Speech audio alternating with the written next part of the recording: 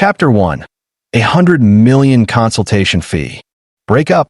We must break up today, no matter what.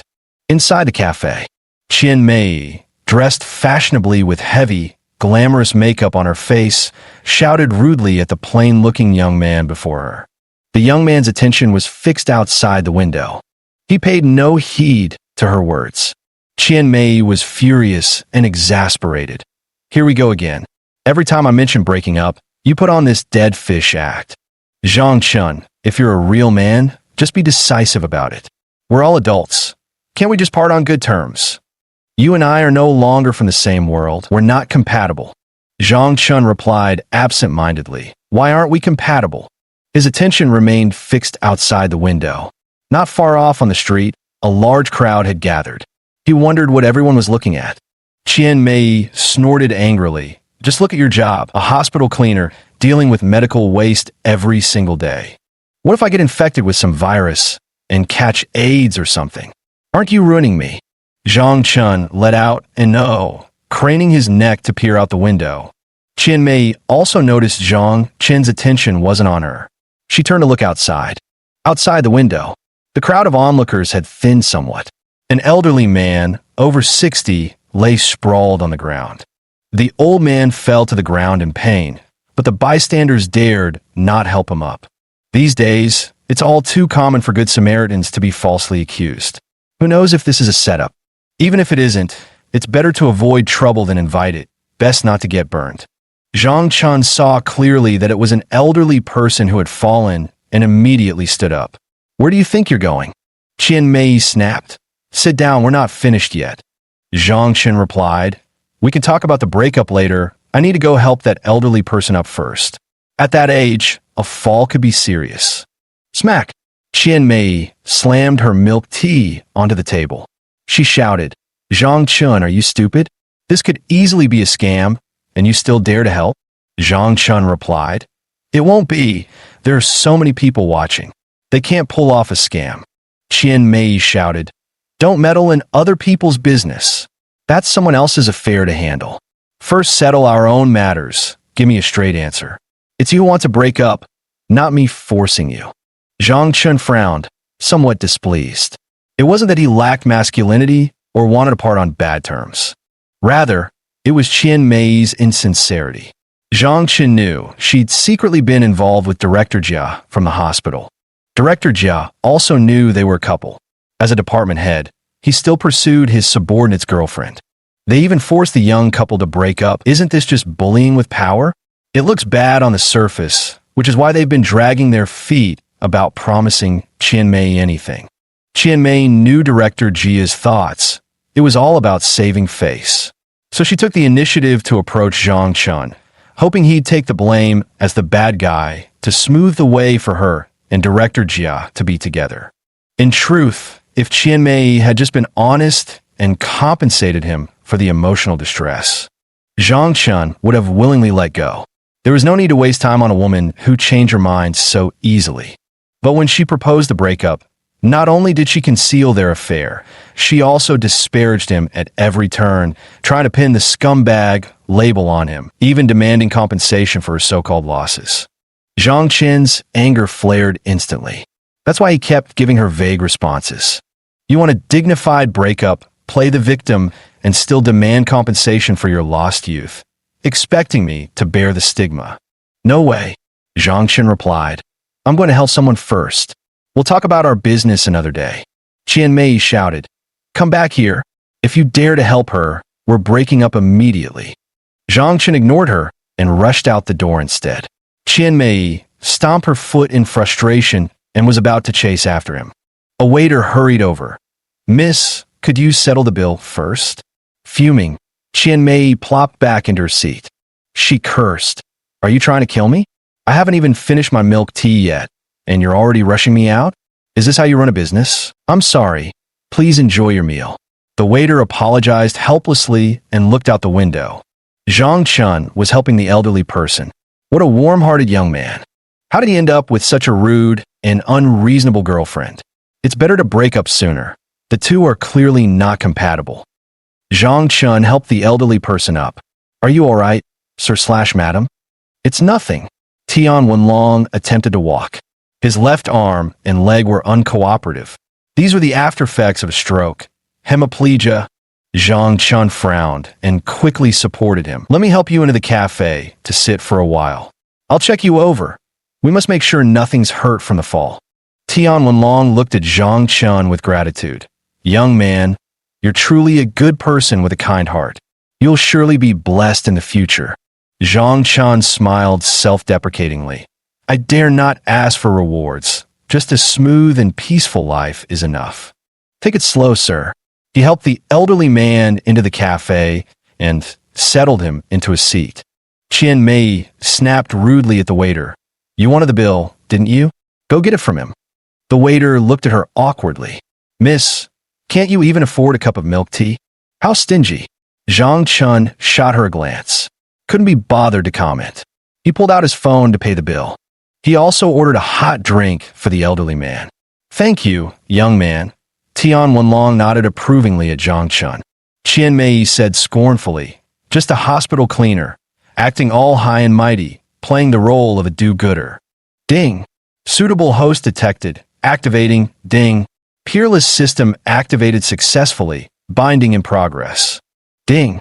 Binding successful, huh? Zhang Chun rubbed his ears, wondering if he was hearing things. Ding. Scanning current environment. Detected host's occupation as hospital cleaner.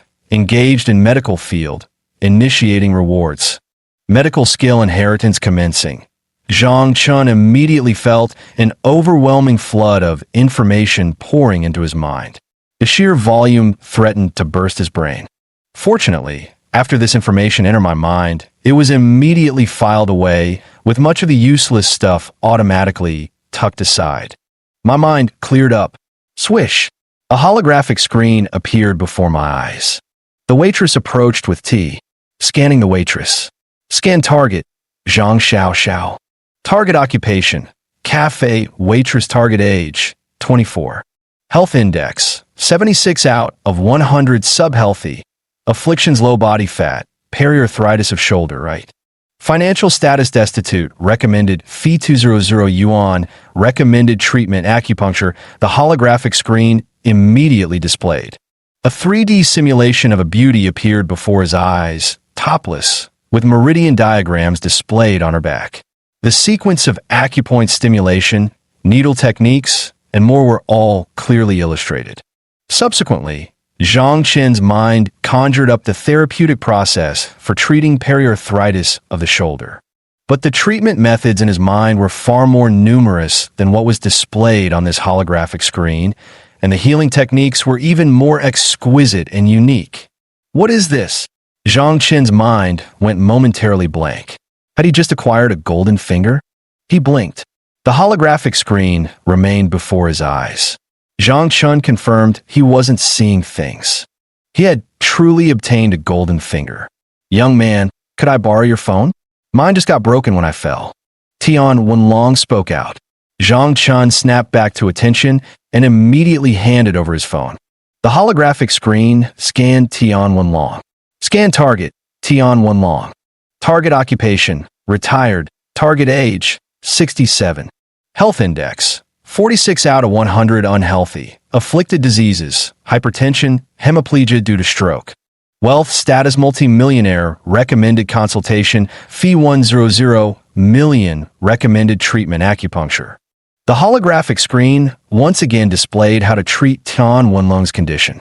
Zhang Chen's mind instantly conjured up acupuncture techniques for treating hemiplegia. A 100 million consultation fee. Zhang Chun was stunned, his heart pounding. System, have you gone money crazy? Who would agree to pay a 100 million fee? Ding. The system is not money crazy.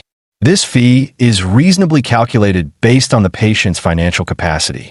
Whether to treat or not is entirely your choice, master. The choice lay before Zhang Chun. To treat or not to treat. Of course, he would treat. The money was earned through his own skills. No theft, no robbery, nothing illegal. You're loaded, rolling in cash. Charging you 100 million for the treatment is perfectly fair and reasonable. It's settled then. Chapter 2. The Acupuncture Buff.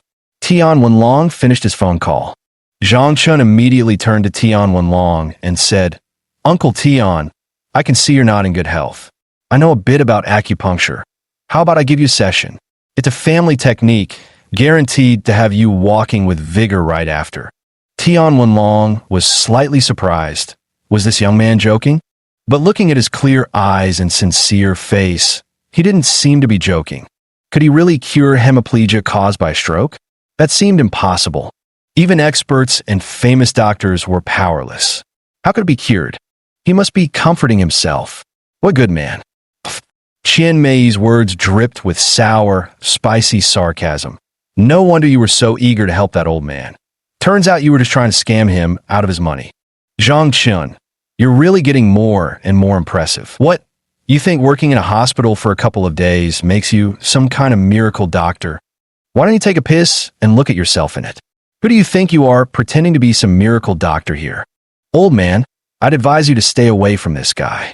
Don't end up losing your entire retirement savings and have nowhere to cry about it later. Zhang Chun glared angrily at Qian Mei, clenching his fists. Enough was enough. How dare she repeatedly cross his bottom line? Today he would teach this bitch a lesson she wouldn't forget. The waiter sensed trouble brewing. He immediately stepped between them and cautioned, Sir, whatever personal matters you have with this lady, please discuss them outside our establishment. This is a public place. We must all mind our behavior. Zhang Chun was persuaded to calm down. Tian Wenlong spoke up. Young man, I believe in you. Whether it heals well or not, I'll accept my fate. Don't worry, I won't treat you unfairly. You're a good person. There aren't many young people like you left in this world. Good people deserve good rewards. Come on, just give me the acupuncture with confidence. Zhang Chun suddenly felt full of confidence. He said to Tian Wenlong, Old sir, please wait a moment. I'll go buy some silver needle from the pharmacy next door and be right back. Qian Mei sneered. Oh my, you even have to buy acupuncture needles on the spot? Can't even prepare your con artist tools properly. Such a low-level scam could only fool a senile old man. Zhang Chun shot Qian Mei a fierce glare and said confidently, whether it's a scam or not, you'd better keep your eyes wide open and watch carefully. With that, he immediately went to buy the acupuncture needles. He began applying them to Tian Wenlong's forehead. Ding! Acupuncture therapeutic buff activated, commencing immediately. Zhang Chun felt a surge of power within him, like a faint electric current. The energy flowed through his fingertips and into the old man's scalp via the silver needles. Zhang Chun was stunned. This was the spiritual energy that only cultivators possess for refining the marrow and tempering the body. With the help of this wisp of spiritual energy, his efforts were doubled in effect. He immediately intensified his needle treatment. Qian Mei watched with a cold eye and sneered, Don't make his condition worse, or you might get accused of malpractice. Zhang Chun dedicated all his focus to treating the elderly man, undistracted and completely oblivious to Qian Mei's words. Tian Wenlong cast a disgusted glance at the woman. At that moment, the door of the cafe swung open. 5 burly men entered, 4 of them bodyguards, while the leader carried a walking stick and clutched a briefcase under his arm. Zhang Dihai rushed in, his face drenched in sweat, frantically scanning the cafe for someone. Spotting Tian Wenlong, he cried out anxiously, Boss Tian, how could you come out alone? It's far too dangerous. What are you doing? Stop it immediately. President Tian's health is invaluable. How dare you act so recklessly? Secretary Zhang. Tian Wenlong sternly hushed him, placing his index finger to his lips in a silencing gesture, signaling him to calm down. Zhang Dihai stared in shock at the index finger Tian Wenlong had raised to his lips. It was his left index finger. President Tian's left arm and leg had been paralyzed and immobile ever since his stroke. His left hand's 5 fingers couldn't even spread flat before, but now he could actually extend his index finger to make a shushing gesture. Good heavens, a medical miracle. Absolutely incredible. President Tian, your left hand is wow. Zhang Dihai was so shocked that the cane in his right hand clattered to the ground, his face frozen in astonishment. Only then did Tian Wenlong realize his left hand had truly recovered. He stretched out his hand and clenched his fist. It felt powerful and moved freely. Okay, done. Zhang Chun withdrew the needle and said to Tian Wenlong with a smile, Uncle Tian, try standing up and walking. Tian Wenlong immediately jumped to his feet. His body swayed slightly, startling Zhang Dihai and the bodyguard, who rushed to support him. No need. Tian Wenlong waved his left hand, then lifted his left foot and took a step forward. This step might seem utterly ordinary to most people, but for Tian Wenlong, it marked a monumental stride toward rebirth. The step was as steady as a young man's, not the slightest stumble. There wasn't a trace of stroke-induced paralysis to be seen. I'm cured. Tian Wenlong paced excitedly around the cafe, moving as swiftly as the wind. Zhang Dihai's eyes welled up with tears of joy as he clenched his fists in excitement. President Tian, you're truly healed. Am I dreaming? You've really recovered completely. Tian Wenlong nodded repeatedly with excitement, tears welling up in the corners of his eyes, too moved to speak. They embraced each other fervently. The waitstaff and customers in the cafe were utterly stunned. A stroke-induced hemiplegia, cured just like that with acupuncture. It was utterly unbelievable. This is truly miraculous. A skill bordering on the divine. Indeed, our Chinese acupuncture techniques are truly formidable. Foreigners only know how to perform surgeries. This is absolutely amazing. Oh my, why didn't I record that just now? This is a rare medical case. Miracle doctor, I have frozen shoulder. Could you give me an acupuncture treatment? How about $2,000 for the consultation fee? Miracle doctor, treat my feet first. My rheumatism hurts terribly whenever it's cloudy or rainy. I'd really appreciate your help. Miracle doctor. Qian Mei also wore an expression of disbelief, her eyes wide open as she stared blankly at everything unfolding before her. Is it really that miraculous? Could this be a plant? A nearby customer muttered skeptically under their breath. Qian Mei snapped back to reality and immediately accused. Zhang Chun, you're utterly shameless. How dare you hire actors to pretend to be a miracle doctor? Others might not know your true capabilities, but I know exactly what you're worth. Everyone, don't believe him for a second. He's just a janitor who used to do odd jobs at Zhang Jinxing Memorial Hospital, far from being any kind of miracle doctor. People began to suspect. A cleaning handyman. I knew it. This so-called miraculous doctor is way too young. Turns out it's just a stage scam with a bunch of actors. This is disgusting. Young people these days have no morals at all. He must be desperate for fame. How vile. Exactly. With such terrible character, no wonder his girlfriend dumped him. That woman was right to leave this fraud. Tian Wenlong heard all these doubts. His face darkened abruptly. Insults against himself were tolerable, but absolutely not against his benefactor. He shot a cold glance at the bodyguard. Chapter 3. Ferrari 812. The bodyguard strode swiftly to Qian Mei's table without a word. Smack! A vicious slap landed squarely. The strike was thunderously loud and utterly unexpected. The force sent Qian Mei sprawling back into her seat. Everyone present gasped in shock. How dare you hit someone? The bodyguard's icy gaze swept across the room. No need for courtesy when dealing with rumor-spreading bitches. Zhang Dihai immediately spoke up loudly. Everyone, our President Tian is no extra actor. Don't be misled by others into spreading rumors and slandering people.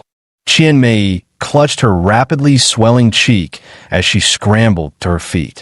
Pointing at the group, she shrieked hysterically. You say you're not, so you're not? Empty words mean nothing. Only a fool would believe you. How dare you hit me? I'm calling the police. I'm suing you all. Pay my medical bills. And apologize. Or this isn't over. Tian Wenlong snorted coldly. Feel free to sue. Remember my name so you don't sue the wrong person. I'm Tian Wenlong of Yu Huang Jewelry. I have the finest legal team. We'll see this through to the end. Yu Huang Jewelry. The crowd gasped in unison. No way. To actually encounter the legendary Jade Tycoon. Yu Huang Jewelry. founded by none other than Tian Wenlong, the jade magnate of his generation. From a compulsive gambler to a master of jade appraisal, then to establishing his own jewelry empire, Tian Wenlong's life was nothing short of legendary. Nowadays, he's long been a billionaire.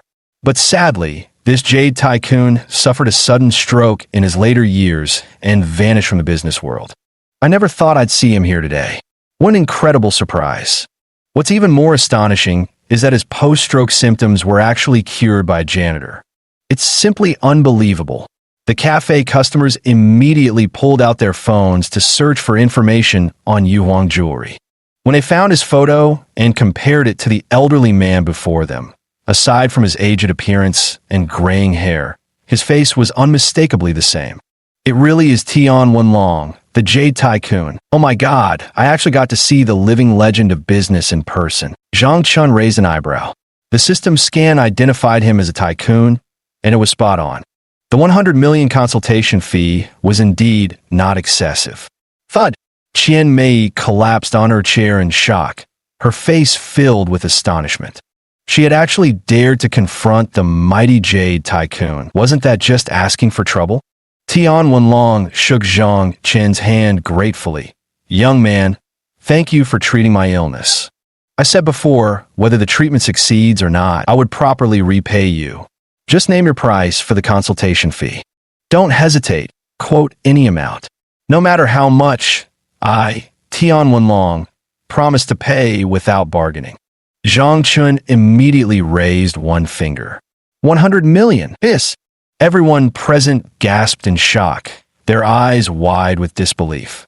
100 million in consultation fees. How dare you even suggest such a sum? Qian Mei immediately snapped. Zhang Chun, have you lost your mind? You're actually asking for 100 million. Tian Wenlong laughed heartily. Ha! 100 million, young man. Are you sure you won't regret this? The crowd secretly mocked him. That fool's just made an enemy. Exactly. 100 million for treatment? He must be desperate for money. Now he's offended someone. He'll pay for this. Ah, young people these days, they just don't know their limits. Zhang Chun nodded firmly. No regrets, I want 100 million. Tian Wenlong patted Zhang Chen's shoulder and praised. Good lad, not arrogant about your achievements nor greedy for money. You're admirable. I'll give you this 100 million. Secretary Zhang, the checkbook. Zhang Dihai immediately took out the checkbook.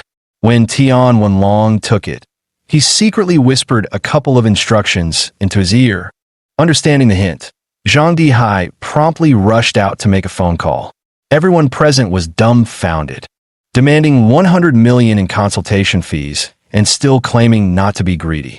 Truly, the world of the ultra-rich is beyond comprehension. Poverty really limits one's imagination. Qian Mei's eyes nearly popped out of her head as she watched Tian Wenlong write out the check and thrust it into Zhang Chen's hand. Staring at that 100 million check, her eyes burned with intense desire. She could barely breathe. Zhang Chun examined the 100 million check in his hand. He kept counting the zeros to make sure. No mistake. It really is 100 million. I actually earned 100 million overnight. So much cash, something he never dared to imagine before. Now it's within his grasp. Just moments ago, he was being pressured to break up by his materialistic girlfriend. Now he's become an instant millionaire. Life's ups and downs came too fast. Zhang Chun was stunned. For a moment, his excited expression froze, making it impossible to tell whether he was happy or upset. This only made Tian Wenlong hold him in even higher regard. Truly a miracle doctor. 100 million was nothing in his eyes. A master is indeed a master. Charging me 100 million for the consultation was already being generous. Mr. Zhang, I also have a small gift for you. I sincerely hope you'll accept it. The crowd was stunned. 100 million consultation fee wasn't enough. Now, there was a small gift too. When the Jade Tycoon makes a move, it's bound to be extraordinary. Roar! Roar! The sound of a roaring engine erupted outside. In the blink of an eye, a red sports car screeched to a halt in front of the cafe. Wow, a Ferrari. It's a Ferrari 812. The base price is 5.3 million. And with all the extras, it's at least 6 million fully loaded. Gulp. That's seriously badass. Qian Mei's eyes nearly popped out of her head at the sight of the Ferrari 812. Oh my god, this is way too generous. The driver came in and presented the car keys. Tian Wenlong handed them to Zhang Chun. This car was a birthday gift I received last time, never been driven. Now I'm presenting this borrowed gift to you, Mr. Zhang. I sincerely hope you won't find it beneath you. Zhang Dihai said, Mr. Zhang, please let me take a photo of your ID card so I can complete the ownership transfer procedures for you. All right. Zhang Chun didn't decline. These were all things he rightfully deserved. Swiftly pulling out his ID card, he took a photo of Zhang Dihai. Zhang Dihai exchanged phone numbers with him for future contact. Tian Wenlong shook hands with Zhang Chun to say goodbye. Mr. Zhang, hope we meet again someday. Goodbye. Tian Wenlong left, boarding his Rolls-Royce and driving away. Everyone in the cafe was left dumbfounded. The Jade Tycoon was truly extraordinary, playing his trump card right away. The consultation fee of 100 million and the Ferrari 812 sports car spoke volumes. How enviable, especially Qian Mei, who was staring fixedly at the car keys and check in Zhang Chen's hands. Zhang Chun pocketed the check and was about to leave. Qian Mei hurriedly called out, Zhang Chun, wait a moment. Zhang Chun stopped and turned to look at her. Is there something else? Qian Mei replied shyly. Zhang Chun, let's talk about us again, okay? Zhang Chun curled his lips disdainfully and retorted, you wanted to break up, and I granted your wish. I'm a scumbag. Now that I have money, I don't want you anymore. It's me heartlessly abandoning you. Happy now? Qian Mei hastily waved her hands and shook her head. No, what breakup? I was just throwing a little tantrum with you. Zhang Chun, don't take it to heart. As a man, be more magnanimous, okay? Please forgive my momentary impulse. Zhang Chun retorted sarcastically. Sorry, but I'm naturally petty-minded, born without any grace. I'm truly unworthy of someone as noble and elegant as you. You'd better go find another higher branch to perch on. Director Jia's branch would be quite suitable. I hear he's already on his third marriage. May you grow old together with him. TSK Tisk. Everyone present couldn't help but chuckle. Chapter 4. Setting a small goal first. This woman is utterly shameless. Earlier, she was materialistic and snobbish, forcing her boyfriend to break up with her so she could climb the social ladder. Now that she sees he's suddenly become wealthy and drives a Ferrari sports car, she's had a change of heart. Your change of attitude is way too fast. Even flipping a book isn't as quick as you. Have you no shame? After finishing his sarcastic remark, Zhang Chun turned and walked away. Don't go. Qian Mei hurriedly chased after him. I know I was wrong. Give me another chance, okay? We've been together for months. You can't just throw it all away like this. Zhang Chun, don't be so heartless, please. Qian Mei clung to the side mirror. Zhang Chun ignored her. Ignition. Virum. The Ferrari 812 launched forward. A streak of dust as it sped down the road. Don't go. Qian Mei desperately clung to the mirror, only to be flung into the air and crash heavily onto the ground. Her stockings were torn from the fall, her mouth full of dust and exhaust fumes, leaving her disheveled and covered in grime. People inside the coffee shop shook their heads in disdain. How shameless. Why go to such lengths? Wouldn't a dignified breakup be better? She's just humiliating herself. Exactly. If she knew this would happen, why did she start it in the first place? Women, today you look down on me, but one day you'll regret it bitterly. Where do you need to wait for another day? I'll make you crawl on the ground right now. Spot on. Smack, by the Ferrari on the roadside bench. Zhang Chun popped open the can of soda and took a satisfying sip. Ice cold to the core. Refreshing. The thought of Qian Mei's frustrated, regretful, ugly expression. Zhang Chun couldn't help but smirk. Serves you right. You cheated first, yet still framed me as the scoundrel. Now you're filled with regret. May you spend the rest of your days drowning in endless remorse. Gulp, gulp. After downing the soda, Zhang Chun calmed his overexcited nerves. He eagerly asked the system, besides having medical assistance functions, do you have any other capabilities? Peerless system. There are many auxiliary functions, but they require the host to trigger them. Trigger? How do I trigger them? Peerless system. Trigger conditions are not limited. Zhang Chun. No additional conditions, right? Like missions or anything, or needing to spend money to top up. Peerless system. Please do not compare me to those garbage systems. This system is named Peerless, aiming to assist the host in becoming the number one peerless male god on Blue Star. How could I indirectly require the host to serve the system? Wow. Zhang Chen's eyes lit up with excitement. What an amazing system, Peerless system. Master, I suggest you start by planning your life. You can set a small goal first, say, earning 1 billion yuan. Zhang Chen chuckled. 1 billion, for his former self, would have been an astronomical figure. But for his current self, a laughably easy target. Because I'm a peerless, formidable man with a system. Oh yeah, but it's better to set this first little life goal myself. 1 billion might be a bit too little. On the square across the street, the big screen is currently promoting Starry Sky Villas. A drone captures an aerial view.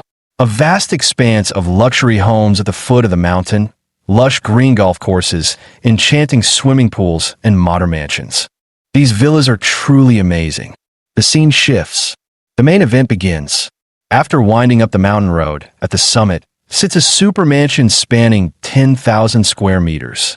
The mansion, when viewed from above, presents a long, triangular shape. The first impression is its spaciousness, with an unbeatable sense of scale. The living room is open plan, featuring full-length glass windows on both the front and back. The views outside are unobstructed, while ensuring ample natural light indoors. Within a 5,000 square foot master bedroom, highlights can be found everywhere. Take the master bathroom, for example. A uniquely designed circular bathtub is placed directly facing the glass window, enjoying the beautiful scenery while taking a bath. It's incredibly user-friendly and relaxing. The villa is equipped with various recreational and leisure areas, including 4 swimming pools. The infinity pools are interconnected, resembling a moat surrounding the villa. In this mansion, it pretty much covers all the recreational and leisure areas you can think of: a library, an IMAX theater. On the rooftop terrace of the mansion, there is even a small golf course, with its green lawn perfectly complementing the surrounding natural environment. The gym and 4-lane bowling alley were located on the basement level. Zhang Chen saw the promotional content on the large screen. His mouth gradually formed an O shape in astonishment. This mountaintop villa was ridiculously luxurious. The listed price? 3.6 billion. Zhang Chen sprang up excitedly, his eyes blazing as he stared intently at the large screen. His first small life goal was set. This was it, buying this starlit mountaintop mansion. In the past, dreaming of saving enough for a down payment on an 80 square meter apartment was already a pipe dream, because his salary could never keep up with soaring property prices. But now, Zhang Chen was absolutely confident. He aimed for the highest peak. First, he would cash a 100 million yuan check at the bank. Get in. Ignition. Vroom. Vroom. The Ferrari 812 roared to life, speeding toward the bank. At the bank entrance, park the Ferrari in the designated spot by the door. The service assistant, recognizing a VIP client at once, immediately bowed with a welcoming smile. Sir, how may I assist you today? Zhang Chen pulled a check from his pocket. I'm here to cash this check. The server glanced at the amount on the check. Though she didn't see it clearly, there were definitely no fewer than 7 zeros. She immediately said, Sir, please come with me. I'll take you through the VIP channel directly to the business manager's office for quick and convenient service. The crowd waiting anxiously at the service window was drenched in nervous sweat. Seeing Zhang Chen being escorted to VIP service, their faces filled with envy, even jealousy. Banks are such trash, always acting as the lapdogs of the rich. Through the VIP channel, at the business manager's door, the attendant was about to knock when a furious roar suddenly came from inside. Holy shit! Why can't I get a mortgage? Let me tell you, this is a premium piece of old Hojiang jadeite, absolutely priceless. The attendant was startled. He awkwardly smiled apologetically at Zhang Chun. Sir, you might need to wait a moment. Please have a seat while I get you some tea. Zhang Chun retreated to sit on a chair by the corridor. It wasn't like he was in any particular hurry anyway. Ding. New ability triggered. Activating X-ray vision. ZZZZT. Zhang Chun felt an electric current surging through his body, flowing straight into his eyes. A wave of soreness assaulted his eyes, tears welling up uncontrollably. He couldn't help but shut them tight. When he opened his eyes again, Zhang Chun was stunned. His vision had actually pierced straight through the door of the business manager's office. Not only that, it even sharply penetrated the body of the client sitting at the desk, his gaze falling directly on the business manager, as if about to pierce right through her office attire. Zhang Chun was taken aback. Sir, please have some tea. The waitress came over to serve tea at that moment. Zhang Chun turned to look at her. Wow, eye-burning. Zhang Chun quickly turned his head away, masking his embarrassment as he took the teacup. He hastily took a sip to calm his nerves. He silently asked in his mind, System, what the hell are you doing? I don't have any peeping tendencies, okay? You're so creepy. Chapter 5. The Masa Field Jade Peerless System. Master, this system possesses no human emotions and would never engage in improper conduct. Zhang Chun. Then why did you activate X-ray vision and make me peek at women? Peerless System. Master, the X-ray vision was triggered by a raw stone in the office. Not any other reason.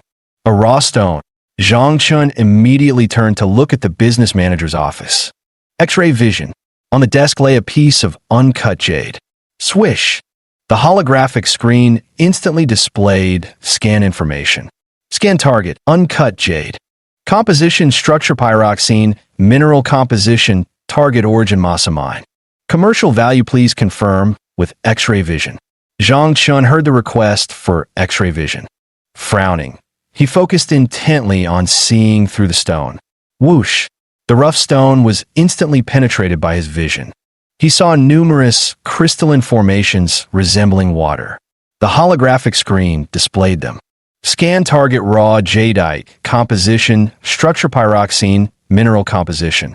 Origin masa, mine inspection, result ice type, jadeite, commercial value 60 million yuan. From inside the room came the customer Zhao Dashin shout, I'm only asking to mortgage 1 million with you. Won't you even accept 1 million? The manager replied, Sir, it's not that I don't want to approve your mortgage. It's just that our bank has regulations. Gambling stones and similar items aren't permitted for mortgage loans. If you really want a mortgage loan, you can have this raw stone cut open first. Let our experts evaluate the quality grade of the jade inside before we can appraise its mortgage value. Zhao Dashin said anxiously, the whole point of stone gambling is the unknown. If it turns out to be a bad bet, are you going to compensate me? I'll just mortgage it for 1 month. After a month, I'll definitely repay the loan and redeem this material. Please lend it to me. The manager firmly refused. No way. Either bring some real estate as collateral or a car would do. Zhao Dashin replied, I've already put all my valuable things into gambling on stones. What real estate could I possibly have left now? Hearing this, Zhang Chun withdrew his gaze. His eyes felt somewhat sore. It seems this X-ray vision shouldn't be overused. It's mentally exhausting. Zhang Chun stroked his chin, deep in thought. This fabric is excellent. It's worth 60 million. Opportunity knocks but once. Zhang Chun immediately stood up and knocked on the door. Then he pushed it open and entered directly. Excuse the interruption, but I overheard something outside. Sir, are you looking to mortgage raw stones? I'm sure the bank won't let you mortgage it. How about this? Why not sell this material to me instead? Zhao Dashin looked Zhang Chun up and down in surprise, furrowing his brow. You want to buy my raw stone? Zhang Chun nodded, spreading his hands. Just name your price. Zhao Dashin seemed reluctant, hesitating uncertainly. The manager persuaded, Mr. Zhao, we really can't accept jadeite rough stones as collateral at the bank. Since this gentleman is willing to buy, Why not make a deal with him to ease your urgent situation? Zhao Dashan had no choice but to grit his teeth and take the plunge. Fine, I want 10 million. After a pause, he added, this is premium material from Old Hojiang. Asking for 10 million isn't expensive at all. Peerless system. Master, the system just scanned it. This is from the Masa mine, definitely not Old Hojiang. Zhang Chen smiled. Mr. Zhao, I don't know if you're mistaken or lying. This is a material from the Old Hojiang mine. What? Zhao Dashan immediately lunged at the raw stone on the desk in shock. He grabbed it and examined it carefully. Then he raised his head. I've been playing with gambling stones for years. I couldn't be mistaken. This is definitely from Old Hojiang. You're still young and lack discernment. I don't blame you. Anyway, I won't sell this material for less than 10 million. Zhang Chen replied, this is material from the Masa mine, not the Old Hojiang. Peerless system. Master, the Masa mine belongs to the new mining area. The materials have little or no outer skin, with relatively pale green hues. Their water quality and base can vary greatly, mainly used for low-grade Burmese jade bracelets or large decorative pieces. Zhang Chen immediately relayed, materials from the Masa mine mostly have little or no outer skin, with relatively pale green hues. Their water quality and base can vary. Just look at your piece here. Doesn't it match this description? Zhao Dashan hurriedly examined the material in his hand. He realized it was exactly as described. His face instantly flushed crimson with embarrassment. After playing with jade for so long, he'd actually been outsmarted by a complete novice. All his previous experience might as well have been wasted on dogs. It's over, completely over. The stones from Masa Field usually produce low-grade jade that's practically worthless. This piece in his hand, forget about selling it for 10 million. He'd be lucky to get even 1 million for it now. Zhang Chen struck while the iron was hot. Mr. Zhao, if you're willing, I'd like to purchase this piece from you for 2 million. Zhao Dashan looked at him excitedly, tears welling in the corners of his eyes. Are you really willing to buy this piece of fabric from me for 2 million? Zhang Chen nodded. As long as you're willing to sell, I'll transfer the 2 million immediately. All right, I'll sell it. Zhao Dashan agreed at once. Zhang Chen grinned triumphantly, rushing to the desk and slapping both the check and his bank card onto its surface. Manager, please cash this and transfer 2 million to this gentleman. The manager noticed the amount on the check. 8 zeros, 100 million yuan. He was instantly stunned. This ordinary-looking man had unexpectedly played a trump card right from the start. A true master hides his skills. Immediately, he said, "May I have your name, sir? Please show me your ID." "My name is Zhang Chen." As he spoke, Zhang Chen took out his ID card and handed it over. The manager immediately proceeded, "Mr. Zhang, please wait a moment. I will now upgrade your account to VIP Supreme status. Your maximum single-day, single-transfer transaction limit has been increased to 50 million per transaction. Sir, would you be interested in wealth management services? Our bank has recently launched new financial products." "No need, thank you. I'm not here for financial services, just to cash this check. Please hurry." "Certainly, please rest for a moment. It'll just be a short wait." Zhang Chen sat down on the nearby sofa. Soon, everything was settled. 2 million yuan was transferred to Zhao Dashan's card. Zhao Dashan handed the raw stone to Zhang Chen. Zhang Chen happily took the stone. Seeing Zhang Chen being so straightforward, Zhao Dashan couldn't help but ask curiously, "Mr. Zhang, I'm very curious. Since you've already recognized this as material from the Masachang mine, why are you still willing to pay 2 million for it? To be honest, this piece is already worthless. At best, it could sell for 500,000 yuan. So why are you still willing to buy it at such a high price? Could it be that you're pitying me because you see I'm in trouble and urgently need money?" Zhang Chen shook his head with a smile. "Sorry, but I just trust my own judgment." Zhao Dashan was stunned. Pointing at the raw stone in astonishment, he asked, "You mean there's still a chance this could turn out to be valuable?" Zhang Chen chuckled. "You're not thinking of backing out now, are you?" Zhao Dashan shook his head and said, "Why would I regret it? I bought it for 1 million and sold it for 2 million. Already made a huge profit. I'm just curious. Can this really turn out to be a winning bet? Seeing his curiosity, Zhang Chun thought for a moment and asked, Mr. Zhao, if your nerves can handle it, why don't we go cut the stone together? Just to be clear, if it does turn out to be a winning bet, don't you go regretting it. Zhao Dashan's curiosity was thoroughly piqued. He nodded immediately and said, Deal. I promise I won't regret it. Even if it's a winning bet, I didn't lose anything. Enough talk. Let's hurry and go cut the stone. Zhao Dashan hailed a ride-sharing service while stepping out. They exited the bank entrance. Zhang Chen took out his car keys. Click. The Ferrari 812 unlocked. Zhang Chun invited hop in. Zhao Dashan was completely dumbfounded. I realized how utterly foolish I was. Someone who could casually pull out a 100 million yuan check to cash. Could they possibly be ordinary? I immediately canceled my online ride-hailing order. Embarrassed, I climbed into the Ferrari 812. Let's go to Donghai Jade Workshop. You got it, sir. Hold on tight. Ignition. Vroom. Vroom. The Ferrari 812 roared to life and shot onto the road. The bank teller looked and her eyes instantly sparkled. So handsome. Chapter 6. Glacial Jade, the East Sea Jade Workshop. With a history of 300 years. Since the Yongjing era of the Qing dynasty, jade trading has been conducted here. This is also one of the tourist attractions in Donghai City. Zhang Chun parked the car.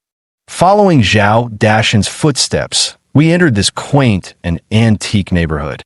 On both sides of the road were various shops, while the middle of the Bluestone Street was occupied by 2 rows of street stalls. They formed a perfect divider, splitting the road into 2 lanes, one on the left and one on the right. Zhao Dashan took Zhao Chun to Moyazai, the place he frequented most. The owner, surnamed Huang, was in his 40s and had a prominent pot belly. Scan target. Huang Qinian target occupation. Owner of Moyazai. Target age. 44 years old. Health index. 70 out of 100. Subhealthy. Health conditions: high body fat, hyperlipidemia, hypertension, fatty liver. Financial status: nouveau riche. Recommended consultation. Fee 1 million yuan. Recommended therapy: 3 courses of Chinese herbal medicine. Zhang Chun scanned this person's health status. A prescription popped into his mind. Follow the prescription. 3 courses, that is, 3 months later, guaranteed to cure the illness completely. He couldn't help but purse his lips. Forget it. With this kind of chronic disease, they'd probably label me a fraud before I even finish speaking and kick me out. Business comes first. Boss Huang, please cut the stone, Zhang Chen said. Huang Qinian examined the rough jade in Zhang Chen's hands and remarked, This is from Masai Mine, isn't it? Zhang Chen nodded. Boss Huang has a sharp eye. Beside them, Zhao Dashan's lips twitched, his expression turning sour. Until now, he had clung to a sliver of hope, thinking Zhang Chen was bluffing him. Come here to confront Boss Huang in person and expose him, so I can take the opportunity to extort Zhang Chen for some money. Now it seemed he had truly wasted his years. His discernment couldn't even match that of a young man. Hand me the material, I'll cut it for you. Huang Qinian took the raw stone. Thank you, boss. No need for thanks. Just come patronize my shop more often in the future. Certainly, certainly. In the southeast corner of the shop stood a stone-cutting machine. The shop owner opened the machine's cover, first determined how to make the cut, then placed the stone inside, securing and clamping it firmly. Put on the cover. Turn on the power. Hum. Hum.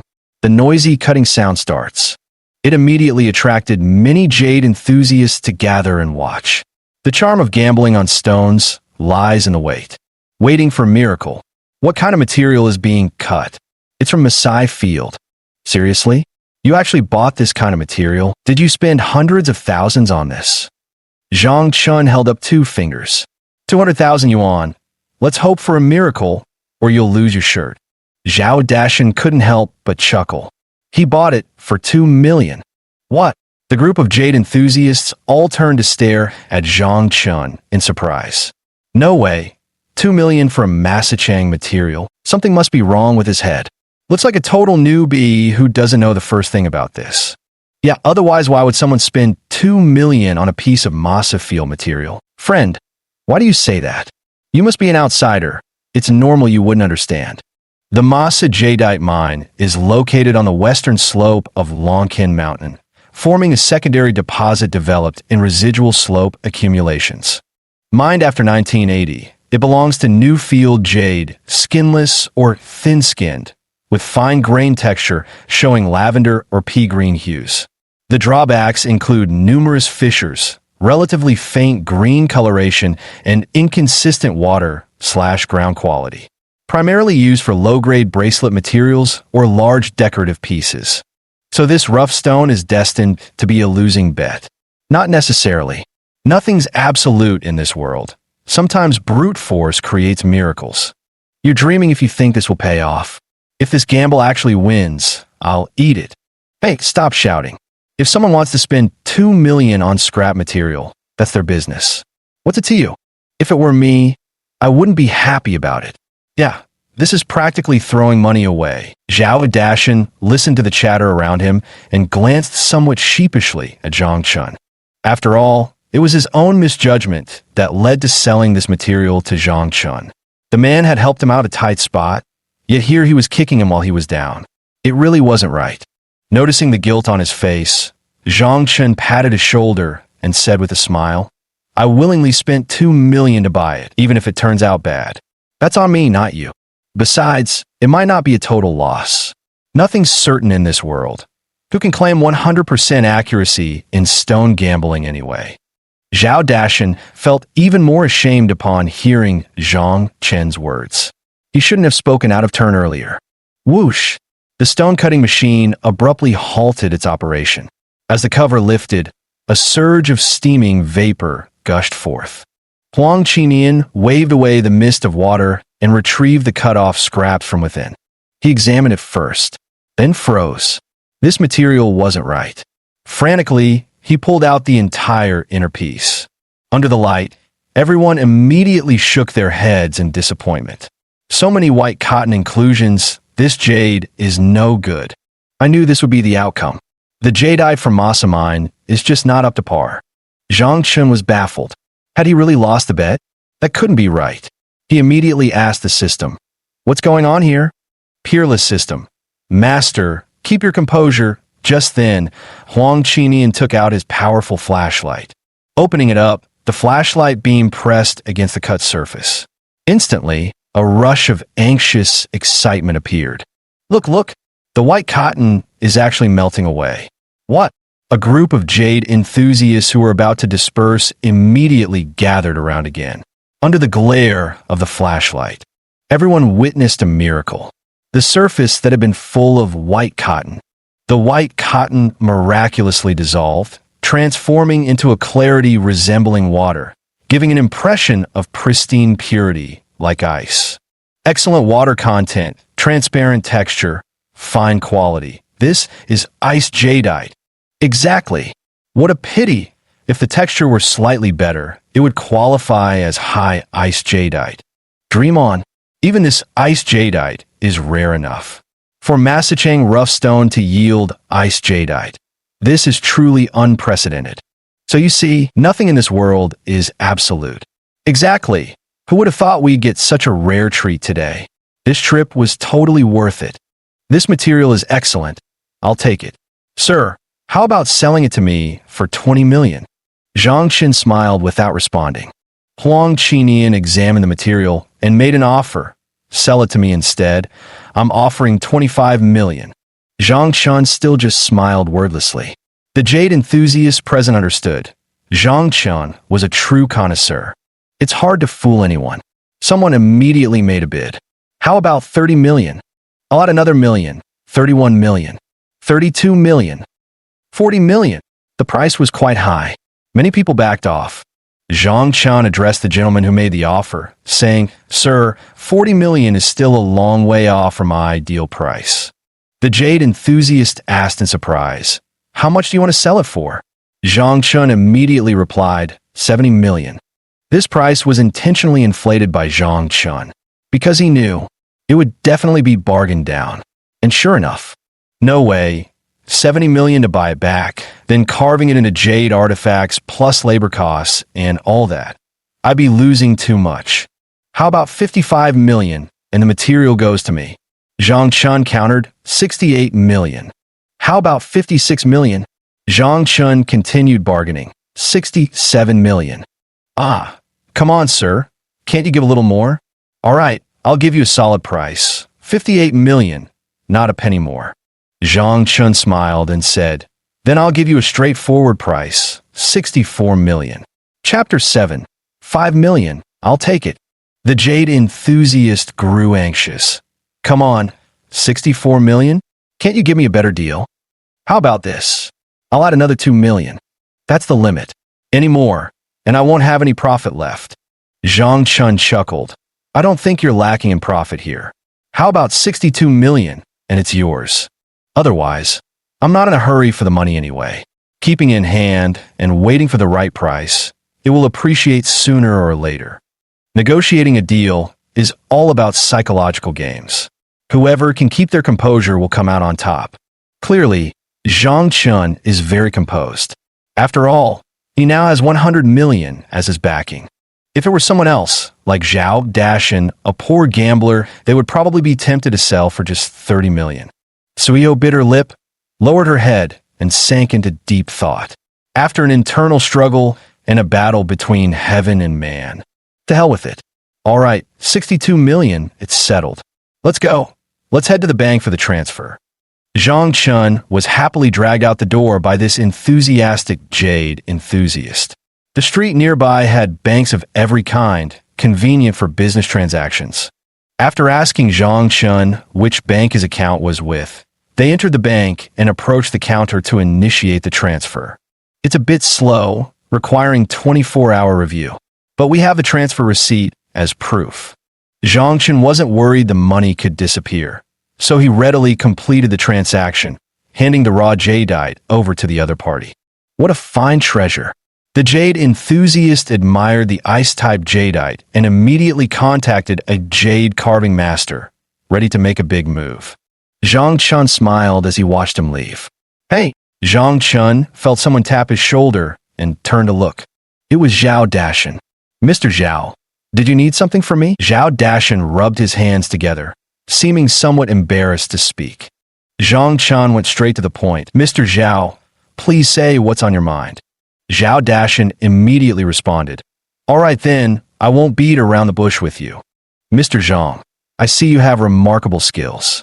Would you be interested in collaborating with me? Zhang Chun asked. What kind of collaboration do you have in mind? Zhao Dashan said, you need a guide, don't you? I'm very familiar with the Jade Workshop. I know exactly where the good materials are. What do you think?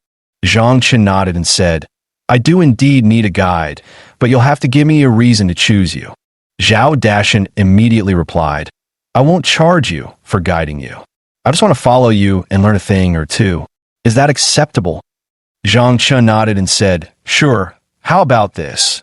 We'll each pick our own materials, no interference from either side. Well, if you ask me, I will give you some advice, but whether you take it or not is entirely up to you. Zhao Dashan nodded repeatedly. Good, it's settled then. Zhang Chun asked, where will be the best place to go for the first stop? How about checking out Moyu Zhai? Zhao Dashan shook his head. Can't go there, just can't. Zhang Chun asked in surprise, why can't we go? Zhao Dashan informed, you have no idea. Many people think you bought the raw stones from a shop, and now they're frantically buying them up. If you go, you'll definitely be targeted by them. They'll snatch the raw stones from your hands, and after a few rounds of this, the price will be driven up. How much of a loss would that be for business?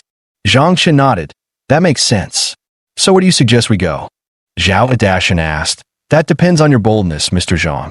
Do you see that building over there? Zhang Chun followed the direction of his fingertip. He saw a wooden building 3 stories high. It was quite impressive, adorned with a century-old signboard. Mingyu Pavilion. Mingyu Pavilion? Zhao Dashan introduced. That's a century-old shop with plenty of fine materials, though the prices are steep. Zhang Chun smiled. Good materials are all that matters. Come on, take me there. Right away, watch your step. Zhao Dashan immediately became all attentive. Zhang Qian followed him to Mingyu Pavilion. At the entrance, for hostesses dressed in seductive kipeos flashed their charming signature smiles, welcoming the distinguished guests. Upon entering, a server immediately guided visitors on a tour. 3 floors.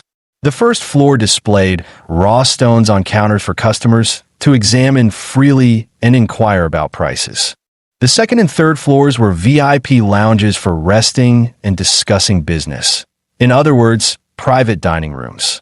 Most deals discussed were related to jade, some involving the store's own goods and others' private transactions. Mingyu Pavilion did not interfere with private sales. After all, guests are to be treated with hospitality. Under the waiter's guidance, Zhang Chun and Zhao Dashan began inspecting the raw stones displayed on the counter. X-ray vision activated. Zhang Chun took a stroll around. He felt slightly disappointed. There weren't any promising materials. Just as he was about to give up, a cracked raw stone caught his eye. Through the fissures seeped a hint of vibrant purple. Scan target, jadeite rough stone. Composition, pyroxene mineral group. Origin, Moxisha mining area. Scan result, royal purple, jade, commercial, value 80 million. Zhang Chun immediately asked the waiter, "How much for this rough stone?" Zhang Chun. Before Zhang Chun could finish his question, a voice suddenly called out. Zhang Chun turned his head to look, slightly taken aback. It was director Jia Qinghe. This guy actually had a beauty by his side. Zhang Chun recognized her. It was Jiang Qingqing, a nurse from the hospital. Jiang Qingqing had worked for 2 years, excelling in her duties and taking responsibility for her patients. Usually seen in her nurse's uniform, she had now shed the angelic attire. Dressed in a cherry blossom red fitted t-shirt, it accentuated her slightly fuller bust line. She wore a pair of tight, washed white jeans that accentuated her alluringly perky buttocks, plump and round like a full moon. Not bad, this figure. A delicate beauty. But Jia Qinghe actually had his arm around Jiang Qingqing's slim waist. Zhang Chun was instantly enraged. This director Jia, not content with seducing his girlfriend, now had the audacity to hit on a hospital nurse too. What the hell? Trash. Jiang Qingqing really has no taste in men, choosing to date such a scumbag disguised as a gentleman. Zhang Chun immediately lost all respect for them. However, Jiang Qingqing remained oblivious and exclaimed in surprise upon seeing Zhang Chun's face. Zhang Chun, it really is you. What a coincidence running into you here. Are you also interested in stone gambling? Yeah, Zhang Chun replied absent-mindedly. Jia Qinghe glanced at Zhang Chun and interjected, "Wait a moment. Can I take a look at this piece of material?" The attendant immediately said, "This way, sir." Zhang Chun was shoved aside by Jia Qinghe. Zhang Chun crossed his arms and glared coldly at Jia Qinghe's back, seething with resentment. Zhao Dashan couldn't help but mutter angrily, "What kind of behavior is this? We were looking at the material first, weren't we?" Jia Qinghe examined the material with exaggerated seriousness before asking the attendant, "How much for this material?" The attendant replied, 5 million. Jia Qinghe rolled his eyes. "This material for 5 million? Make it cheaper, 2 million. The attendant shook her head with a smile. "Sir, this price was set by the boss. I don't have the authority to change it." Jia Qinghe gave up and shook his head. "Forget it, let's look at something else. With this material, even if it could yield jadeite, it would only be low-grade spring jadeite, worth at most around 3 million. Spring jadeite, Zhang Chun was taken aback. Peerless system. Master, spring jadeite is another name for violet jadeite. The name spring jadeite comes from the water shield vegetable in the Jiangnan region. Water shield plants bloom every May, with purple and red flowers resembling amethyst jade. Hence, ancestors used water shield flowers to represent the color of jadeite, and over time, the character spring gradually replaced it in common usage. Zhang Chun understood. It seemed his knowledge about gemstone gambling was severely lacking. He would need to thoroughly catch up on the subject later. Peerless system. Triggering gemstone gambling knowledge inheritance, initiating inheritance. Zhang Chun immediately felt a flood of information being poured into his mind. His head momentarily throbbed with pressure, but soon returned to normal. Suddenly, his mind was flooded with professional knowledge about gemstone gambling. His eyes immediately gleamed with newfound wisdom. "Waiter, 5 million for this spring jadeite rough. I'll take it." Jia Qinghe, who was just about to wrap his arm around Jiang Qingqing's slender waist to leave, halted his steps and stared at Zhang Chun in astonishment. "You want to buy this piece of material? No way. Zhang Chun, do you have 5 million? Chapter 8. The priceless imperial amethyst, 5 million? That's quite the bold claim. You really know how to spin tall tales. Be careful not to burst your own bubble. It'll be hard to clean up the mess." Jia Qinghe's face was full of disdain, even contempt. Zhang Chun was just a lowly hospital janitor. After all, a lowly person like him could never earn 5 million yuan, even if he worked his whole life. Zhang Chun curled his lips into a disdainful smile. He took out his phone, waved it, and displayed the deposit notification. 100 million deposited into the account, followed by another message showing a 200,000 yuan expenditure. Ding! Just then, another message arrived. 62 million yuan transferred in. Wow! Jiang Qingqing's seductive red lips instantly formed a shocked O shape, wide enough to swallow an egg hole. Jia Qinghe was also completely stunned, his face filled with disbelief. Zhang Chun checked his phone. With a smug smile, he said, "The bank's verification process was surprisingly quick." Jiang Qingqing asked in astonishment, "Zhang Chun, how did you get so much money?" Zhao Dashin eagerly chimed in, "Mr. Zhang is an expert at gambling on raw jade. He just made 62 million in one cut." Gulp! Jia Qinghe swallowed hard in shock. Coming to his senses, he immediately realized he was dealing with a master gambler of jade stones. I couldn't wait to look at that spring jadeite rough stone and immediately said to the attendant, "I'll take this piece. I'm willing to pay 6 million. You shameless bastard." Zhao Dashin glared furiously at Jia Qinghe. "We saw this piece first. What right do you have to snatch it from us?" Jia Qinghe sneered, "Highest bidder wins."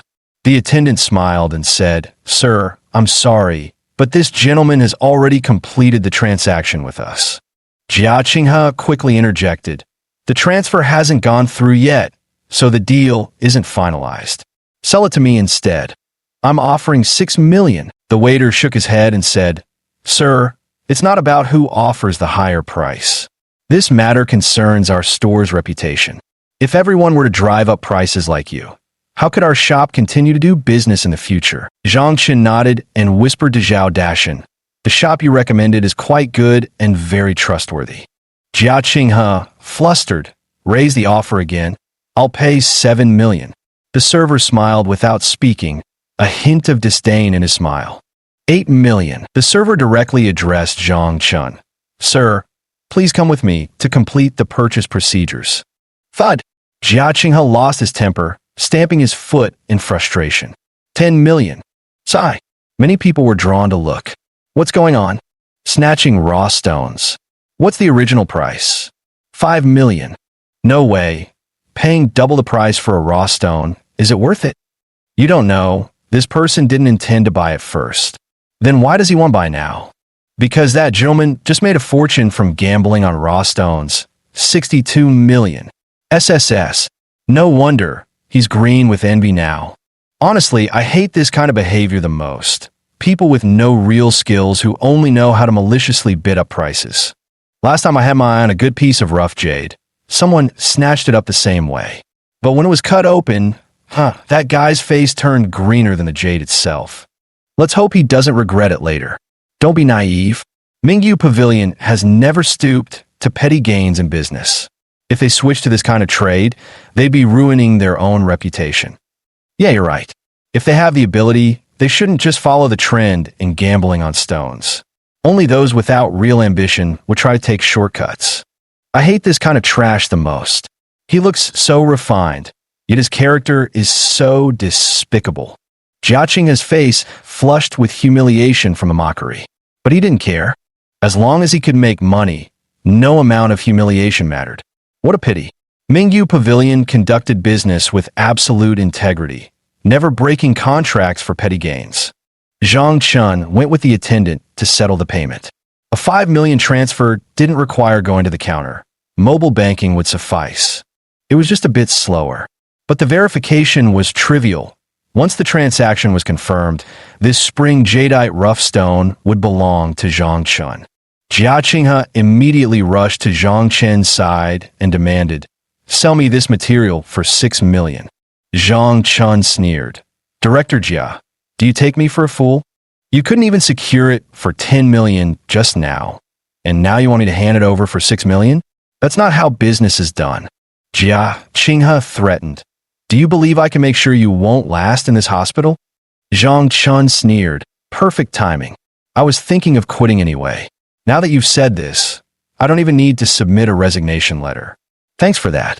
Jia Qinghe clenched his fists in anger, wanting to punch Zhang Chen's infuriating face.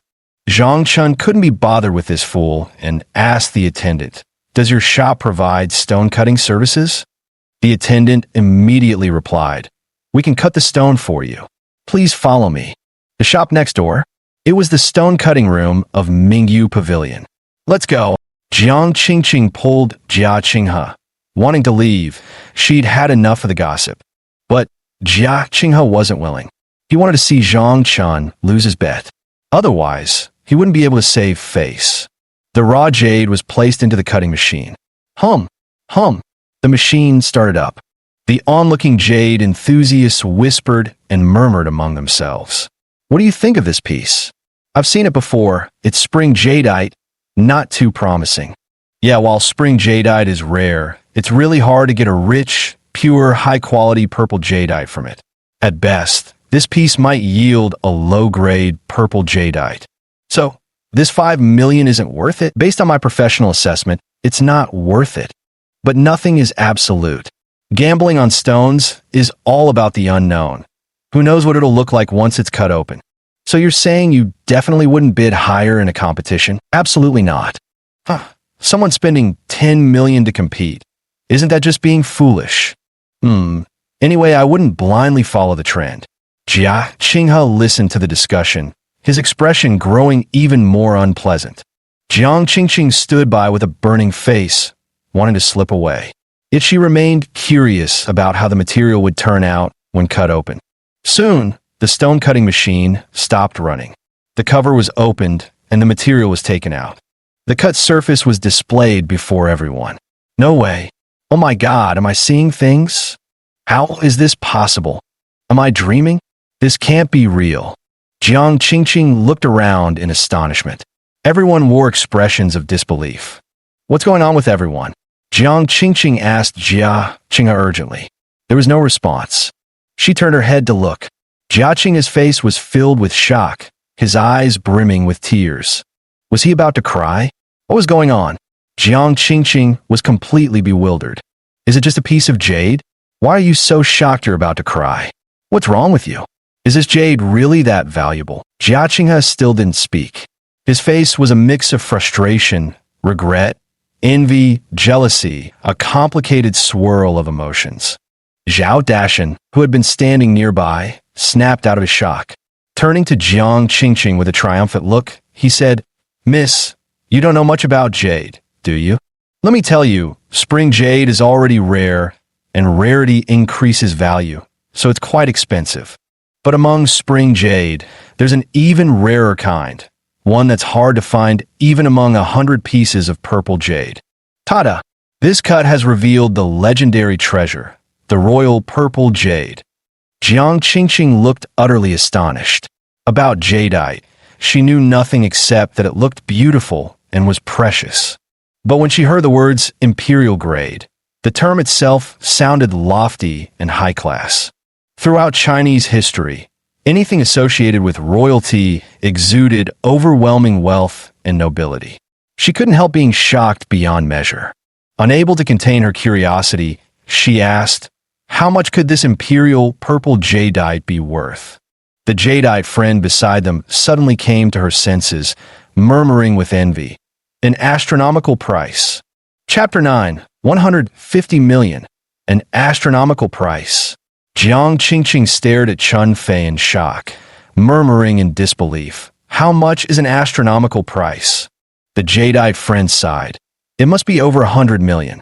Even if not, it's at least 70 or 80 million. Over 100 million. SSS. Jiang Qingqing gasped sharply. Beside her, Jia Qinghe staggered, nearly falling flat on his face. Tears couldn't stop flowing, gushing out uncontrollably. He was filled with regret. That jade material had clearly caught his eye first. Yet his damn eyes had made the wrong judgment. Now look what happened. The priceless spring jade that should have been his was lost just like that. He was consumed by remorse. His guts twisted with regret until they turned green. The Mingyu Pavilion attendant finally snapped out of her stunned daze. He immediately took a photo and sent it to the work group chat on WeChat. His colleagues instantly realized something. He hurried to report to the store manager, Tian Yusin. Manager, a priceless spring jade has appeared. Tian Yusin gave an indifferent hum as she casually examined the photographs. The next instant, her expression changed dramatically. Where's the spring jadeite? She exclaimed in shock. In the adjacent stone cutting room. Tian Yusin immediately stood up and rushed downstairs in haste. Inside the stone cutting room, after admiring this piece of spring jadeite, many jade enthusiasts couldn't stop praising it. Its color was deep and vibrant, with a brilliant luster and exceptionally high saturation. Considered the finest spring jadeite seen in recent years. Sir, would you sell? I'm willing to offer 50 million. Get lost. 50 million for imperial purple jadeite? This is rare goods. I'll pay 80 million. 80 million is nothing. 100 million. Jiang Qingqing and Jia Qinghe were utterly shocked. His body swayed unsteadily. 5 million investment yielding 100 million profit. This was beyond lucrative. What does it mean to lose everything with one cut, or strike it rich with another? They had finally witnessed it firsthand. Jia Qinghe's heart felt even more suffocated. He clutched his chest in agony, feeling like he was about to have a heart attack. Zhang Chun turned slightly surprised toward the jade enthusiast who had bid 100 million. He was utterly astonished. He immediately asked in his mind, System, didn't you scan its value at 80 million? Why is someone willing to offer 100 million? Peerless system, bubble economy, artificially inflated. Zhang Chun understood. Scarcity breeds value. Just like housing prices, once people start competing and speculating, prices get artificially inflated. The same principle applies to jade. The jade enthusiast stared eagerly at the emerald in Zhang Chen's hands and pleaded urgently. 100 million is already a very fair price, sir. Please let me have this spring jade. I'm making this offer in utmost sincerity. Zhang Chen was about to agree. Wait a moment. A voice of interruption suddenly came from the edge of the crowd. Everyone turned to look. They saw a stunning beauty in office attire walking gracefully over, followed by a cheongsam-clad waitress. The simple black suit accentuated her perfect figure. Dressed in this black ensemble, she radiated the sensuality and charm of a mature woman. The black top accentuates her slender figure particularly well, while the black hip-hugging skirt below more vividly showcases the alluring contours of her waist and hips. Her long, shapely legs exude the sensual charm of a mature woman, with black stockings enhancing their appearance to make them look even more slender. Zhang Chen caught sight of this beauty. Anyone would instinctively compare her to Jiang Qingqing. The contrast was striking. The gap wasn't just slight. Jiang Qingqing instantly paled in comparison, like a sparrow next to a swan. Now this is what you call a beauty. The crowd instinctively parted to make way for Tian Yusin, creating a direct path leading straight to Zhang Chun. Tian Yusin approached Zhang Chun. The attendant introduced, Sir, hello, this is Miss Tian Yusin, the manager of our Mingyu Pavilion. Tian Yusin extended her right hand to Zhang Chun.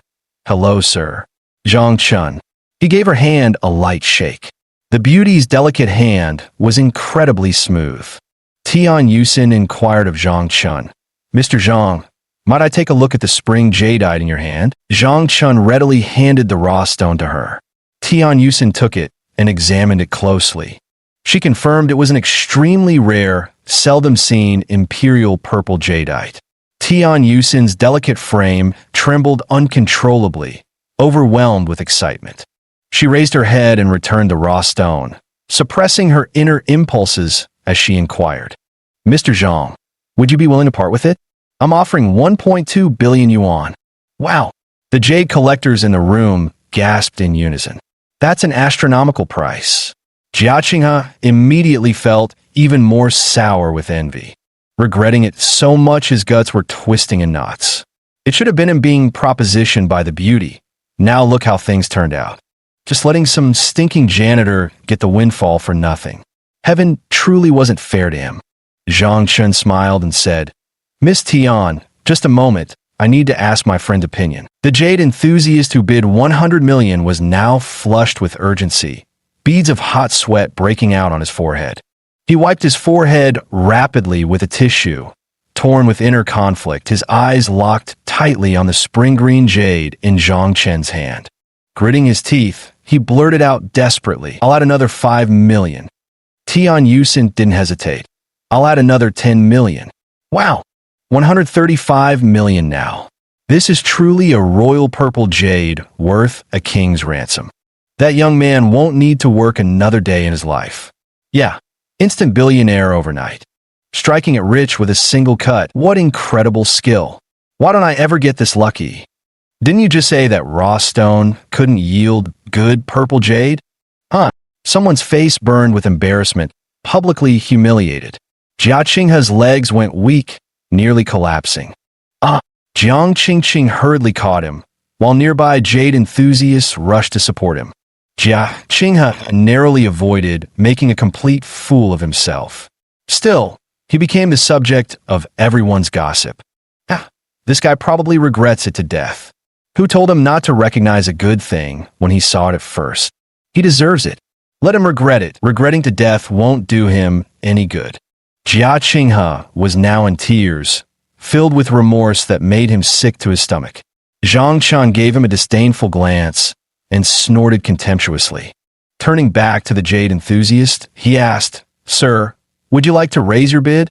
Qin Guanghua's forehead was drenched in cold sweat.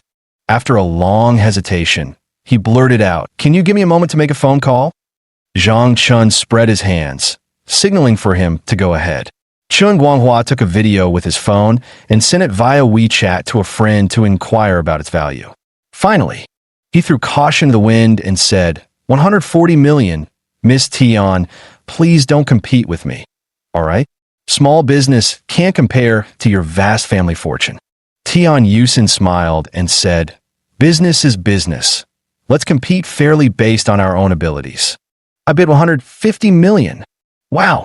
Incredible, 150 million. Is this sky-high price worth it? What do you know? This 150 million is absolutely worth every penny. How so? This is imperial purple jadeite, already an exceptionally rare find.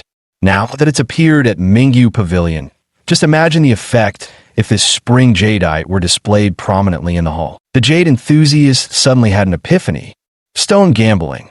What jade lovers gamble on is pure luck. The store is betting on its reputation. If rare items like imperial purple jadeite were to emerge from their shop, Mingyu Pavilion's prestige would undoubtedly soar. Their threshold would surely be worn down by the constant stream of visitors. Now we spent 150 million, which seems like a small loss. But the potential economic benefits it may bring in the future could multiply several times over. For Tian Yusin, this deal is absolutely no loss. So this imperial purple jadeite, she's determined to get it. Chapter 10. Sudden stroke. Tian Yusin looked triumphantly at Qin Guanghua. She said, "Boss Chun, I'm determined to have this material. You'd better not compete with me." "You." Qin Guanghua's face flushed crimson with anger. Suddenly, his mouth twisted to one side, his eyes rolled back, and he collapsed limply to the ground. The scene sent the surrounding crowd scattering in fear of being implicated.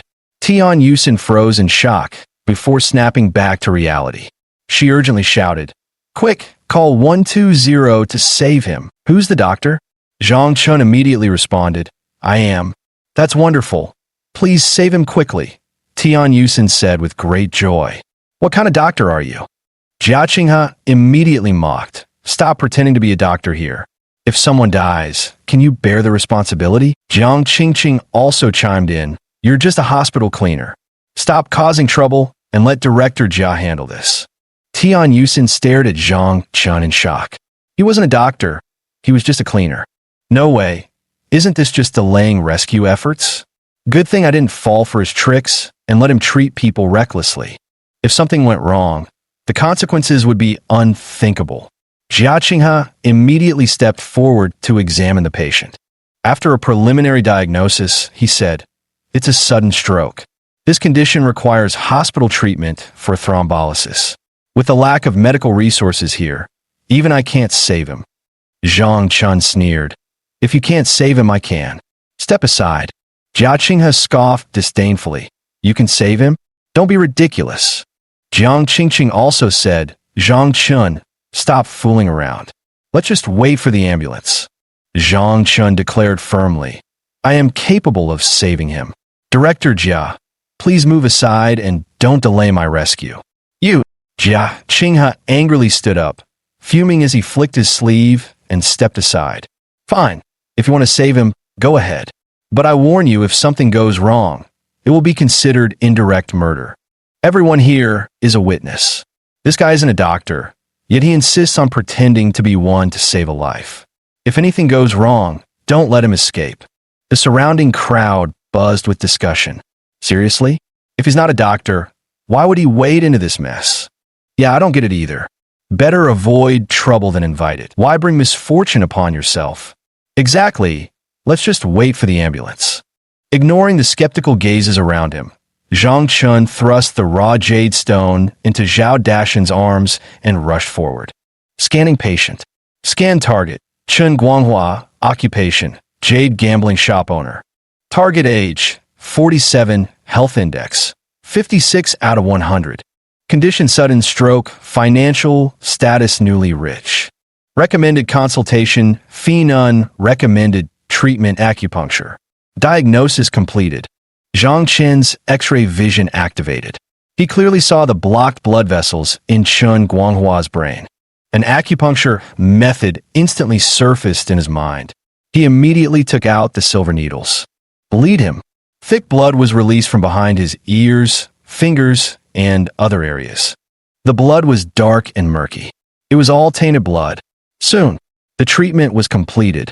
Chen Guanghua, who had fainted, twitched his eyelids and slowly woke up. Jia Qinghe and Jiang Qingqing were both stunned, their faces filled with disbelief. He was actually saved by this janitor. How is this possible?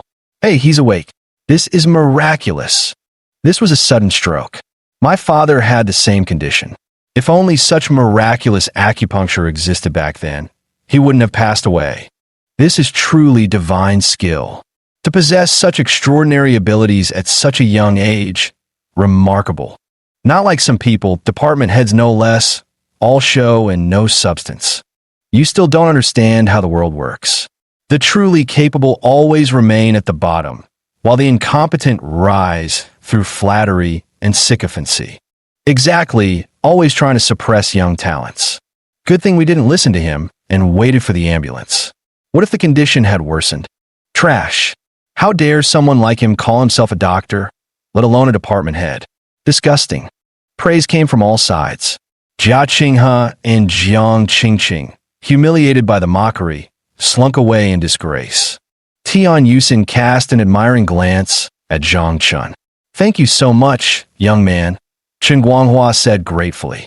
Zhang Chun smiled and said, "You're welcome. You still need to go to the hospital for proper recovery. Remember not to get too agitated in the future, and keep your diet light." Chen Guanghua nodded weakly. Tian Yusin apologized. "Mr. Chun, I'm so sorry for causing you to fall ill. I truly feel terrible about it." Chen Guanghua replied feebly, "It's not your fault. My health has just been poor lately." The ambulance arrived at that moment. The medical staff hurriedly got out and carried Chen Guanghua onto the vehicle. The person was rescued. Everyone breathed a long sigh of relief. No lives were lost, and that's what matters. Tian Yusin gratefully said to Zhang Chun, Mr. Zhang, thank you for saving Boss Chen's life. I thank you on his behalf. Zhang Chun smiled and replied, You're welcome. Saving a life is more meritorious than building a 7-story pagoda. Let's continue our business discussion. Tian Yusin said straightforwardly, 150 million. Shall we go to the bank for the transfer now? Agreed. Zhang Chun took the raw stone from Zhao Dashan and followed them to the bank. The transfer at the counter was completed. The money was transferred, and in return, the spring jadeite raw stone was handed over. Tian Yusin said gratefully, Pleasure working with you, Mr. Zhang. Looking forward to our next collaboration. Zhang Chun replied politely, Definitely, definitely. Tian Yusin then took her leave. Zhao Dashan exclaimed excitedly, That's amazing. You've hit the jackpot all at once. It's getting late. Let's go for lunch. My treat. Zhang Chun let out a surprise, Since when are you so kind? Zhao Dashan laughed. When stealing skill from a master, one must butter him up properly. After you, Master Zhang. Zhang Chun smiled smugly, puffing out his chest as he strode proudly out of the bank. Jiwei Lu, a time-honored jade-themed restaurant. Entering the building, the antique Chinese decor greeted him, with red lanterns hung high overhead and composite wood flooring beneath his feet. Everywhere exuded an understated luxury that returned to simplicity. He requested a dining table in the main hall. Seated by the waiter, they ordered their meals. Jiang Qingqing followed Jia Qinghe into the restaurant shortly after. Jia Qinghe deliberately chose a table right behind Zhang Chun. Jiang Qingqing was somewhat displeased and whispered, Why do we have to come here to eat? Jia Qinghe whispered, Don't you want to know Zhang Chen's secret to getting rich? Jiang Qingqing immediately became furtive, leaning in to eavesdrop. Zhang Chun was having a meal with Zhao Dashan. As they ate, they chatted about gemstone gambling. Having just acquired a wealth of theoretical knowledge on the subject, Zhang Chun now spoke fluently and at length, all his words pouring out effortlessly. Zhao Dashan, full of admiration, directly offered a beer. Zhang Chun, having to drive, substituted with a soft drink. Jiang Qingqing listened with great interest and said to Jia Qinghe, He really knows his stuff. Jia Qinghe said disdainfully, If you go by a couple of books, you can pass off as an expert too. You've been talking all day without even mentioning a trick to judge the stones. What a waste of my emotions. Jia Qinghe felt like he had lost out on this meal. If he had known earlier, he wouldn't have secretly followed along. Now he had just wasted several $100s for nothing. What a waste. Zhao Dashan, I didn't expect to see you here having a meal. I thought you'd given up gambling on stones. A man walked through the door, mid-30s, dark-skinned, with an earring and sunglasses. His gaze swept across the restaurant hall before finally settling on Zhao Dashan. Carrying a thick briefcase, he unceremoniously took a seat nearby, casually asking the waiter for a bowl and chopsticks as if they were old friends. Zhao Dashan, buddy, I recently got my hands on some premium material. Interested in making a deal. Zhang Chun took an instant dislike to the man with ear studs the moment he saw him. System scanning target. Chapter 11. Scamming you for 10 million. Scan target. Tian Jifeng. Target occupation. Con artist. Target age. 34. Health index. 75 out of 100. Disease alcoholic liver disease. Financial status 6 million yuan. Recommended fee 6 million yuan. Recommended treatment acupuncture. Herbal decoction. Occupation. Fraudster. Zhang Chun immediately glanced at his briefcase. The bag bulged unusually. Activating X-ray vision. A piece of jade material came into view inside the bag. Scan target counterfeit jade, raw stone. Composition structure pyroxene, mineral group, target origin none. Scan result no, jadeite, commercial value 0. Zhang Chun sneered. So that was it. Tian Jifeng and Zhao Dashan struck up a conversation, with Tian spinning wildly exaggerated tales. Zhao Dashan was completely taken in by his smooth talk, his eyes gleaming with keen interest. Tian Jifeng took out the fabric from his briefcase. Displaying it, he said, Look, This piece has a skylight opening. See the exposed jadeite's color and texture. Emerald green. Isn't it excellent? Zhao Dashan excitedly grabbed it to inspect. He couldn't stop praising. Indeed, it's top-grade material. How much? I'll take it. Tian Jifeng replied. We're old acquaintances, so I won't beat around the bush. How about 7 million? 7 million. Zhao Dashan immediately deflated. How could I have that much money? Can you sell it to me for cheaper? Zhang Chun spoke up at this moment. No hurry. If you're short on money, I can lend it to you. Tian Jifeng immediately looked at Zhang Chun with pleasant surprise. He looked Zhang Chun up and down and said, How should I address you, sir? Are you interested in taking this piece of material? Zhang Chun replied, Your material looks good. I'm willing to offer 6 million, and the remaining 1 million, Zhao Dashan, you cover. If we strike it big, how about we split the profit 80 to 20? Zhao Dashan immediately agreed. Sure. Zhang Chun promptly stood up and said to Tian Jifeng, Please wait a moment. We'll go sign an agreement to avoid any disputes later. Even brothers keep accounts clear. This agreement must be signed properly. Of course, please take your time, gentlemen. I'll wait for you. Tian Jifeng thought the deal was about to close and was overjoyed. Zhang Chun led Zhao Dashan away from the table. They went to the hotel front desk.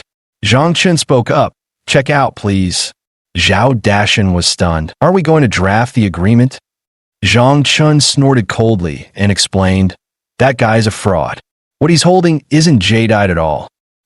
Zhao Dashan turned his head in surprise to look at Tian Jifeng. Zhang Chun hooked an arm around his shoulder, holding him back from turning. Don't move around. We can't let him suspect anything.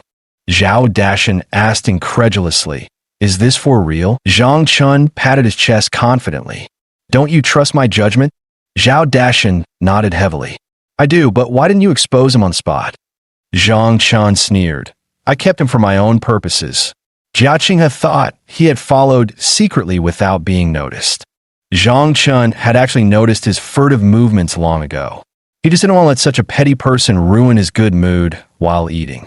However, Tian Jifeng's appearance gave Zhang Chun a plan to get back at this philandering director who was playing the field. Everything was ready. Now it only depended on whether the fish was willing to bite the hook. As soon as Jia Qinghe saw Zhang Chun leave his seat, making sure Zhang Chun hadn't noticed him, he immediately approached Tian Jifeng's table. Sir, if you have some good material, could you show it to me? Tian Jifeng waved his hand and said, That won't do. I already have a buyer for this material. How can I show it to you again? No, absolutely not. Jia Qinghe grew impatient and examined the material in Tian Jifeng's hand. He noticed the open window showed excellent water quality. Assuming the material Zhang Chun had picked out couldn't possibly be wrong, he immediately said, I'll take this material. Name your price. Tian Jifeng made a surprised sound and looked at him in astonishment. You want to buy this material from me? Jia Qinghe nodded emphatically. Yes. Not selling. Tian Jifeng immediately stuffed the material back into his briefcase. Jia Qinghe pleaded urgently. Don't be like this. I'm very sincere about buying it. Tian Jifeng sneered. Then how much are you prepared to offer? Jia Qinghe extended a single finger. Only 1 million. Tian Jifeng immediately waved him off like swatting a fly. Get lost. Stop wasting my time. Jia Qinghe quickly clarified. I meant 10 million. Do you take me for that cheapskate Zhongxin? Money's no object. I can transfer it to you right now via mobile payment. Seriously? Tian Jifeng's eyes instantly lit up as he glanced back at Zhang Chun and Zhao Dashan. He immediately took out his phone and said, Great, transfer the money right away. Mobile banking scan, transfer. Ding. Transfer successful. Tian Jifeng immediately shoved the briefcase into Jia Qinghe's arms. Pleasure doing business. I gotta go, otherwise Zhao Dashan will start arguing with me. Hurry up, bye-bye. Jia Qinghe happily hugged the briefcase and waved at Tian Jifeng. Zhang Chun immediately said to Zhao Dashan, Your turn now. Put on a good show. Zhao Dashan immediately exclaimed, Old Tian, why are you leaving? What about my raw stone? Who did you sell it to? Damn it, You're going back on your word. Zhao Dashan pretended to be furious and chased out of the restaurant. Tian Jifeng fled in panic. Ha! Jia Qinghe was overjoyed and patted his briefcase triumphantly at Zhang Chun. Zhang Chun smiled without speaking. Soon, Zhao Dashan returned. Zhang Chun asked, "Did the person run away?" Zhao Dashan nodded, panting heavily, vanished without a trace. No way to track them down now. Haha, well done. Zhang Chun cheerfully high-fived Zhao Dashan in celebration. Jia Qinghe, seeing this scene, was utterly astonished. "What are you so happy about?" Zhang Chun replied, "I'm amused that someone who considers themselves clever tried to take a shortcut, only to end up losing more than they gained, utterly deceived for nothing." "What do you mean?" Jia Qinghe stared at him in shock. Zhang Chun pointed at the briefcase, clutched tightly in his arms. Jia Qinghe's face darkened abruptly. He hastily opened the briefcase and took out the raw stone to examine it. At this sight, his expression changed dramatically. "Frauds! You're all frauds!" Jia Qinghe angrily pointed at Zhang Chun and Zhao Dashan. Jiang Qingqing was startled and asked in surprise, "What's wrong with you?" "What frauds?" Zhao Dashan explained with a smile. "Miss, you don't know yet, but that guy was a scammer. This isn't even raw jade at all." "What?" Jiang Qingqing's face instantly paled. Scolding, he said, "Are you stupid? How could you spend 10 million without even looking at the thing clearly? That's just throwing money into the river." "Shut up." Jia Qinghe glared at her furiously. "It was you who urged me to act quickly. You're the one who tricked me. I think you and that damn Zhang Chun are in cahoots." "I'm not." Jiang Qingqing stomped her feet in frustration. Jia Qinghe pointed angrily at Zhang Chun. "You fraud. I'm calling the police on you. You damn scammer. Just you wait." Zhang Chun mocked. "Director Jia, don't falsely accuse people. I didn't deceive you. That person originally wanted to scam us, but before we could fall for it, you jumped the gun. If you want to blame someone, blame your own greed. You walked right into the trap yourself. Who else can you blame?" Jia Qinghe was so furious he nearly coughed up blood. His bloodshot eyes glared at Zhang Chun as he roared like a madman. "You knew he was a fraud all along. Why didn't you expose him? Why deliberately set me up? What the hell is this about?" Chapter 12. I'll buy 10 villas. Zhang Chun mocked. "Why target you? Don't you have any idea yourself?" He glanced at Jiang Qingqing. "Or are you afraid of slipping up and letting people know you're two-timing? Oh no, with your character, who knows how many boats you're stepping on?" "That's true. If this gets out, how am I going to explain it to my girlfriend next to me?"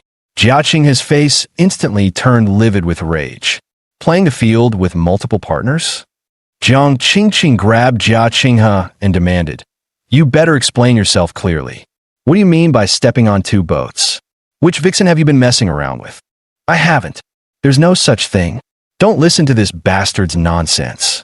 Jia Qinghe flatly denied it. Jiang Qingqing didn't believe him. "Tell me the truth." Jia Qinghe hurriedly clarified, "Darling, I'm telling the truth. There's no need to lie to you." Zhang Chun shouted, "Jia Qinghe, you dare do it but won't admit it? You really make me look down on you. Qian Mei is still waiting for you to marry her.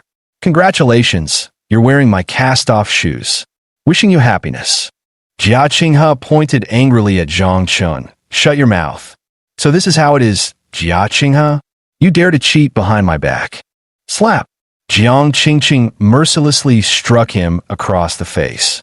"We're breaking up. It's over." Jia Qinghe's face burned with humiliation.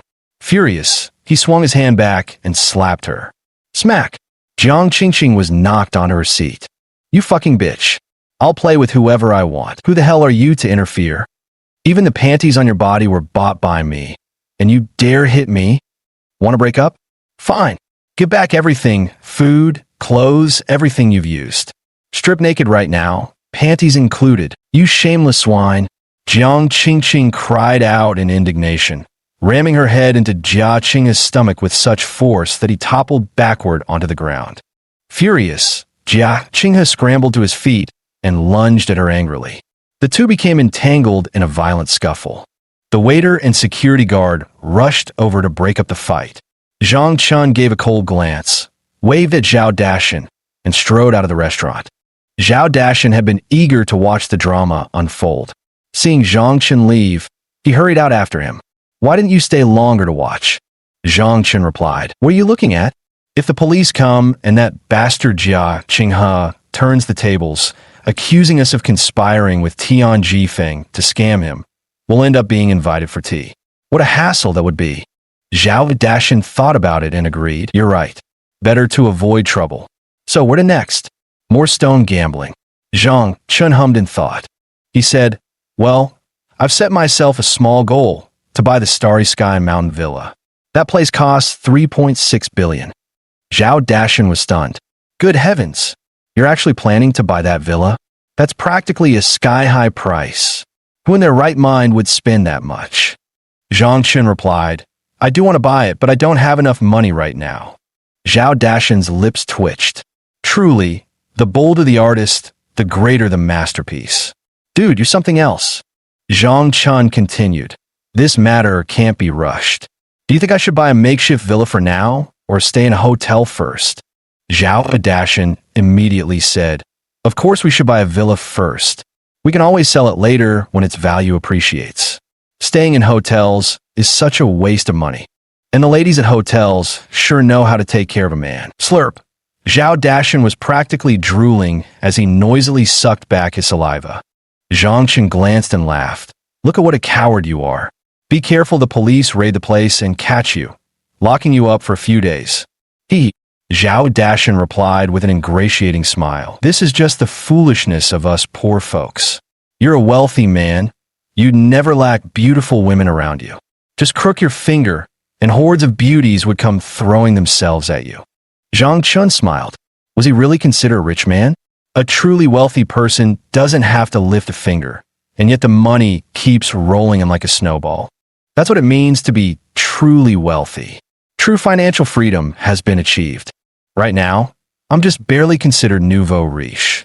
Not even close to being a tycoon. The road to wealth is still long and arduous. Zhao Dashan said, If you're looking to buy a property, I know a sales agent, the daughter of my old neighbor. She's quite the looker. Want me to introduce you so you could do business with her? Zhang Chen frowned. This seems like taking advantage of a familiar face. Hard to bargain, isn't it? Zhao Dashan immediately responded, Mr. Zhang, you needn't worry. I'm just here to act as a middleman. As for the price negotiation, I'll step out and won't get involved. Zhang Chen thought it over and figured it was acceptable. If the price was too high, he could simply walk away without any fuss. All right, take me to him. This way, please. Zhang Chen drove, following Zhao Dashan's directions, and arrived at the sales office of Shanshui Yuan, Mountain Water Garden. Shanshui Yuan. The most comprehensively equipped villa area boasts numerous international high-end facilities, with a fully developed surrounding environment. The villa area is surrounded by 2 major shopping centers, 1 golf club, 3 equestrian clubs, 5 luxury hotels, 2 professional hospitals, and 3 international schools, all offering a plethora of international high-end amenities. Park the car. Enter the sales office. There's a model display in the lobby, along with a large screen rolling out environment and housing type introductions. It looks quite impressive. The saleswomen are all standing at the entrance, providing service with smiles. Young, beautiful, and full of youthful charm, dedicated to serving every client who walks through the door. Zhang Chen and Zhao Dashan entered. A beautiful saleswoman immediately greeted them. Gentlemen, how may I assist you today? Zhao Dashan glanced at the sales staff by the entrance and asked, Where's Li Qingxue? The saleswoman replied, Li Qingxue is temporarily unavailable due to personal matters. If you're here to view properties, I'd be happy to guide you. Please, this way. Zhao Dashan replied, No need, I'll call her myself. Hearing this, the beautiful saleswoman's expression darkened as she stepped aside. The salesgirls began whispering among themselves. He obviously isn't here to buy property, probably some poor relative looking for her. By the way, where's Li Qingxue gone? Where else? Probably getting lectured by Manager Wang again. Honestly, this Li Qingxue, why can't she just work harder on her sales performance? It's not about performance. Don't you all know what Manager Wang is really thinking? She's so stubborn. If I were her, I'd just close my eyes, spread my legs, and go along with Manager Wang's wishes. Better than being scolded every day and losing all dignity. Young girls who haven't truly seen how cruel society is still fantasize about some domineering CEO falling for their Cinderella story. Zhao Dashan was making a phone call nearby. Zhang Chun waited idly, unintentionally catching every single word of the salesgirl's whispered conversation. I casually glanced at the property models and environment introduction on the large screen. The Shanshui Garden location is quite good with excellent surroundings, though it will take about 3 to 5 years to truly flourish and develop. Currently, Shanshui Garden has courtyard-style properties for sale, with unit sizes of 300 and 400 priced at 15.5 to 18 million yuan per unit. All units come fully furnished with the latest appliances and furniture, ready for immediate move-in. This price point is generally below the market average in Donghai City. These properties are worth investing in. Soon, a stunning young woman in office lady attire descended from upstairs. She was truly exquisite, an oval face with delicate, flawless skin, almond-shaped eyes with rosy cheeks, a straight nose, and cherry lips. Her figure was slender yet curvaceous, perfectly proportioned with full breasts and rounded hips, accentuated by a pair of shapely black stocking legs that were both supple and long. This young woman's beauty far surpassed that of the girls at the entrance. No wonder Manager Wang had been coveting her all this time. Li Qingxue looked rather pale, her almond-shaped eyes slightly swollen and red. Upon seeing Zhao Dashan, she apologized. "Uncle Zhao, I'm sorry to have kept you waiting." Zhao Dashan immediately introduced, "Let me introduce you. This is Mr. Zhang Chun, who's here to buy a property from you." Li Qingxue gave an acknowledging, "Oh," and forced a professional smile at Zhang Chun. "Sir, let me first introduce our Shanshui Garden to you." Zhang Chun interrupted. "No need for introductions. I've already learned quite a bit from the big screen just now. Let me be blunt. I want to buy property 10 units. Chapter 13. Splurging 177.5 million. 10 sets. Li Qingxue and Zhao Dashan exclaimed in unison, their voices filled with shock.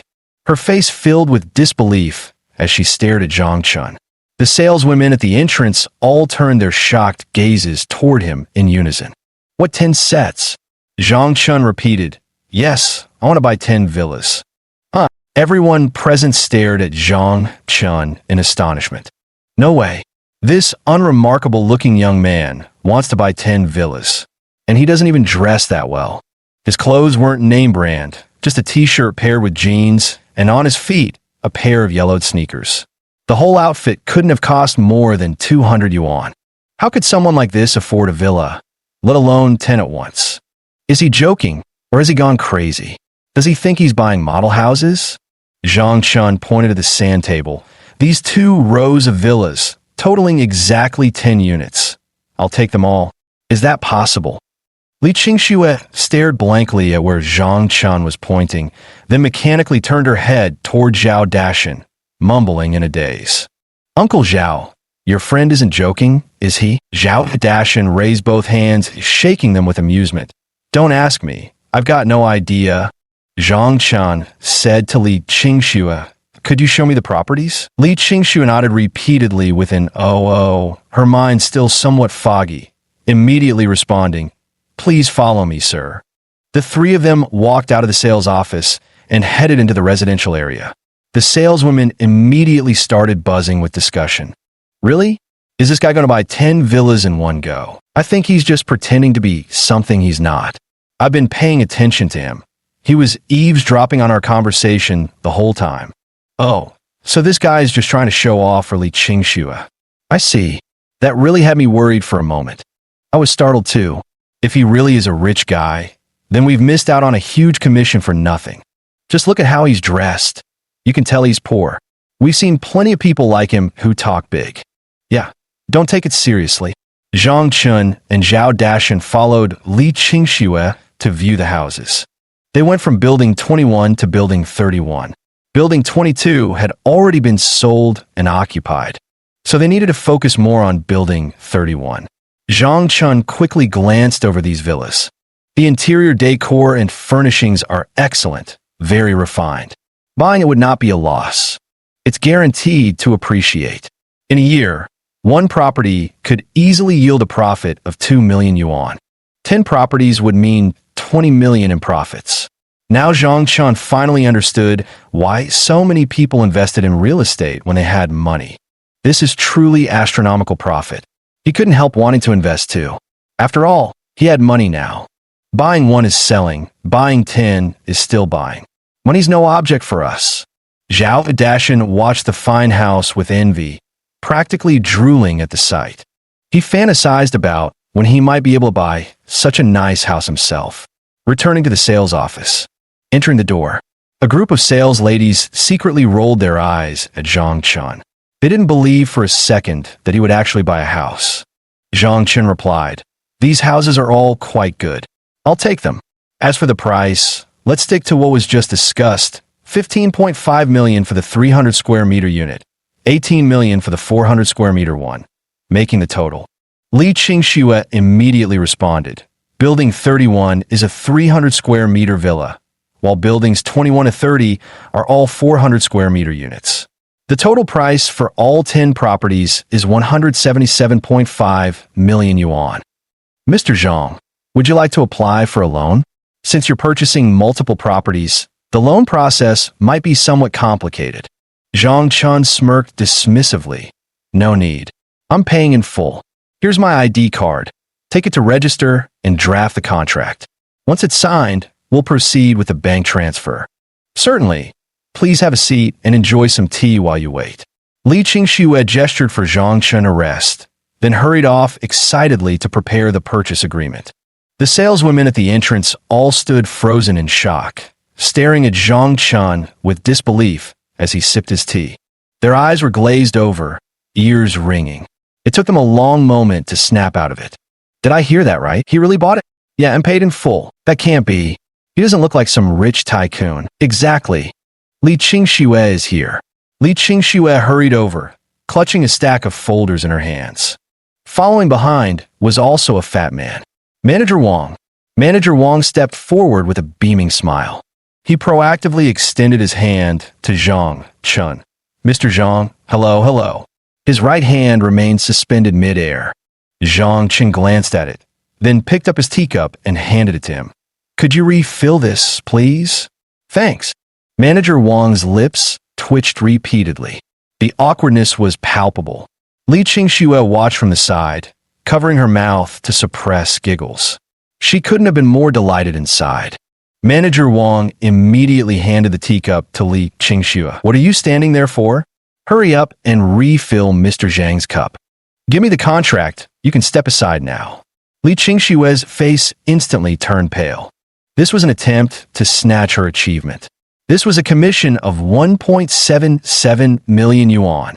Just like that, it was snatched away. Li Qingxue's eyes instantly reddened, her aggrieved tears threatening to fall. Zhang Chun said coldly, "I told you to continue serving me. Why are you ordering others around? Is this how your sales office operates? With service attitude like yours?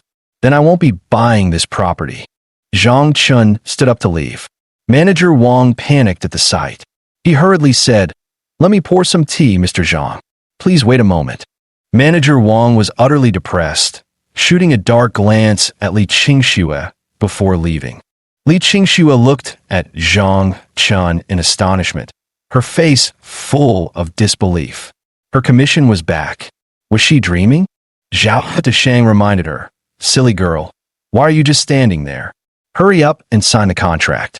Don't tell me you want that lousy manager of yours to steal the credit again." "All right." Li Qingxue snapped out of her daze and quickly bent down to spread out the contract for Zhang Chun to review. "Mr. Zhang, please take a look at the contract. If everything's in order, we can proceed with signing." Zhang Chun flipped through it. The young woman had done a thorough job. No hidden traps in the terms. He signed without hesitation. Manager Wang rushed over with hot tea. But despite hurrying, he was still too late. Zhang Chun had already signed with effortless grace. His heart was shattered. 1.77 million yuan. Gone just like that. The pain was unbearable. His hatred for Li Qingxue grew even more intense. He wished he could devour that little wench alive. Zhang Chun stood up and said, "Miss Li, let's go to the bank for the transfer." Li Qingxue nodded excitedly. "Yes, okay." She walked to the entrance. Zhang Chun said to Li Qingxue, "Miss Li, please wait a moment. I'll go get the car." Li Qingxue nodded repeatedly. Zhang Chun went to fetch the car. Virum, virum. The Ferrari 812 sped over and came to an abrupt stop at the entrance. Zhang Chun got out and opened the passenger door like a gentleman. Manager Wang from the sales office and all the saleswomen stared with eyes nearly popping out of their heads. Appearances can be deceiving. Who would have thought today's rich bastards all love playing humble? He was filled with bitter regret. If only he had pushed harder to sell the property earlier. Zhang Chun said to Zhao Dasheng, "Mr. Zhao, could you please help me call a housekeeping service to clean Villa number 21? I'll be moving in tonight." "Got it." Zhao Dasheng immediately responded. "All right, I'll make sure everything is handled spotlessly. Just wait and see." MHM. Zhang Chun nodded. Got in the car. Started the engine. Virum, virum. The Ferrari 812 sped off into the distance, leaving everyone at the sales office gazing after it until their vision blurred with tears. Chapter 14.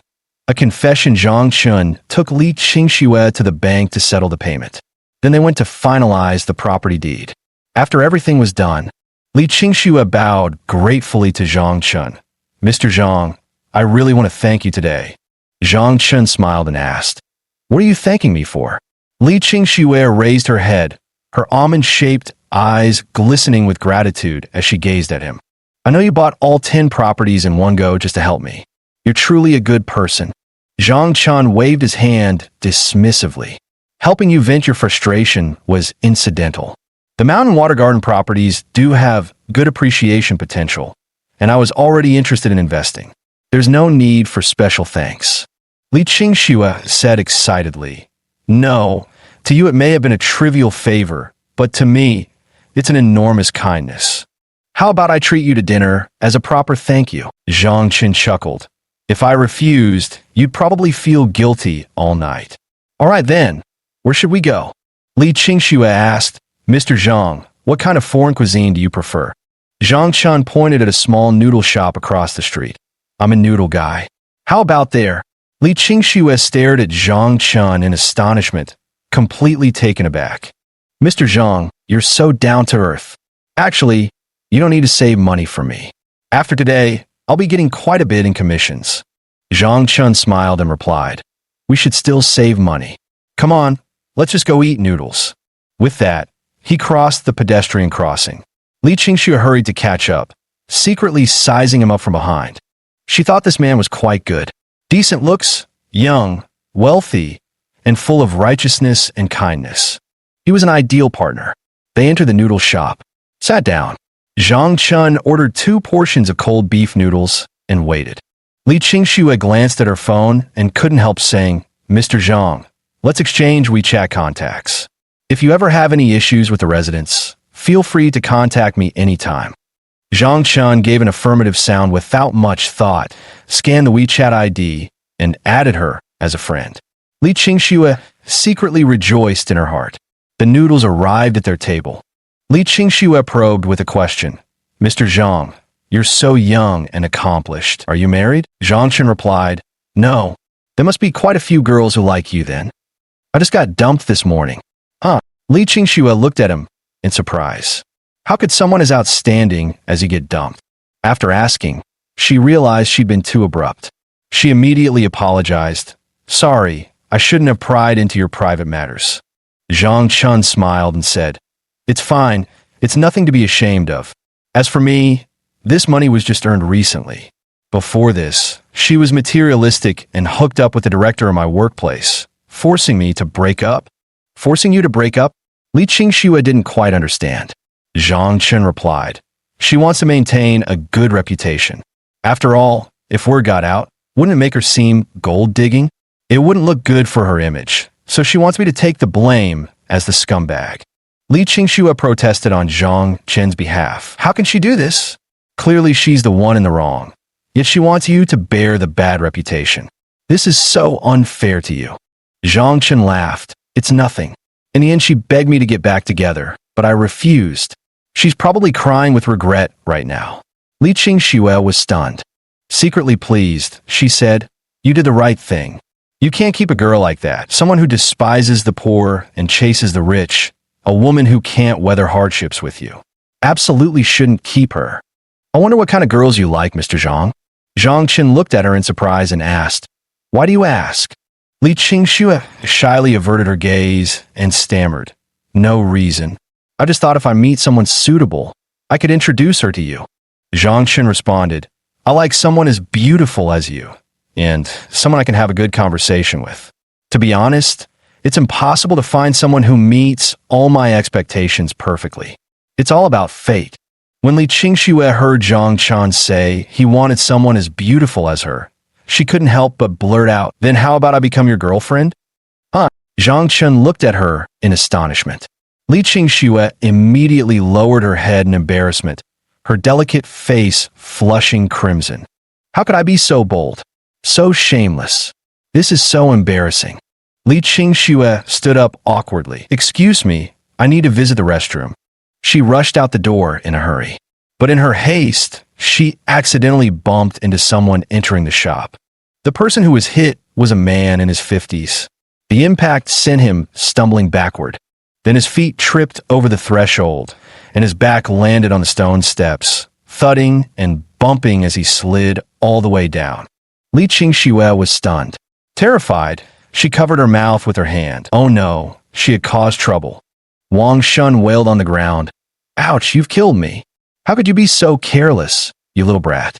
You've nearly broken my bones." Li Qingxue hurriedly rushed to support him in alarm. "Sir, are you okay?" "I'm sorry, I didn't mean to." Wang Shun immediately cried out. Don't pull me. I think my bones are broken." Li Qingxue was terrified, too scared to touch him now. Wang Shun wailed in agony. "It hurts so much. I'm dying from the pain." Li Qingxue stood frozen, trembling all over, and quickly said, "Sir, I'll call 120 for you right away." Wang Shun shouted, "Call 120, and you're paying the medical bills, got it?" Li Qingxue nodded hurriedly and immediately turned to go inside the shop to get her phone. Wang Shun grabbed Li Qingxue's ankle. "Don't you dare leave." Li Qingxue pleaded urgently. "Let me go get my phone so I can call 120. Wang Shun immediately raised his voice. "Everyone, come and see. She hit someone, injured them, and now she's trying to run away. How can there be such a shameless girl in this world? She looks pretty, but her heart is so wicked." Soon, a crowd gathered around. People pointed fingers at Li Qingxue. "This girl, how can she just run off without taking responsibility after hitting someone? People these days really have no manners. We can't let her get away. She has to be held accountable." Li Qingxue, being thin-skinned, had tears welling up in her eyes from the accusations. She wanted to explain, I was going to get my phone to call an ambulance for him." Wang Shun shouted, "I can call an ambulance myself. I don't need your fake concern. You just wanted to run away. Pay up. You injured me by hitting me. You have to take full responsibility for the medical bills." Li Qingxue nodded repeatedly. "I'll take responsibility. I'll see it through to the end. Let's call 120 first and go to the hospital." Wang Shun refused. "No way. If I call 120, you might run off on the way." "How would I find you then?" Li Qingxue asked. "Then what do you want me to do?" Wang Shun demanded. "You have to give me a 10,000 yuan deposit first and hand over your ID card. That way I won't worry about you running away." Okay. I'll give it to you. Let go, I'll get my phone to transfer the money." Wang Shun shouted. "Have someone else bring it to you." All right. Li Qingxue hurriedly called into the shop. "Mr. Zhang, could you please help me get my phone?" Zhang Chen grabbed the phone and stepped outside. He cast a cold glance at Wang Shun on the ground. "A 10,000 yuan deposit? That's not enough. How about I give you 100,000 as a deposit instead?" The onlookers immediately praised him. This young man is really decent. That's right. Chapter 15. Fake Injury Scam. This lad has a strong sense of responsibility. This girl has landed herself a good boyfriend. Really lucky. Not a boyfriend. Didn't you hear her call him Mr. Zhang earlier? Oh, really? That's good then. This girl doesn't seem worthy of him. Yeah, I think so too. You say one thing, I say another, until Li Qingxue hangs her head in shame on the verge of tears. Wang Shun on the ground had initially been quite pleased. He'd actually run into a sucker.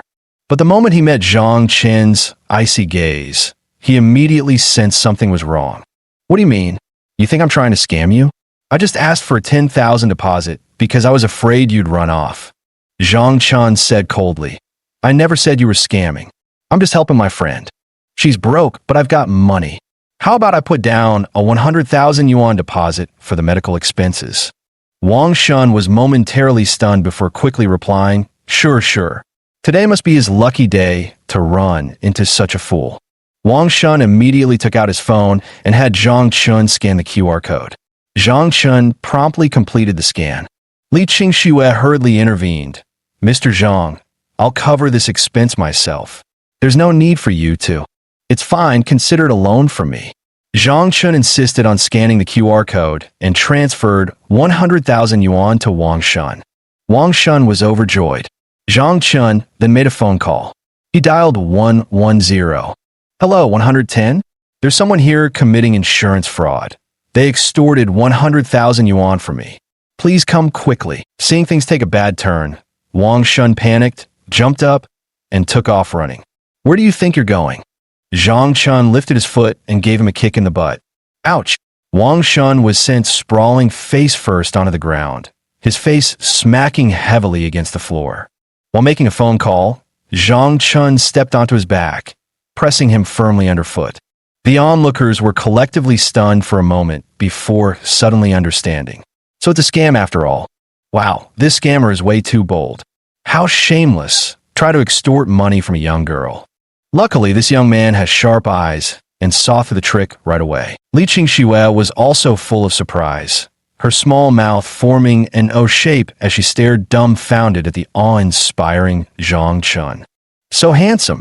Her heart raced uncontrollably, overwhelmed with excitement.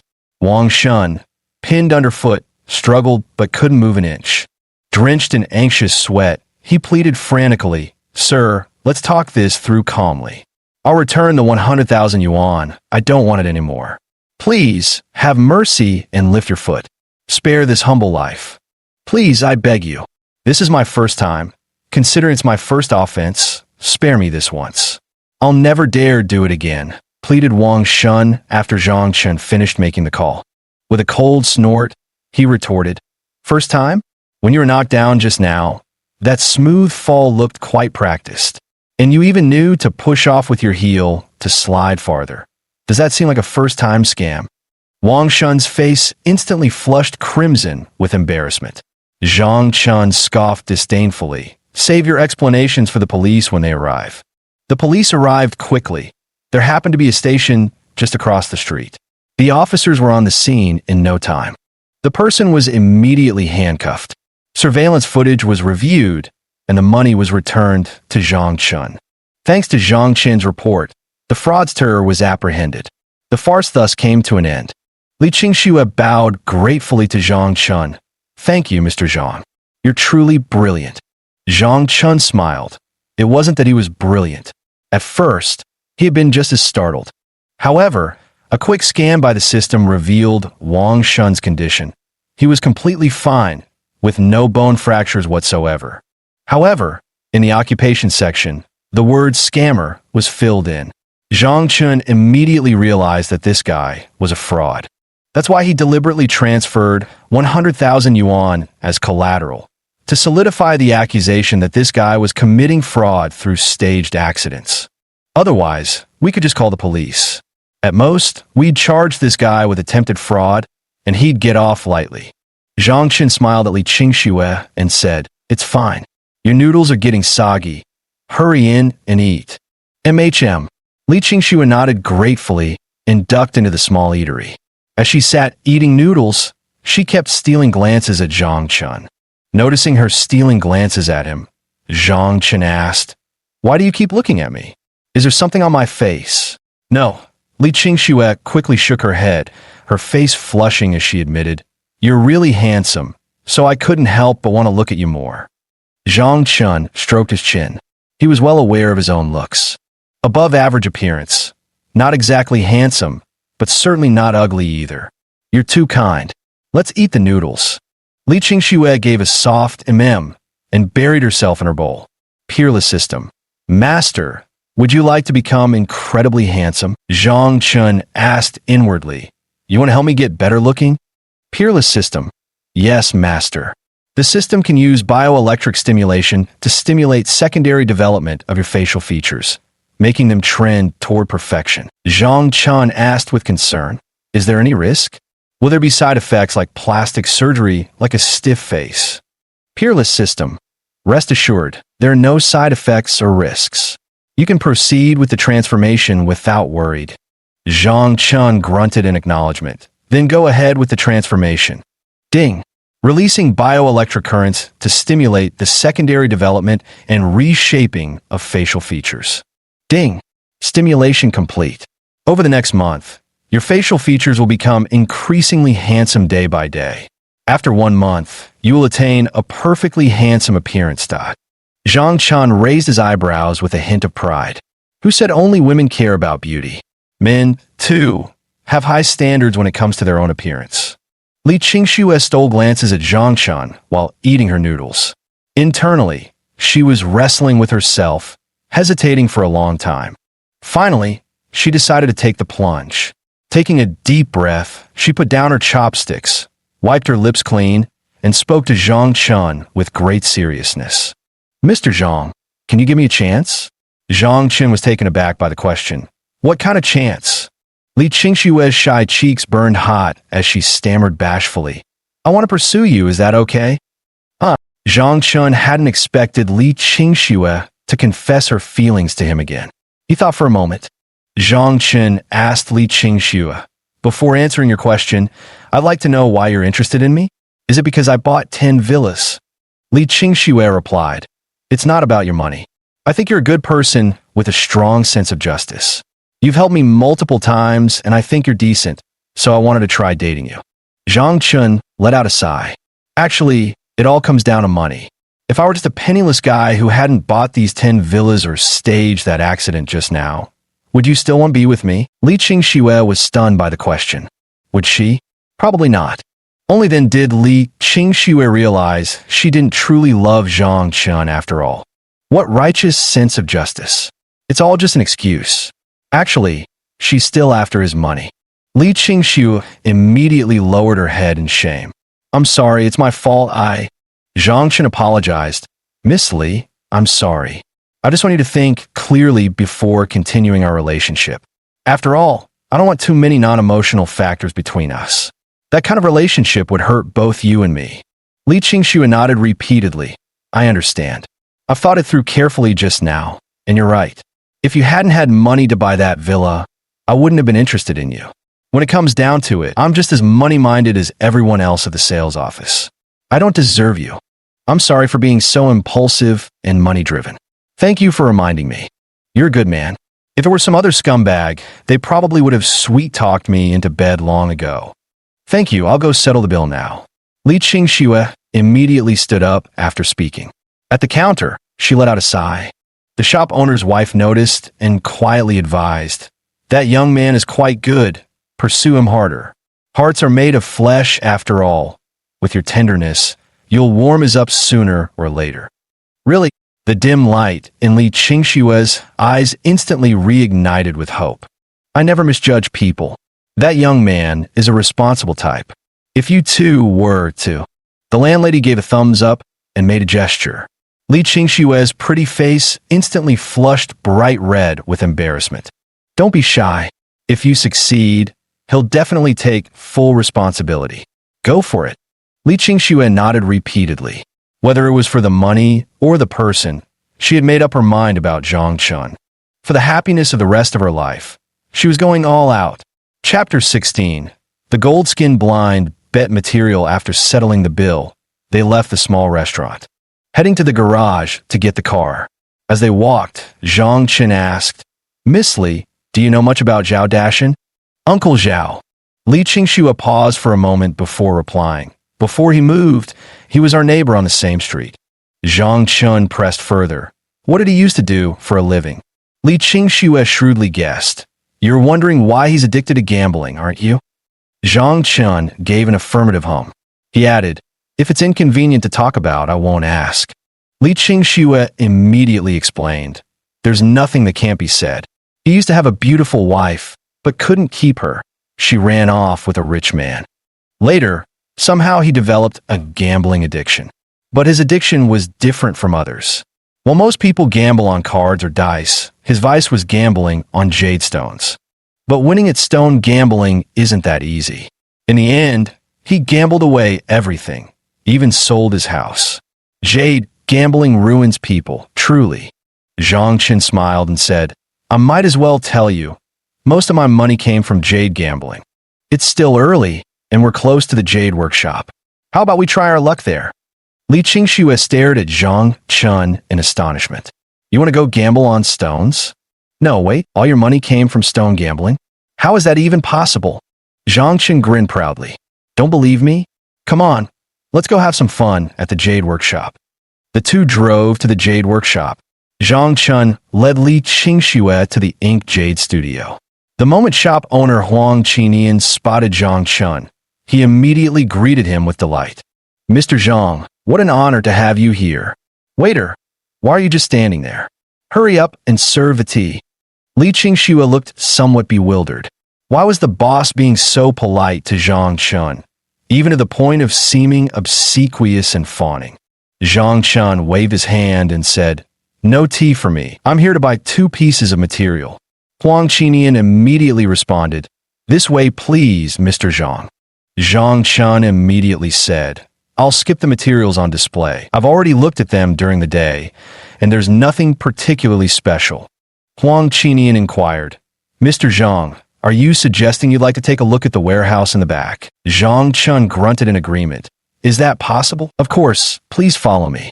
Zhang Chun followed Huang Qinian to the backyard warehouse. Various raw stones were piled up inside the warehouse. Employees were sorting items, categorizing them properly before further refining the classifications. There was a pile of stones, all unopened raw jade. They caught Zhang Chen's attention. Before, Zhang Chen knew nothing about the trade, but now his mind was filled with jade knowledge, so he naturally understood what unopened raw jade was. Unopened raw jade refers to rough stones where the interior quality is completely indiscernible. These stones carry extremely high gambling risks, but they're cheap and cost-effective.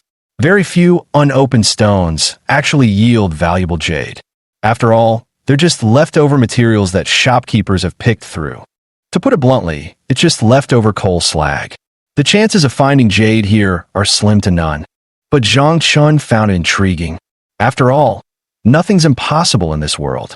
Activating X-ray vision. Scanning target. Raw jadeite stone. Composition structure pyroxene. Mineral composition. Target origin masa mine. Scan result. Black jade commercial value. 700,000 renminbi. This piece isn't great, but it's worth buying. Just gift it to Zhao Dashan.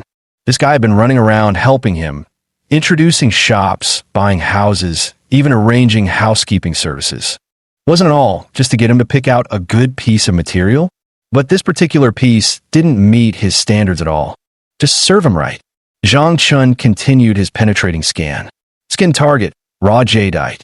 Composition, structure pyroxene, mineral group, target origin masa, mining area.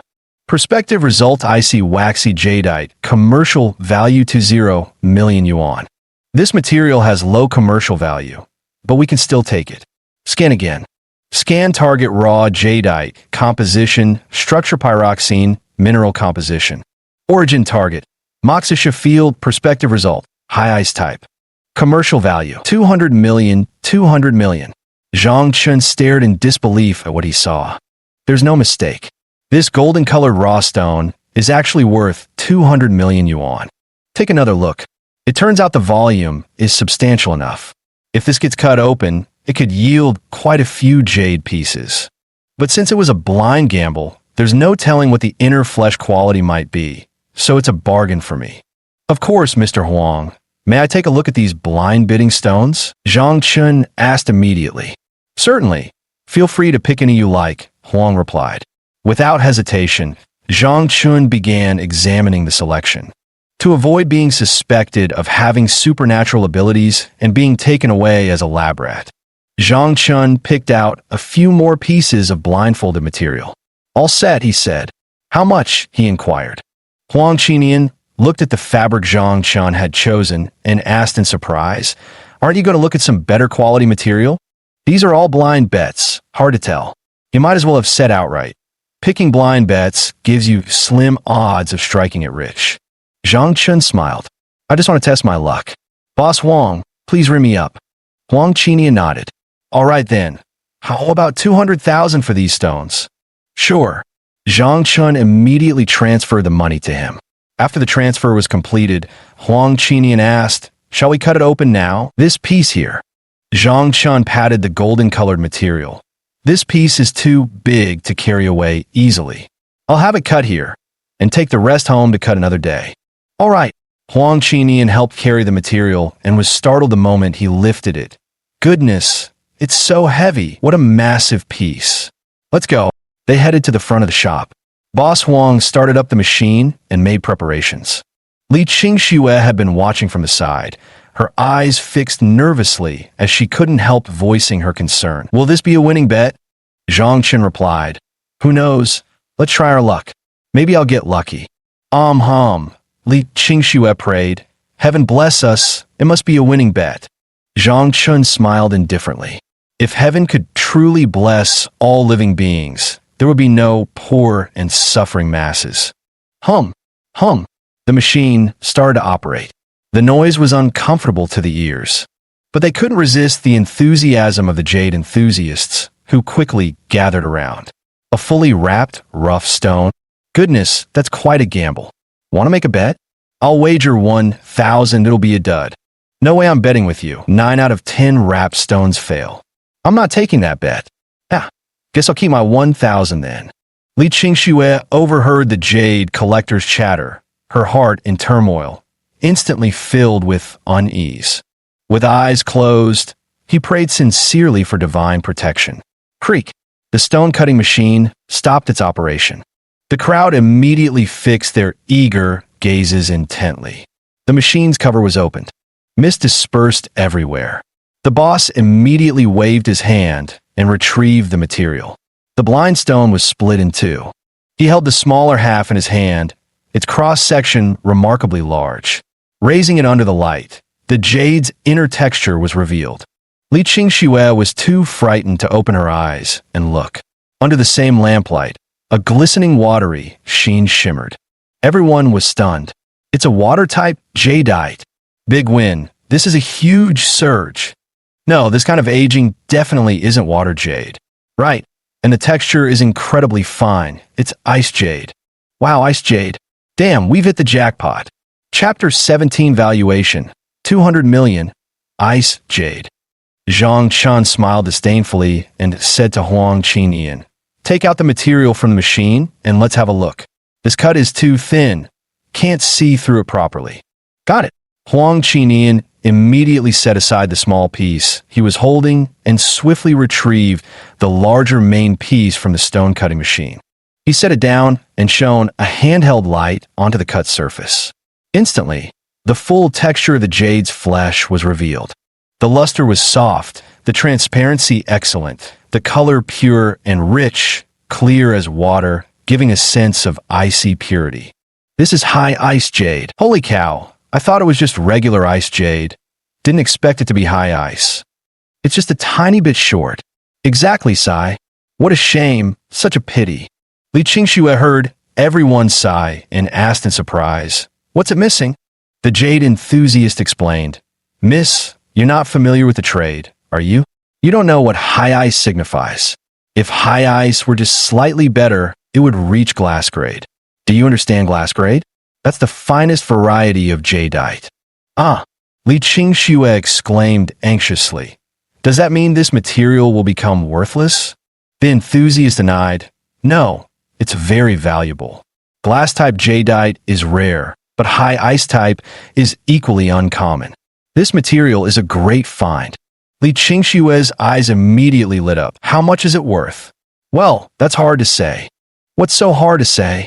This high ice grade material is already extremely valuable, and with such a large piece, I estimate it's worth at least 150 million. That's an underestimate. The material has excellent integrity, and including the scraps that can be polished into jade artifacts, its value definitely exceeds 200 million yuan. So I value this material at a minimum of 200 million. 200 million. Li Qingxue was astonished. Exactly, this material is high ice grade, and it's large enough. Such a big piece of high ice jadeite is quite rare. It's definitely worth 200 million. Li Qingxue clicked her tongue in amazement. I never imagined jadeite gambling could be more profitable than real estate. The jade enthusiast laughed. Speaking of jadeite gambling, it wasn't this profitable before. It's only because housing prices were suppressed a few years ago. Investors all rushed to speculate on jade, and with emerald rough stones being a finite resource, the more you mine, the less there is, scarcity drives up value. Naturally, the prices just keep climbing higher and higher. Another jade enthusiast sighed. Exactly.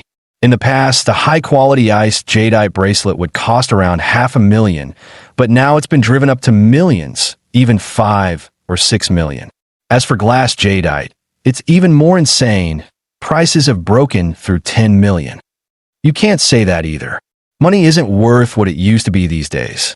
Just look at housing prices and you'll know. That's true too. A single apartment costs over 1 million, let alone these rare jade pieces. Li Qingxue listened to the back-and-forth chatter. The jumble of opinions left her mind struggling to digest it all. But she understood one thing. Jadeite prices could be speculated on too. And the speculation was even more outrageous than housing prices. Now she finally understood why Zhang Chun could afford to buy 10 villas in one go. If you really hit the jackpot with jade gambling, the profits were absolutely astronomical, even more staggering than real estate. Zhang Chun had initially thought someone would come to purchase his piece of jade material, but unexpectedly, no one made an offer. Huang Qinian approached Zhang Chun and said, Mr. Zhang, how about we discuss a deal? Zhang Chun asked, what kind of deal? Huang Qinian inquired, would you sell this material? Zhang Chun looked at him in surprise. You want to buy it? Huang Qinian shook his head. I'm not buying. I want to ask if you'd place the material in my shop. I'll help you sell on consignment. Rest assured, I'll definitely get you the best possible price. At the very least, it's worth this much. Huang Qinian held up 2 fingers. Zhang Chun asked, Boss Huang, there's no such thing as a free lunch, right? You're helping me sell the material. You must want a commission. No, I don't want any commission. Huang Qinian immediately shook his head. Me? I don't want your commission. Whoever takes a fancy and is willing to pay a high price, I'll notify you to come and make the deal in person, but my hands, Zhang Chun asked in surprise. Then wouldn't you be introducing business to me for free? How can I accept that? Huang Qinian grinned slyly. I'm not doing business with you for free either. Since this material wasn't bought from my shop, I want to use it as a jiaopao for a few days. This jiaopao will definitely make a big splash. Once more people come to buy materials from me, I'll surely make a huge profit. Zhang Chun laughed. So that's what you meant. All right then, but we'll need to sign an agreement. Don't blame me for being suspicious. With the items placed at your place, I wouldn't feel secure. Huang Qinian nodded emphatically. Absolutely, better safe than sorry. This way, please. Zhang Chun was ushered into Huang Qinian's office. After signing the agreement and recording a video as evidence to ensure nothing went wrong, Zhang Chun left the office with the agreement in hand. He's out. A crowd of jade enthusiasts immediately swarmed around him. He pressed further. Sir, did you buy any other materials? Zhang Chun nodded. Yes, I bought a few pieces, but they're all unopened rough stones. We'd like to buy those stones from you. Zhang Chun hadn't expected this turn of events. On second thought, it made sense. Buying finished jadeite would be far too expensive, not something ordinary people could afford. However, gambling on raw stones is different. You can't just ask for an exorbitant price. At most, it's around 1 million. Zhang Chun thought for a moment and immediately said, "All right, but there are 2 pieces I bought as gifts, so those can't be sold. As for the others, if you're interested, I want this one." Before Zhang Chun could finish, a jade enthusiast snatched one of the stones from the assistant's hands and exclaimed loudly. Zhang Chun couldn't help but shake his head. Following the crowd and gambling on raw jade was truly inadvisable. He stepped forward and pointed at several unwanted pieces of stone. "These 5 pieces are up for auction. Highest bidder takes them. Boss Wang, could you oversee this for me? I'll take these 2 pieces to my car." "All right," Huang Qinian readily agreed. Li Qingxue stayed behind to supervise. Zhang Chun took the materials to the Ferrari sports car. "Sir, may I take a look at the materials in your hand?" He hadn't taken 2 steps out of Moyu Zhai when Zhang Chun found his path blocked. The one blocking his way was a young girl. She had her hair tied in a ponytail, appearing full of vitality. Her petite face was delicate and charming, resembling the heroine from manga. With an oval face and snow-white skin so delicate, it seemed you could blow it away. Her features were exquisite, a high-nose bridge and pouty little lips that were both adorable and sexy. She wore a slightly short t-shirt that revealed a glimpse of her belly button and a soft ring of flesh. Her slender waist was so tiny it could be encircled with one hand. Below, she sported denim hot pants that exposed the waistband of her thong, making for an alluring sight. Beneath the curve-hugging hot pants peeked a pair of fishnet-clad legs, slender, shapely, and ending in a pair of Doc Martens that screamed wild, carefree, and unconventional. Zhang Chun raised an eyebrow. What a wild little vixen. He called out to her, "Hey, gorgeous, I already said in the shop, this fabric's a gift. Not for sale." The fishnet-clad beauty blocked his path. "Just let me take a look first. If it's no good, I won't buy it anyway." Zhang Chun suggested. "All right, how about we walk and talk? I'm in a bit of a hurry." The girl gave an okay sign. Chapter 18, Third Confession. As they walked, Ouyang Jingjing kept glancing at the 2 pieces of jade material in Zhang Chen's hands. After looking them over, she frowned delicately. "I can't tell if these are good or bad at all. How did you manage to win big with that golden-skinned, rough stone?" Zhang Chen smiled and said, "Of course, I guessed it. Miss, you've seen the fabric. Is there anything else?" Ouyang Jingjing examined the fabric in his hands, looking left and right as she hesitated over her decision. He casually pointed at one and said, "I'll take this one. How much for it? Don't tell me these are gifts for someone. That's just your excuse. The truth is you don't want to sell these 2 pieces cheaply, right? They're definitely going to yield good results in gambling stones, aren't they?" "Huh?" Zhang Chun was slightly taken aback. This girl's mind works quite nimbly. He asked, "How do you determine that these 2 pieces of material will pay off? You just said that it's impossible to tell good from bad at a glance."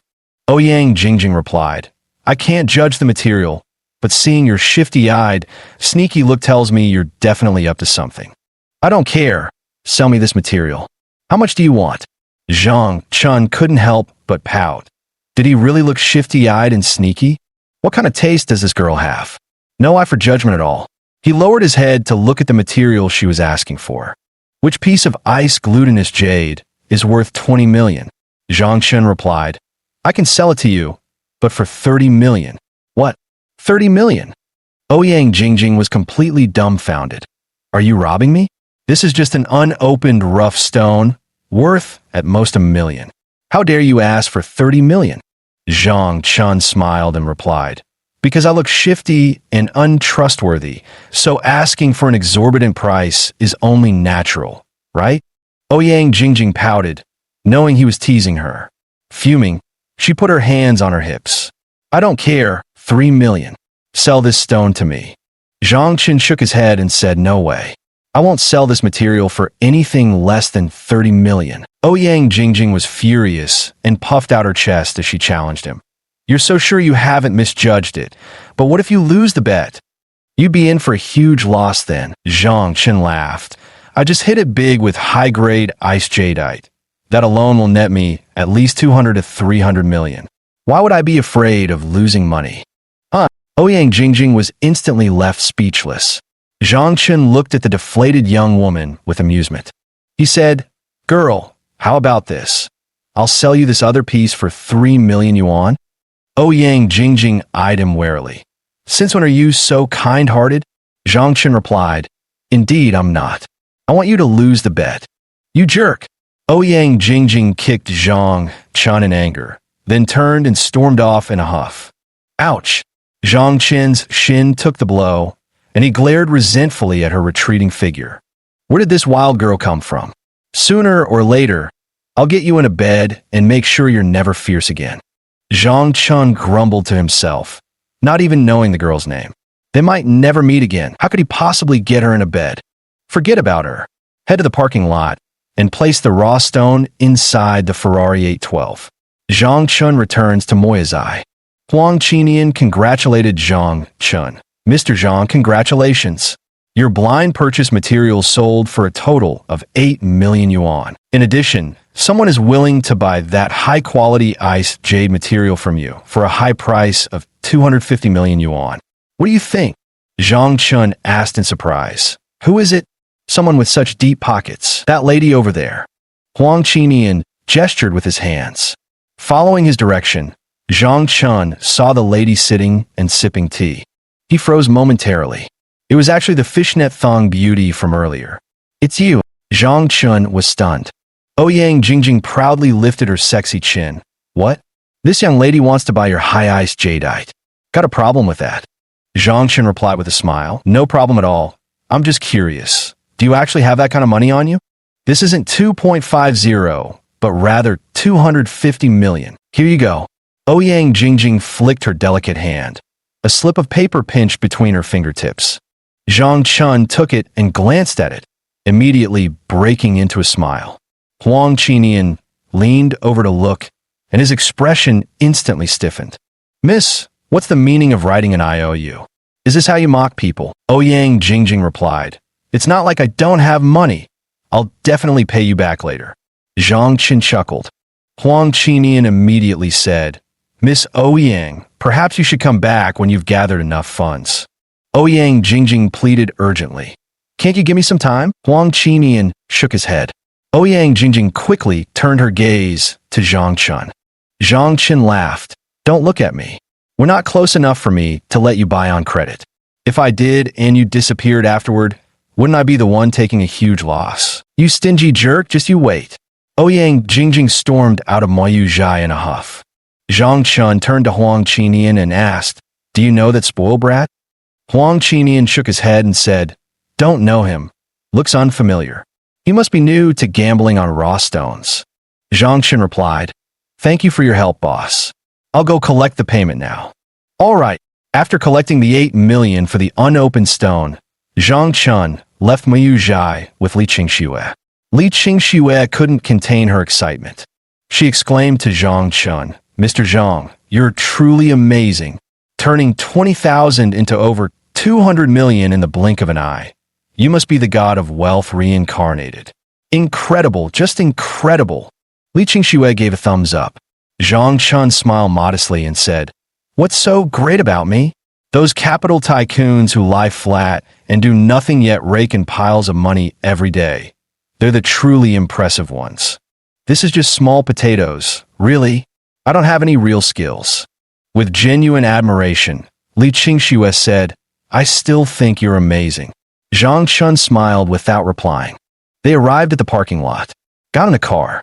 He asked, "Are you heading back to the sales office or going home?" Li Qingxue glanced at the sky and said, "It's getting late today, so I won't be going back to the sales office." Zhang Chun started the car while asking, "Won't you get scolded for not returning to the sales office?" Li Qingxue's pretty face instantly flushed crimson with embarrassment. She began stammering incoherently. Zhang Chun made a surprise sound and looked at her curiously. "What's wrong with you?" Li Qingxue lowered her head shyly, her voice as soft as a mosquito's hum. "Mr. Zhang, you may not know this, but sometimes those of us in real estate sales, in order to meet targets, we might go to hotels with clients. The company usually doesn't question our whereabouts, and it's acceptable not to clock out after work. Zhang Chun was stunned. So this was the unspoken rule. He really had asked a foolish question. Zhang Chun scratched his head awkwardly and asked, "Where do you live?" Li Qingxue bit her lip and whispered shyly, "I don't want to go home today." "Where will you go if you don't go home?" Zhang Chun blurted out, then stared at her in surprise. "You can't possibly be thinking." Zhang Chun was left speechless. What does it mean to have money and be willful? What does it mean to have money and do whatever you want? Now he finally understood. Such an innocent girl. Just because I have money, I used it to solve her troubles. You could say it was a heroic rescue of a beauty. She had actually developed feelings for him. And after knowing him for less than half a day, she was already thinking of throwing herself into his arms. Li Qingxue was so embarrassed she wished she could bury her face between her breasts. Her cheeks burned with shame, leaving her utterly mortified. But she didn't regret her words or actions. Where else could she find another such capable and good man? She was going all out. For the sake of her future happiness, she would give it her all. Li Qingxue took a deep breath. She poured out her heart. "Mr. Zhang, I know you must think I'm a loose woman right now. No, it's just that I've seen a lot of things at the sales office, and some things have become clearer to me. You're a good man, and I want to pursue you. Please, give me a chance to win your heart, I beg you." Chapter 19. A moment of spring romance. Isn't this a bit too fast?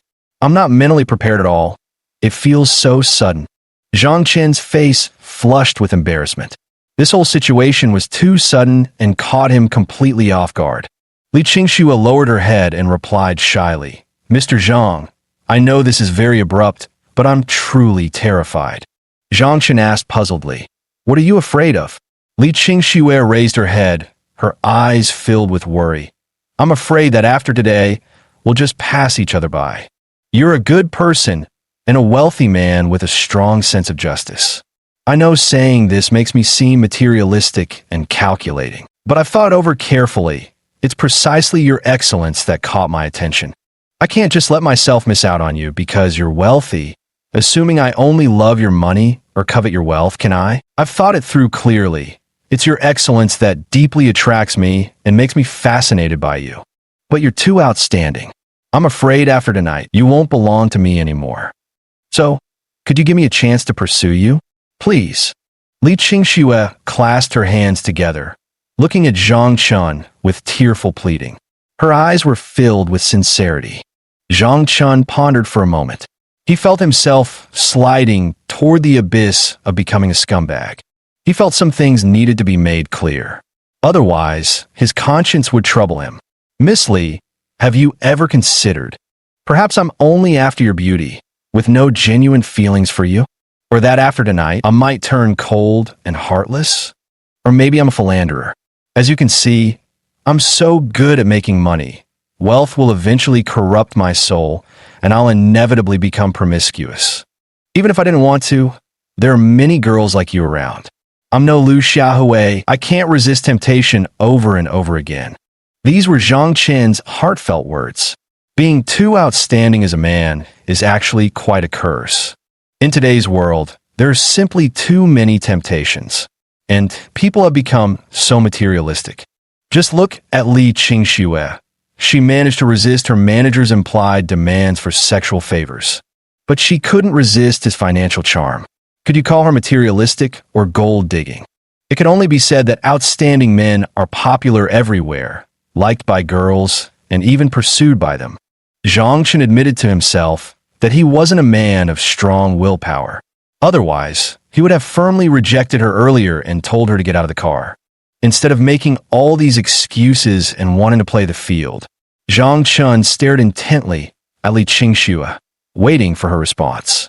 He guessed that saying this would likely result in the girl coldly getting out of the car.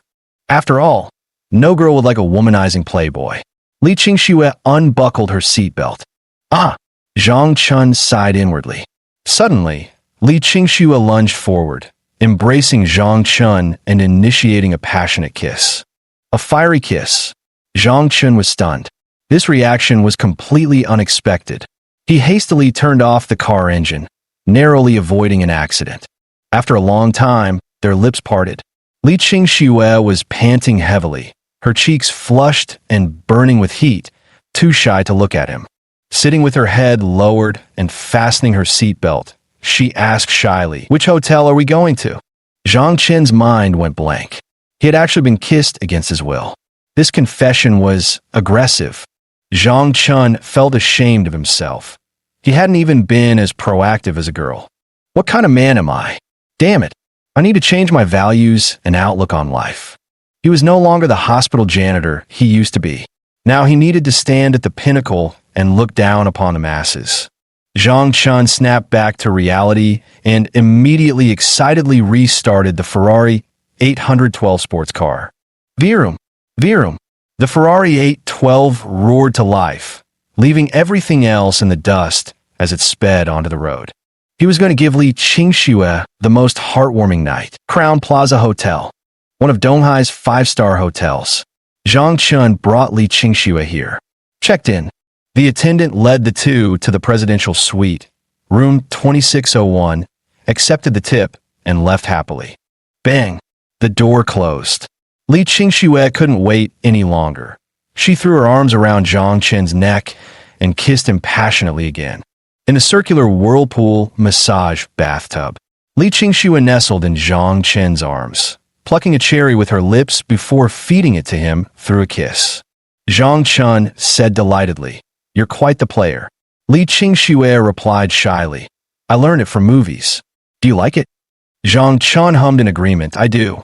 "Qingxue, do you regret giving me your first time?" Li Qingxue clung tightly to Zhang Chun, pressing her face against his shoulder. "I don't regret it. Even if you leave me tomorrow, I'd still be completely satisfied." Zhang Chun playfully patted her snow-white, perky bottom in the water. "You little temptress, I could never get enough of you in this lifetime. How could I ever bear to leave you?" Li Qingxue said coyly, "Then I'll have to feed you well, so you won't sneak snacks outside." Zhang Chun laughed heartily. "Then you'd better feed me properly." "Husband, you're so bad. Bad boys are more lovable." The night was as beautiful as a painting. Morning. Li Qingxue turned over and found the space beside her empty. Her heart tightened as she hurriedly sat up. Without even properly dressing, she rushed out of the bedroom. Seeing Zhang Chun having breakfast in the dining room, she let out a long sigh of relief. Fortunately, he's still here. If he were gone, I'd feel really sad. Seeing her so nervous, Zhang Chun chuckled. "What? Afraid I'll run away?" Li Qingxue nodded vigorously. Zhang Chun reached out to tap her delicate nose. "Silly girl, how could I bear to abandon someone as adorable as you? Here, eat your breakfast. Drink more milk to replenish yourself. You worked hard last night." Li Qingxue said shyly, "Honey, you're the one who's been working hard. You should take better care of yourself. Let's nourish ourselves together." Hum. After finishing breakfast, Zhang Chun said to Li Qingxue, "Since you're moving, how about coming to live with me?" Li Qingxue was startled and worried. "My dad probably wouldn't agree." Zhang Chun joked, "Don't worry, just tell him I got you pregnant. He'll have to accept me as his son-in-law then. He'll definitely agree to us living together." "No way." Li Qingxue blushed and said, "That kind of thing can't be hidden. Besides, if we really claim I'm pregnant, my dad would be even less likely to let me go.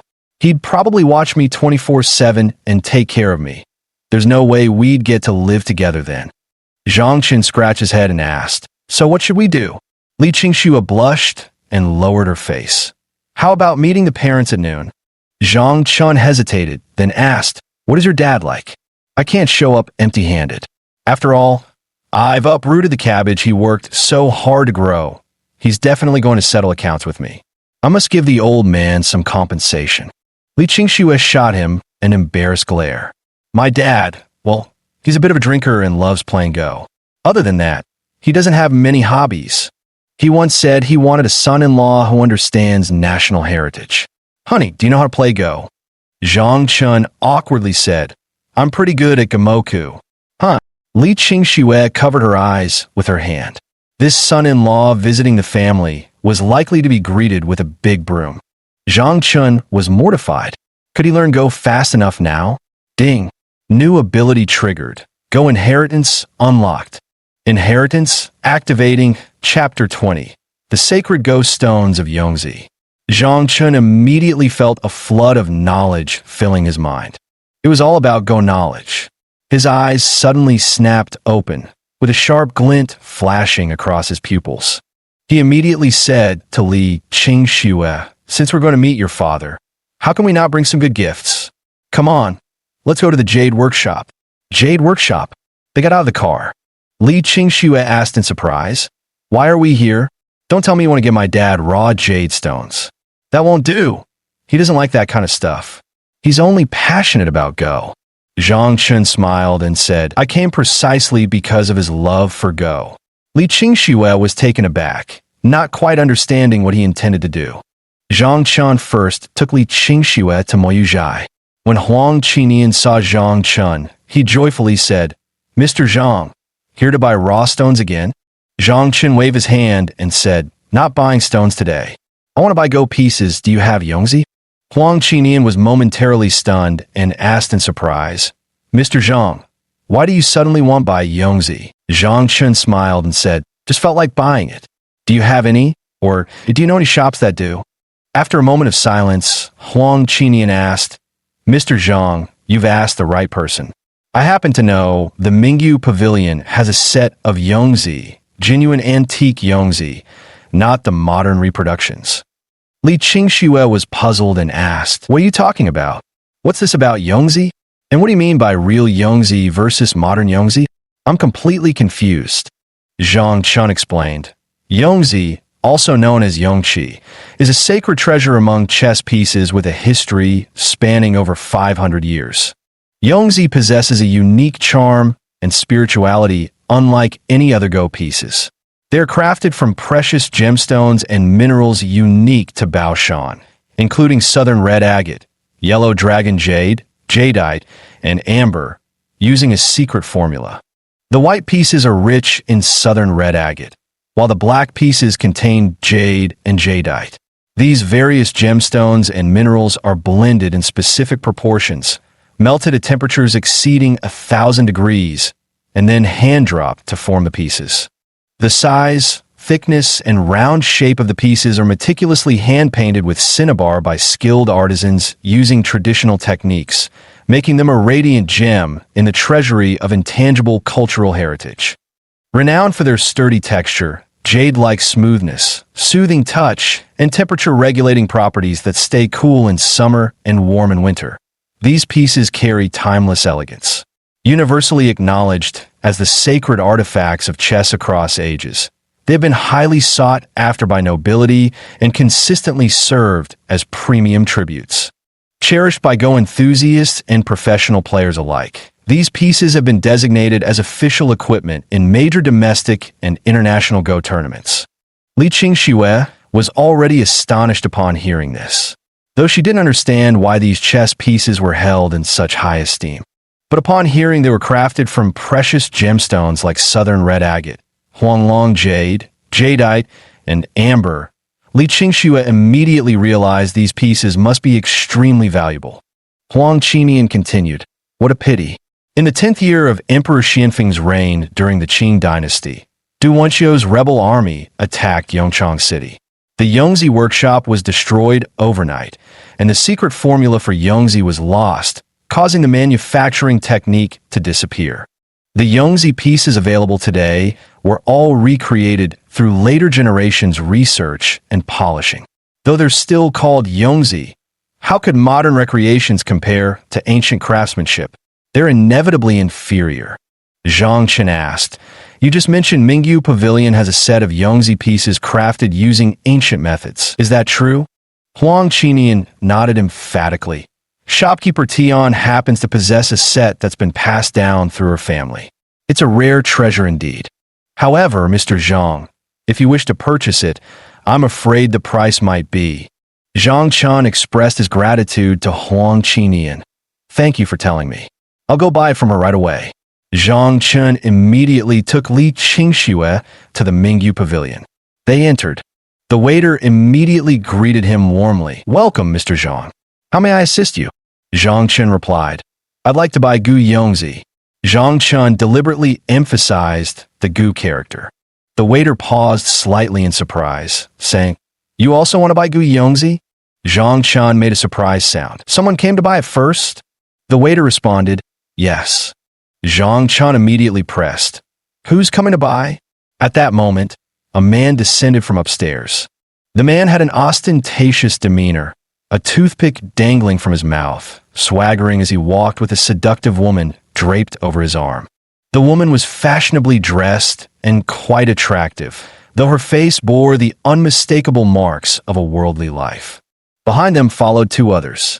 One was an assistant carrying a wooden box of chess pieces in his hands. The other was Wang Yusin, dressed in a blue qipao. Her outfit, reminiscent of blue and white porcelain, was elegant and refined, exuding grace. Compared to the vulgar woman in front, everyone's gaze instantly focused on Tian Yusin. The waiter whispered, "Mr. Zhang, this is Boss Zhu who purchased the Yongzi pieces. It seems he's already acquired them." Zhang Chun frowned, scanning the group. Scan target, Zhu Feng. Target occupation, coal tycoon. Target age, 54 years old. Health index, 66 out of 100. Suboptimal health, afflictions, hypertension, hyperlipidemia, hyperglycemia, kidney deficiency with erectile dysfunction. Financial status, nouveau riche recommended fee, 100 million recommended treatment. Acupuncture, herbal decoctions. Scanning target, Tian Lily. Target occupation, actress. Target age, 22 years. Health index, 89/100. Suboptimal health. Condition, body odor. Financial status, 100,000. Savings recommended fee, 100,000. Recommended treatment, acupuncture. Zhu Feng said happily to Tian Lily, "With this set of Yongzi as a gift, Director Huang is sure to favor you. I don't believe he'll still refuse to give you the lead role." "Thank you, President Zhu. Love you. Mwah." Right in front of everyone, Tian Lily planted a loud kiss on Zhu Feng's cheek. Zhu Feng laughed heartily, happily wrapping his arm around her slim waist before letting his hand slide down and giving her pert bottom a firm squeeze. "Ouch, that hurt!" Tian Lily coquettishly protested in Zhu Feng's embrace. Zhu Feng grew even more unrestrained, his large hands practically trying to burrow beneath the skirt in wanton abandon. Zhang Chun let out a cold laugh. "Even if you could get it up, what's the point?" He stepped forward and said to Zhu Feng, "You must be Boss Zhu, right?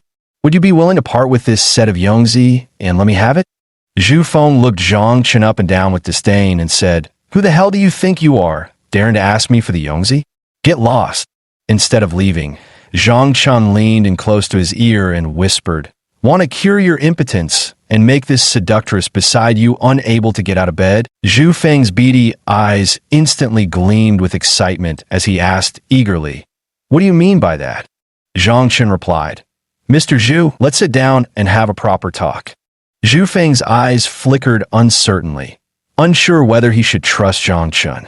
But since Zhang Chun knew about his erectile dysfunction and was using it as bait, it meant he must have come prepared. Perhaps he really had some way to cure him. "Miss Tian Yusin, please open a private room for us.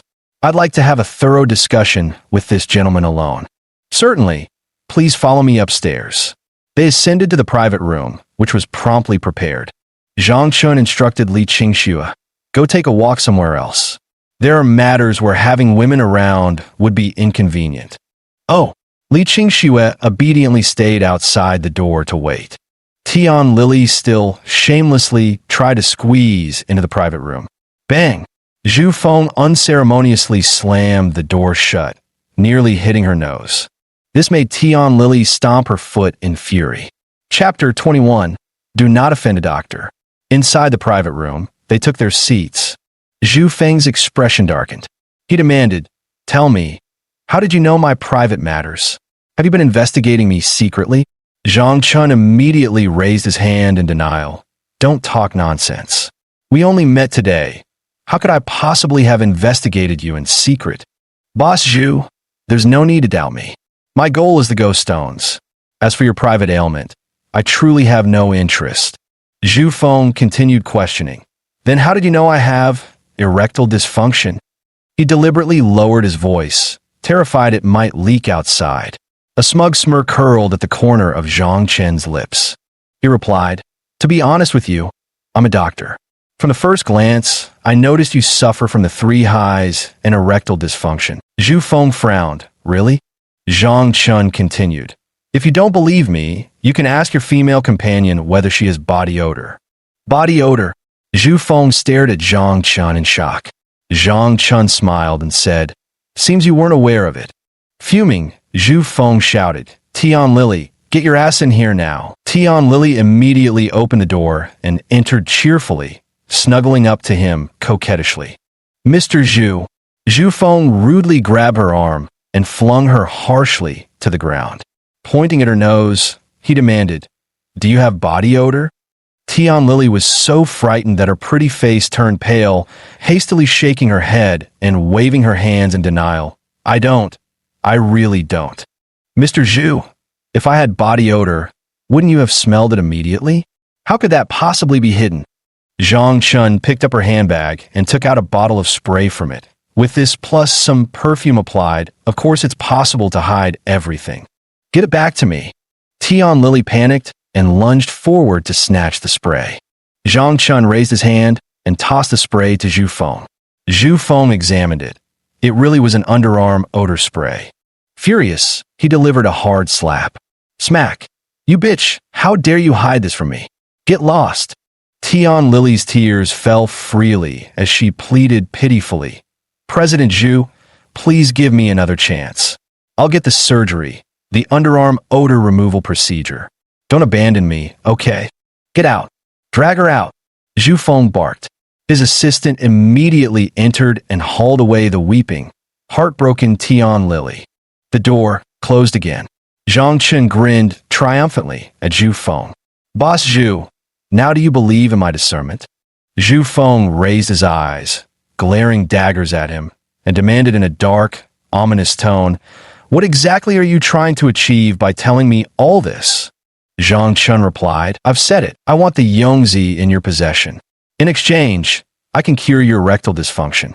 Zhu Feng's eyes gleamed with excitement as he exclaimed, "Are you serious?" Zhang Chen spread his hands and said, "Undress now, and I'll perform acupuncture on you. I guarantee immediate results. Once you're cured, will you give me the Yongzi?" "Deal." Zhu Feng immediately began stripping. He even took off his pants. Zhang Chen was taken aback and quickly clarified, "No need for the pants.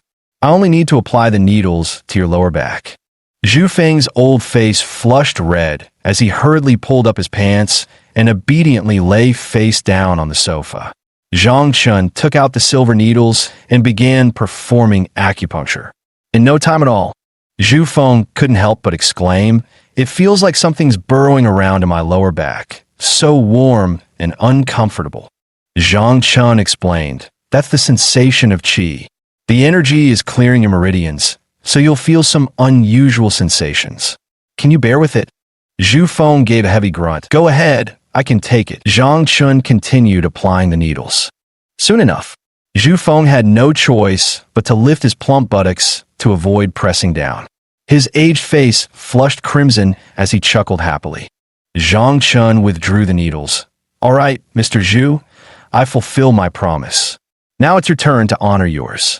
Zhu Feng stood up, dressed himself, and shot Zhang Chen a sidelong glance. A mocking smile curled at the corner of his mouth. "What promise? When did I ever promise you anything? Kid, let me teach you something.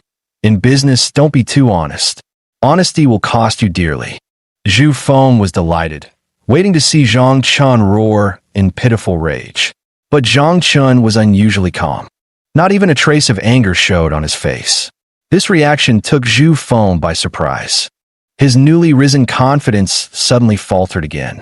Zhu Feng immediately sensed something was wrong. "What did you do to me?" Zhang Chen leaned down, patted his chubby face, and sneered, "Let me teach you something too. Never, ever offend a healer. Originally, you could have lasted a few more minutes with medication, but now?" Hith hith. Zhu Feng's heart sank. "You never cured me at all. You made my condition worse. You're despicable." Zhu Feng swung a fist at Zhang Chen, who had anticipated the move and dodged immediately.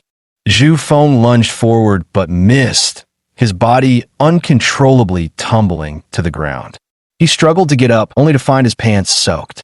A stream of urine continued to gush out uncontrollably. Terrified, Zhu Feng desperately tried to hold it in, but his bladder was completely beyond his control, still releasing urine nonstop. "What did you do to me?" Zhu Feng pointed angrily at Zhang Chun and shouted. Zhang Chun retorted bluntly, "I'd advise you not to point at me." Zhu Feng angrily waved his hand away and shouted sharply at him. "What exactly did you do to my body?" Zhang Chun replied, "I didn't do much. You've just taken too many virility drugs, and the accumulated toxins in your body needed to be expelled. Otherwise, serious consequences would follow. So I helped clear your triple energizer meridians to promote diuresis, which aids in detoxification. However, your condition seems to have been handled a bit harshly. TSK. By the time you finish urinating, your kidney essence will be nearly depleted. I'm afraid you won't be able to be a man anymore or wield your gun." You. Zhu Feng angrily pointed at him again. Zhang Chen shouted, "I told you not to point at me. Do you have a death wish?" Zhu Feng angrily waved his hand away. "I can give you Yongzi, but you must cure me." Zhang Chen clasped his hands behind his back and said arrogantly, "I want Yongzi, and I also want the consultation fee." Zhu Feng immediately asked, "How much do you want for the consultation fee?" 100 million. What? Zhu Feng stared at him in shock, his eyes wide open. "You actually want 100 million? Are you out of your mind?" Zhang Chun retorted disdainfully. "You can choose not to be treated. It's no loss to me anyway." Zhu Feng roared. "Aren't you going after the Yongzi anymore?" Zhang Chun said scornfully, "There's more than just this one set of Yongzi in the world. I can always buy from someone else. It'll just take a bit more time." Zhu Feng was furious, but after all, he was a big boss, someone accustomed to major scenes. He quickly calmed down and shouted, "Do you believe I'll call the police and accuse you of attempted murder?" Zhang Chen mocked. "First, I didn't murder you. You're alive and well, without even a scratch. Second, if you want to accuse me of intentional harm, please go to the hospital and get your injuries examined first. I believe the hospital's medical report will confirm that aside from your high blood pressure, cholesterol, and blood sugar, all your other physical indicators are perfectly normal. As for your erectile dysfunction, you already had that condition. How can you possibly blame me for it?" Chapter 22, 100 million consultation fee secured you. You're shameless. Zhu Feng was so furious he could spit blood. Thud! Thud! His right foot stomped violently on the tiles again and again. Zhang Chun sneered disdainfully, pathetic, acting like a woman. Settling onto the sofa and crossing his legs, he said scornfully, "Instead of wasting time cursing me, you'd better think about how to save yourself." Zhu Feng glared at Zhang Chun viciously. "Just you wait. I'll settle this score with you sooner or later." With an angry huff, he stormed off. But before he could reach the door, thud, Zhu Feng suddenly dropped to one knee. Pressing his forehead with his right hand, he exclaimed in shock, "Why am I feeling so dizzy?" Zhang Chun said mockingly, "Excessive loss of kidney fluid can indeed cause dizziness. Soon you'll experience extreme dehydration, leading to high blood viscosity and the formation of blood clots. Oh dear, once a blood clot forms, it's either a heart attack or a stroke. If a cerebral infarction sets in, even if you survive, you'll end up paralyzed from a stroke. What are we going to do if you become crippled?" "What?" Zhu Feng turned his head, staring at him in shock. He felt increasingly dizzy, his head swimming, and his vision blurring. "Help! Save me! I don't want to die yet." Zhu Feng collapsed painfully onto the floor, his entire body convulsing. Zhang Chun sneered. 100 million yuan for the consultation fee, plus those Yongzi stones in your hand, and I'll spare your miserable life." I'll give it. Zhu Feng immediately agreed. "As long as you're willing to save me, anything you say." Zhang Chun promptly applied acupuncture needles to stabilize Zhu Feng's vital energy. Zhu Feng immediately regained his vigor and hastily scrambled to his feet. "You've been fooled again, huh?" "Oh really?" Zhang Chun gave a cold laugh. "I never actually cured you in the first place. Take a good look for yourself. Your lower half is still dripping. Zhu Feng looked down and saw his trouser legs were indeed still dripping. You, Zhang Chun sneered. Pay first. Give Yongzi the money. Once it's transferred, I'll naturally save your miserable life. You're extorting me. Zhu Feng roared furiously. Zhang Chun replied, Go ahead and report me. If I end up in prison, you'll be completely beyond saving. Go ahead and make that call right now. Who knows? You might not even make it to the police station to file the report before you meet your end. Without a plaintiff, can an extortion case even stand? Zhu Feng's face turned deathly pale from the threat. He glared at Zhang Chun with such venomous hatred that he seemed ready to devour the bastard alive. But he didn't dare. This kid's methods of controlling people were too sinister, making someone piss uncontrollably until their kidneys dried out, or inducing fatal blood clots and cerebral infarctions. This method is terrifying. Seeing how fearless he is, I suspect even hospitals wouldn't be able to diagnose what's wrong with me. No, I probably wouldn't even make it to the hospital before suffering a cerebral infarction. Even if I survived, I'd likely end up permanently disabled. The miserable image flashed through his mind. Lying paralyzed in a wheelchair, mouth twisted, eyes askew, limbs immobile, forced to watch beautiful women while being utterly incapable of any romantic pleasures. Zhu Feng shuddered violently. Completely cowed, he hurriedly said, I'll give you the payment up front. Cure me first, and you'll get the remaining 100 million fee after I'm completely healed. Zhang Chun sat back down on the sofa, crossing his legs with a disdainful sneer. Do you still have the right to negotiate terms with me now? You. Zhu Feng stomped his foot in frustration, his head drooping in exasperation as he shouted, Assistantly, come in. The door opened. Assistantly entered, noticing the water stains on Zhu Feng's clothes with slight surprise, but not daring to inquire further. He asked, Mr. Zhu, do you need? Tian Lily immediately rushed through the door, throwing herself at Zhu Feng's legs and wailing as she clung desperately. Mr. Zhu, give me another chance. I know I was wrong. I know I shouldn't have lied to you, but I didn't want to. I was afraid you'd look down on me if you found out. I beg you, give me another chance. I promise I'll serve you with even more devotion in the future. Please, just one more chance. Zhang Chun watched with twitching eyelids. What the hell are you doing biting his pants like that? Aren't you disgusted by the smell? That's all piss on there. Doesn't it reek of urine? Zhang Chun couldn't help shuddering, goosebumps rising all over his body. Zhu Feng roared in frustration. Stop wasting my time. Get the hell out. If you don't leave right now, I'll never forgive you again. Upon hearing this, Tian Lily was immediately overwhelmed with gratitude. She quickly stood up and said, I'll leave right now. As she stepped out and closed the door behind her, she couldn't help but spit in disgust. Muttering to herself, she said, What kind of smell is this? It's suffocating. Inside the private room, at Zhu Feng's request, Assistant Li presented the Yongzi stones. Zhang Chun took them and continued rubbing his fingers together. With no other choice, Zhu Feng took out his checkbook and wrote out a check for 100 million yuan. Are you satisfied now? Zhang Chun smiled smugly and teased. You won't bail on me, will you? Zhu Feng was furious. You can go cash it at the bank right now. Great. Wait for me a moment. Zhang Chun immediately stood up. Zhu Feng panicked. Wait a second, what about my condition? Zhang Chun opened the door and flashed him a mischievous grin. What's the hurry? You won't die. First, we need to detoxify. If these toxins aren't completely flushed out, even I can't cure you. You, Zhu Feng cursed furiously. Bastard. Zhang Chun had already walked out of the private room. Downstairs, he met up with Li Qingxue, who was strolling around. Let's go cash this check at the bank. Li Qingxue noticed the check in his hand and saw all the zeros on it. After carefully counting them, she gasped, 100 million! Where did you get such a huge check? Zhang Chun replied, someone's consultation fee. Come on, let's go cash it. Approved. Inside the Jadestone Bank, the exchange was quickly processed. The money was transferred into his account. Li Qingxue was utterly stunned. Wow, you're really something. What kind of illness was it that made him willing to spend 100 million yuan for treatment? Zhang Chen replied. A man's private issue. He couldn't perform. Li Qingshue's pretty face instantly flushed crimson as she stammered.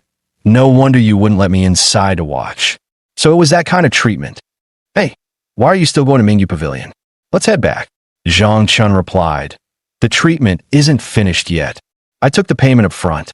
Li Qingxue was stunned and exclaimed in surprise. He actually agreed to that? Wasn't he afraid you'd cheat him? That's 100 million yuan we're talking about. Zhang Chen smiled smugly. I was more worried he'd trick me with a bounce check. With people like him, there's no such thing as credibility. You got to get the money in your hands first before anything else. Li Qingxue was very curious. Then how did he give you the money first? Zhang Chen smiled mysteriously. A wise man has his own clever methods. Don't ask, let's go. Mingyu Pavilion, private room. Zhang Chen returned with Li Qingxue in tow. Zhu Feng had been waiting so long, he felt like his soul had left his body. He was on the verge of losing his mind. Seeing him return, he immediately shouted, You got the money, right? Hurry up and cure me quick. Zhang Chen smiled slightly, pricked him with a needle at his waist, then pulled it out and replied, Done. That's it? It's cured. Zhu Feng looked at him in utter astonishment. Zhang Chen nodded, all done. You're lying. My condition is this severe. How could it be cured with just one needle? Zhu Feng was 100% unconvinced, feeling like he'd been scammed. Zhang Chen sneered. If you think I'm lying, just call that little star waiting outside. She's been begging for your forgiveness nonstop. Fine, I'll trust you one more time. Zhu Feng immediately went to open the door and dragged Tian Lily inside. Without caring that there was an outsider present, he forced Tian Lily to kneel on the floor. He started making her perform. Chapter 23. Another 100 million in consultation fees. Ugh. Li Qingxue turned her head away in disgust and complained. How could you let him verify it like that? So gross. Zhang Chen's lips twitched as he replied. I meant for him to look at a beautiful woman and feel that stirring sensation himself. Who knew he'd be so TSK. These coal tycoons really have peculiar tastes. Haha, I'm a man again. Zhu Feng triumphantly pumped his fist in the air. Zhang Chen sneered. I didn't lie to you, did I? Now that you're cured, I'll take my leave. Wait a minute. Zhu Feng's eyes suddenly turned sharp as he coldly shouted. Thinking of leaving? Not a chance. Take him down. Assistant Li immediately barked the order into his walkie-talkie. Bang! The door suddenly burst open. For bodyguards charged in. Zhang Chen instantly shielded Li Qingxue behind him. Zhu Feng sneered with utter contempt. You dare make a fool of me, kid? Today will be your last day alive. Beat him up, beat him until even his own mother won't recognize him. Cripple him so badly he'll never be able to mess with women again. Remember, don't hurt the woman behind him. This beauty is really something. 3 times prettier than Tian Lily. She's mine now. Little beauty, Big Brother's gonna make you feel like you're in heaven soon. Li Qingxue shrank behind Zhang Chen in fear, her delicate body trembling. She gritted her teeth with determination and said, I'd rather die than let you have your way with me. In life, I'm Zhang Chen's person. In death, I'll be Zhang Chen's ghost. Zhang Chen was deeply moved. He reassured her, Don't worry, as long as I'm here, he won't lay a finger on you. Zhu Feng, do you really think I wouldn't have prepared a backup plan? Zhu Feng burst into laughter. I'm already fully recovered. What kind of backup plan could you possibly have? Assistant Li, take action, yes. With a wave of Assistant Li's hand, the bodyguards prepared to get rough. Ding. New ability triggered, Combat Master Inheritance. Zhang Chen's mind was instantly flooded with knowledge of fighting techniques. His limbs began trembling involuntarily, not from fear, but from excitement. His blood burned, boiling with fervor. Kill. Facing the 4 bodyguards charging at him. I strike. Zhang Chen leaped into the air, executing a spinning flying kick. Wham! The lead bodyguard's jaw took a brutal hit, his body catapulting backward like a stone launched from a trebuchet. He crashed heavily against the wall before rebounding and slamming onto the floor. Before Zhu Feng and Assistant Li could even react in shock, Zhang Chun landed and instantly followed up with a reverse roundhouse kick. Wham! The second bodyguard was sent flying. He smashed into the wall with equal force, rebounded like a rag doll, and collapsed unconscious onto the ground with a heavy thud. Holy shit, is this guy even human? Assistant Li and Zhu Feng stared in shock, their eyes wide with disbelief. Their faces were filled with utter disbelief. The remaining two bodyguards also froze in place, too terrified to move forward, their legs trembling uncontrollably. Zhang Chun waved at them mockingly and sneered. Come on, come at me again. This time I'll go easier on you. Promise I won't kill you. The two bodyguards backed away in fear and immediately turned to Zhu Feng, saying, Boss Zhu, we're out. You'd better find someone else for this job. The two men didn't wait for Zhu Feng to respond, immediately bolting out the door. No matter how much money was at stake, they needed to be alive to spend it first. You come back. Damn you. Zhu Feng stomped his feet in rage. Zhang Chun fixed him with a cold smirk. The hairs on Zhu Feng's neck stood on end, his teeth chattering uncontrollably from terror. Stay away. What do you want? Don't hit me. I was wrong. Just leave. I don't want the 100 million anymore. Yongzi is yours too. I don't want any of it, he cried out in panic. Zhang Chun said disdainfully, Don't worry, I wasn't planning to hit you. After all, you're a man of status. I ought to leave you with some dignity, shouldn't I? Zhu Feng wiped the cold sweat from his forehead in panic, nodding obsequiously. That's good, that's good. Zhang Chun continued. However, I didn't actually cure your illness. What? Zhu Feng exploded as if struck by lightning, his eyes nearly popping out of his head. Frustration and rage nearly made him spit blood. Zhang Chun smirked mischievously, surprise. But you didn't see that coming. I knew you wouldn't let this go easily, so of course I kept a backup plan. Otherwise, wouldn't I be the one getting beaten to a pulp by you? Zhu Feng wanted to cry, but had no tears.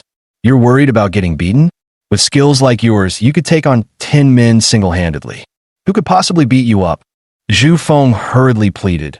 Mr. Zhang, I was wrong. I burned bridges after crossing the river.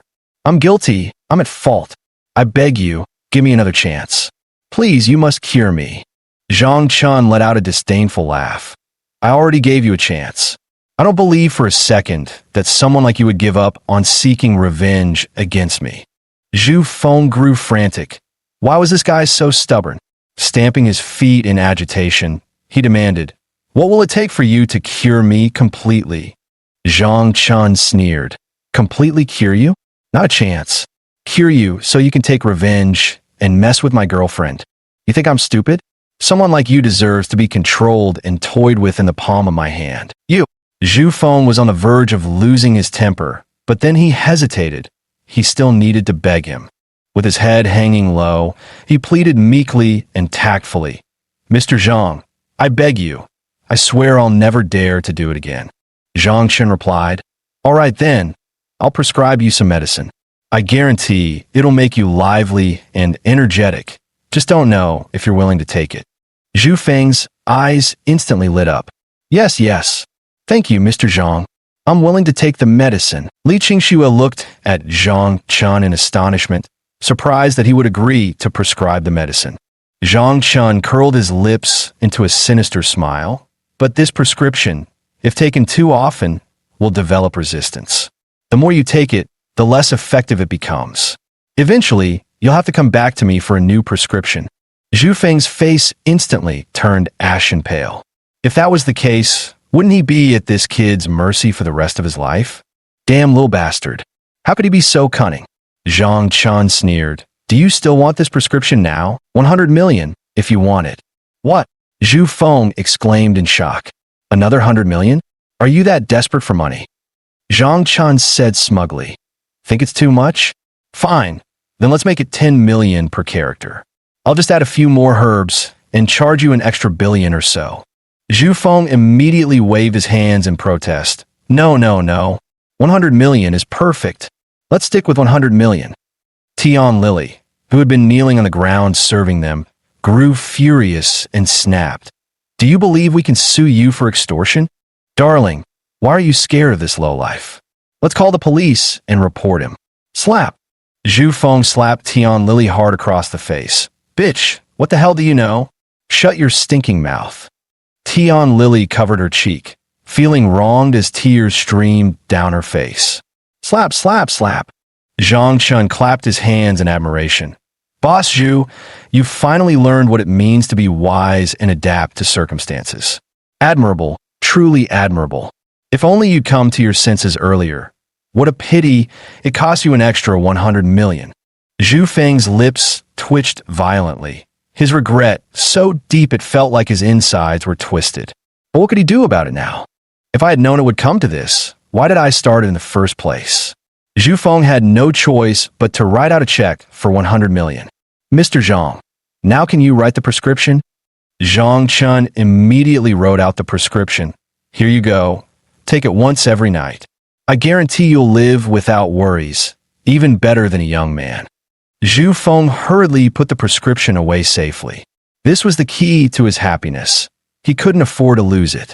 Qingxue, let's go. Zhang Chen immediately prepared to leave with Li Qingxue. Zhu Feng quickly called out, wait a moment. Zhang Chen gave him a cold glance, his face displeased as he said, what else do you want? Do you need to become a complete eunuch before you're satisfied? Chapter 24. Eternal Pieces Through the Ages. Zhu Feng hurriedly replied, no, don't misunderstand. I just wanted to exchange phone numbers for future contact. After all, this prescription will need to be refilled later. Zhang Chun smiled. All right, how could I forget that? Come on, let's exchange numbers. Li Qingxue watched from the side, blinking her beautiful eyes. She wanted to laugh, but didn't dare make a sound. She felt she had followed an extraordinary man. She truly didn't regret her decision. To outsiders, she might seem materialistic, promiscuous, shameless. But life is lived by oneself. Whether it's good or not isn't decided by what others say. Li Qingxue now felt supremely happy. So happy she could practically float up to the sky. Leaving Mingyu Pavilion, Li Qingxue happily threw her arms around Zhang Chen's neck and planted wild kisses all over his cheeks. Honey, you're absolutely amazing. Zhang Chun wore a smug expression as she showered him with kisses. Let's go cash the check. They headed to the bank once more to cash the check. Li Qingsu, having nothing better to do, opened the box and examined the Yongzi pieces she had acquired. Is this really Yongzi? Doesn't look particularly special to me. They're just ordinary chess pieces. Li Qingsu pouted her lips and muttered disdainfully. Zhang Chun, having finished cashing the check, walked over and asked, looking at the Yongzi, Li Qingsu raised her head and inquired, Honey, these chess pieces don't seem that impressive. Why do all the players love them so much? Zhang Chun suggested, pick up the black piece and hold it up to the light. Li Qingxue picked one up and held it to the light, exclaiming in surprise, it's turned green. It looks like jadeite. Zhang Chun explained, this is the unique feature of Yongzi. These go pieces are made from special Nanjiao red agate, Huanglong jade, jadeite, and amber minerals unique to Baoshan. They're crafted using a secret formula, special smelting techniques, and traditional hand-dotted methods. The pieces have a texture as fine and smooth as jade, yet are exceptionally hard, as if naturally polished from gemstones. Their appearance is simple yet dignified, with a rounded feel that's warm in winter and cool in summer. The material is sturdy with a lustrous color, pleasing to both touch and sight. What you're holding isn't just a game piece, it's gemstone. That's why they're so precious. Unable to resist, Zhang Chun picked up a chess piece. Holding it in his hand, he examined it against the light. His brows instantly furrowed.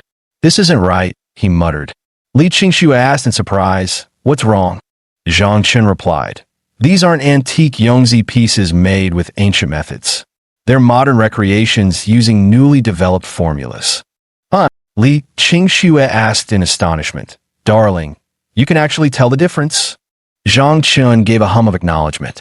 Most people wouldn't be able to tell, but you can't fool me. Li Qingxue said angrily, that damn Zhu Feng actually dared to trick us with a fake. Zhang Chun shook his head and said, no, this counterfeit wasn't provided by him. The one who cheated is probably the store manager of Mingyu Pavilion, Tian Yusen. Li Qingxue asked, "How could the store manager be the one deceiving people?" Zhang Chun replied, "Because Zhu Feng doesn't have the conditions or opportunity to commit the crime. After what I did to him, he wouldn't have the brains to pull off a switch, and there wasn't enough time either. Yongzi pieces aren't that easy to come by. They're the finest of chess pieces and not so readily found. Besides, someone who's already been scared out of his wits by us. Would he risk offending me by pulling a fake?" Li Qingxue suddenly realized. So it must be Tian Yusen who lied to him. Zhang Chun gave an affirmative hum. "Let's go. Back to Mingyu Pavilion." Mingyu Pavilion. Entering the door, Zhang Chun asked the waitress, "Where is the store manager, Miss Tian?" The waitress replied, "Mr. Zhang, do you need something from our store manager?" Zhang Chun replied, "I need to discuss a deal with him. Take me to see him. Please wait a moment. I'll inform him." After the attendant relayed the message, they immediately led Zhang Chun and Li Qingxue to the second-floor office. Entering the door, Tian Yusen greeted them warmly, prepared tea, and while seating them, specifically glanced at the box in Li Qingxue's hand. "Mr. Zhang, what kind of big deal is this?" Tian Yusen inquired. Zhang Chun sneered, took the Yongzi box from Li Qingxue's lap, and placed it directly on the coffee table. "Miss Tian, I'm using this to buy Mingyu Pavilion's century-old reputation." Tian Yusen's heart skipped a beat. She struggled to maintain her composure and smiled faintly. "Mr. Zhang, I'm afraid I don't quite understand what you mean by that." Zhang Chun sneered. "Shall I invite Zhu Feng to confront you face to face?" Smack! Zhang Chun angrily slammed his palm on the coffee table, causing the tea set to rattle. Tian Yusen trembled in fright, her face turning deathly pale. Li Qingxue snorted. "Miss Tian, business transactions value integrity above all. How could you pass off inferior goods as quality products? You're ruining your own reputation." Tian Yusen's lips twitched as she swallowed hard before hastily replying, "I believe there must be some misunderstanding here. May I take a look at the pieces in this box first?" Zhang Chun pushed the box toward her. Tian Yusen opened it and pretended to examine the contents. Zhang Chun stared at her coldly. Tian Yusen felt as if needles were pricking her back. Zhang Chun's gaze was too piercing, making her feel like prey trapped in a forest. And he was the hunter who had long laid his trap, determined to claim his prize. She had nowhere left to retreat. Tian Yusen put down the chess piece and immediately said, "Wrong, wrong. This was my assistant's mistake. My apologies, I was negotiating a deal with Boss Zhu at the time, and my assistant picked it up for me. As you all know, although these Yongzi chess pieces are categorized as ancient and modern, ordinary people can't really tell the difference between them. If not for Mr. Zhang's discerning eye, I wouldn't have realized we'd made such a grave mistake. Don't worry, I'll personally replace it for you right away." Tian Yusen immediately closed the box and was about to take out of the office. Snap! Zhang Chun pressed down on the box and said to Tian Yusen, "Just fetching some goods. No need to take this along." Tian Yusen's lips twitched slightly as she quickly forced a smile and replied, "You're absolutely right, Mr. Zhang. I'll go fetch the goods immediately." Reluctantly letting go, she stepped out. Her assistant asked, "Manager Tian, what happened?" Tian Yusen sighed. "Don't even ask. We've got someone who actually knows his stuff. He can tell ancient Yongzi from modern ones. How come he can distinguish them so clearly when even we can't?" The assistant gasped in disbelief. "Maybe he's bluffing us. How about we bring another set of Kin Yoko stones? I refuse to believe he can actually tell the difference."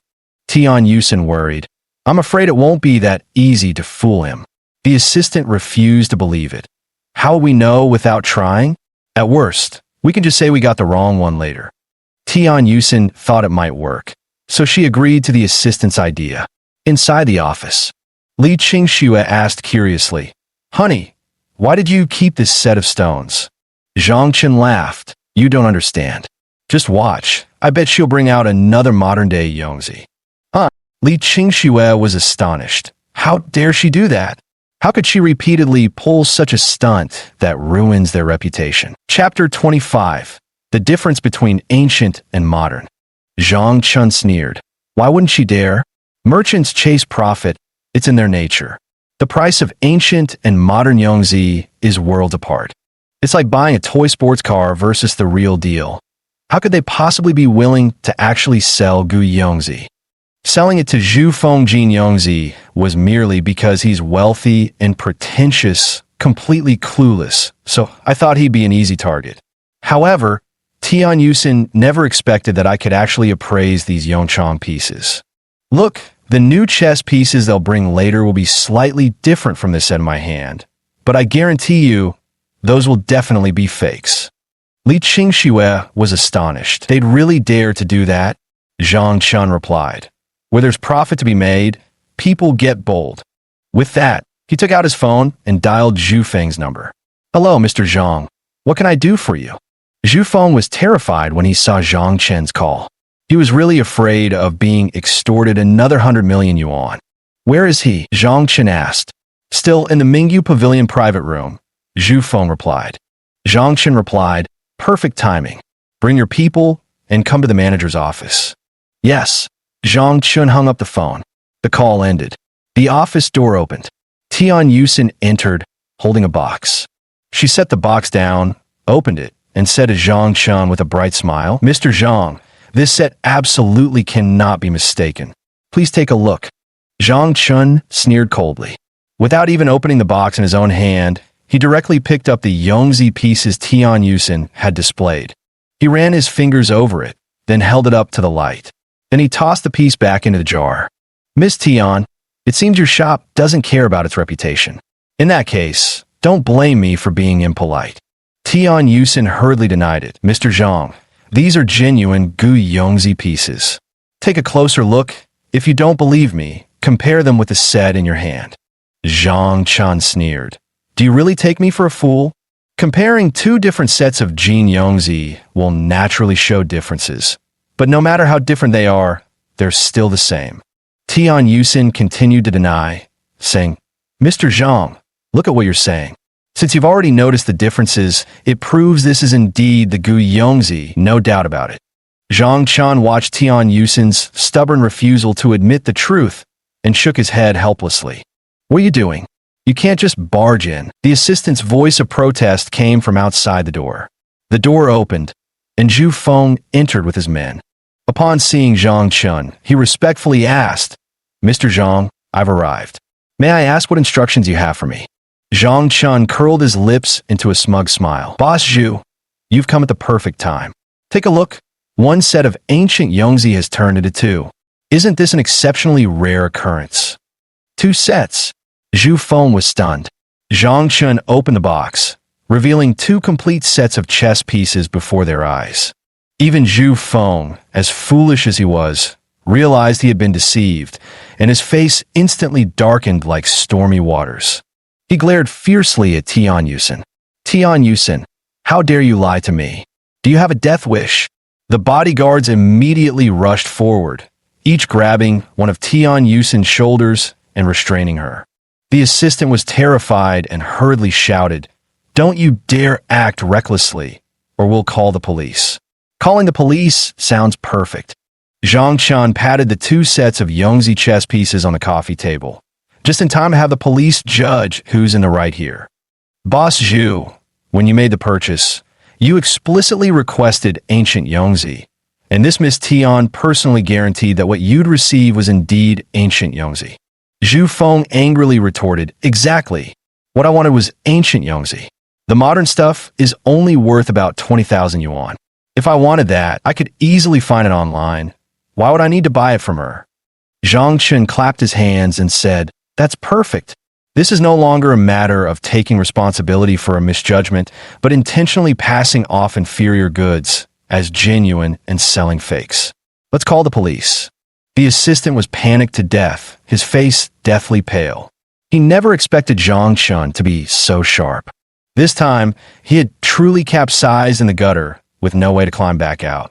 Zhang Chun shouted, Call the police already. The assistant trembled in fear, tears welling up in his eyes, on the verge of crying. Zhu Feng snapped at Tian Yusin. Miss Tian, do you want to settle this publicly or privately? Tian Yusin bit her lip tightly and remained silent. Zhu Feng sneered. Seems like you've chosen to let it be handled publicly. Fine, let the Bureau of Industry and Commerce fine you to death. This set of Yongzi, I bought it for 30 million yuan. Fake one. Pay 3 times. You owe me 90 million yuan. Besides, I won't let you off so easily. Get ready for a lawyer's letter. I'll sue you to death. Without a public apology, I'll ruin your reputation. This isn't over. Zhang Chun sighed. What a pity. I gave you the chance, but unfortunately, you just don't know how to cherish it. It seems this century-old reputation won't be able to hold up. Don't call the police. Tian Yusin said urgently. Can we settle this privately? Zhu Feng turned to Zhang Chun and asked quietly, Mr. Zhang, you have the final say in any private settlement. Zhang Chun closed the box of Yongzi chess pieces, patted it, and said to Zhu Feng, take this box back with you. Yes. Zhu Feng immediately cupped his hands respectfully. Zhang Chun patted the other box and said to Tian Yusin, you know what to do, right? Tian Yusin immediately turned to her assistant and said, go to the warehouse quickly. Yes. The terrified assistant rushed out the door. Soon, she returned, holding an additional leather case in her hands. It was securely locked with a combination. Placed on a coffee table, he opened it. Inside was a rosewood box, which he then opened. He opened the jar. Inside lay a set of black and white ghost stones. Zhangchen took them out and examined them closely. He said to Li Qingxue, you come and take a look too. See if there's any difference. Okay. Li Qingxue picked up 2 black pieces and began comparing them. He couldn't help but exclaim in surprise. The black stones in this leather case don't seem quite as translucent. Could these be fakes too? Zhu Feng roared. How dare you lie to me again? The assistant trembled violently, on the verge of tears, and stammered. No, I am not lying this time. Zhang Chun shouted at Zhu Feng. Don't scare the beauty. This time it's real. Zhu Feng was puzzled. No way. Why isn't it transparent enough? Yet it's real. Li Qingxue asked curiously, is it because of different production techniques? Zhang Chun replied, no, the craftsmanship is about the same. Then what's the reason? It's because of the patina. Patina. Everyone was taken aback. Zhang Chun explained, the biggest difference between modern Yongzi and ancient Yongzi lies in their time of existence. These chess pieces were made to be played with, not locked away in a box.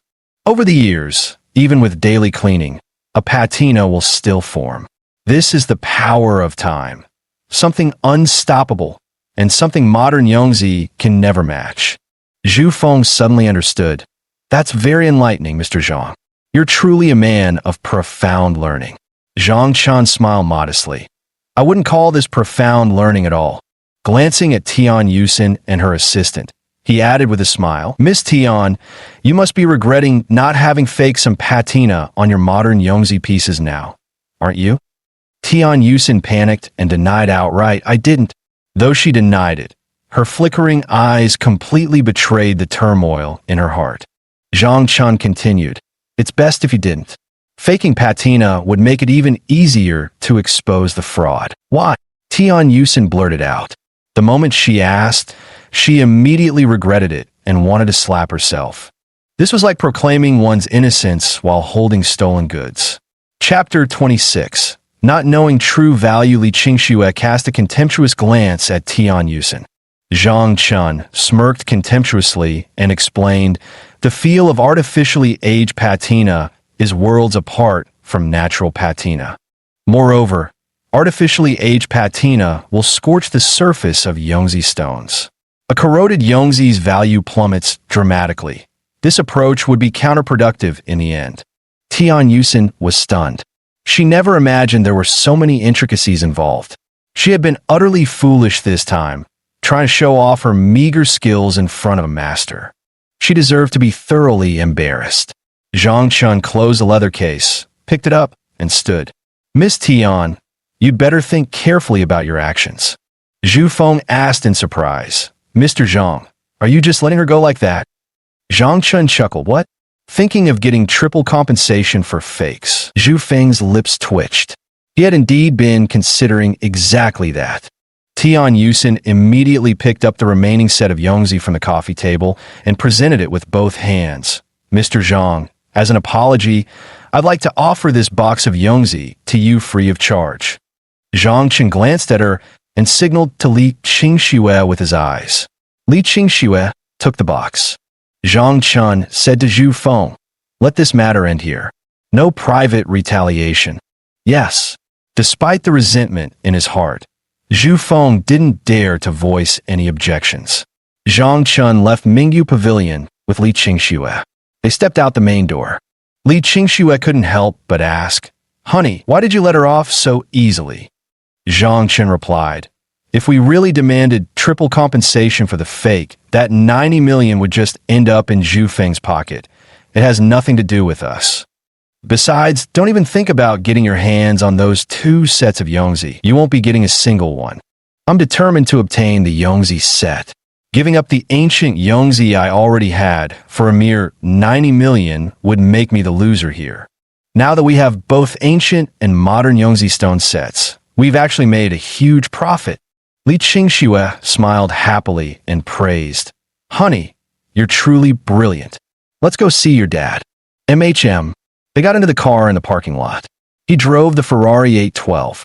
The two headed toward the old streets and alleys, Sweetwater Lane. They parked by the roadside at the entrance.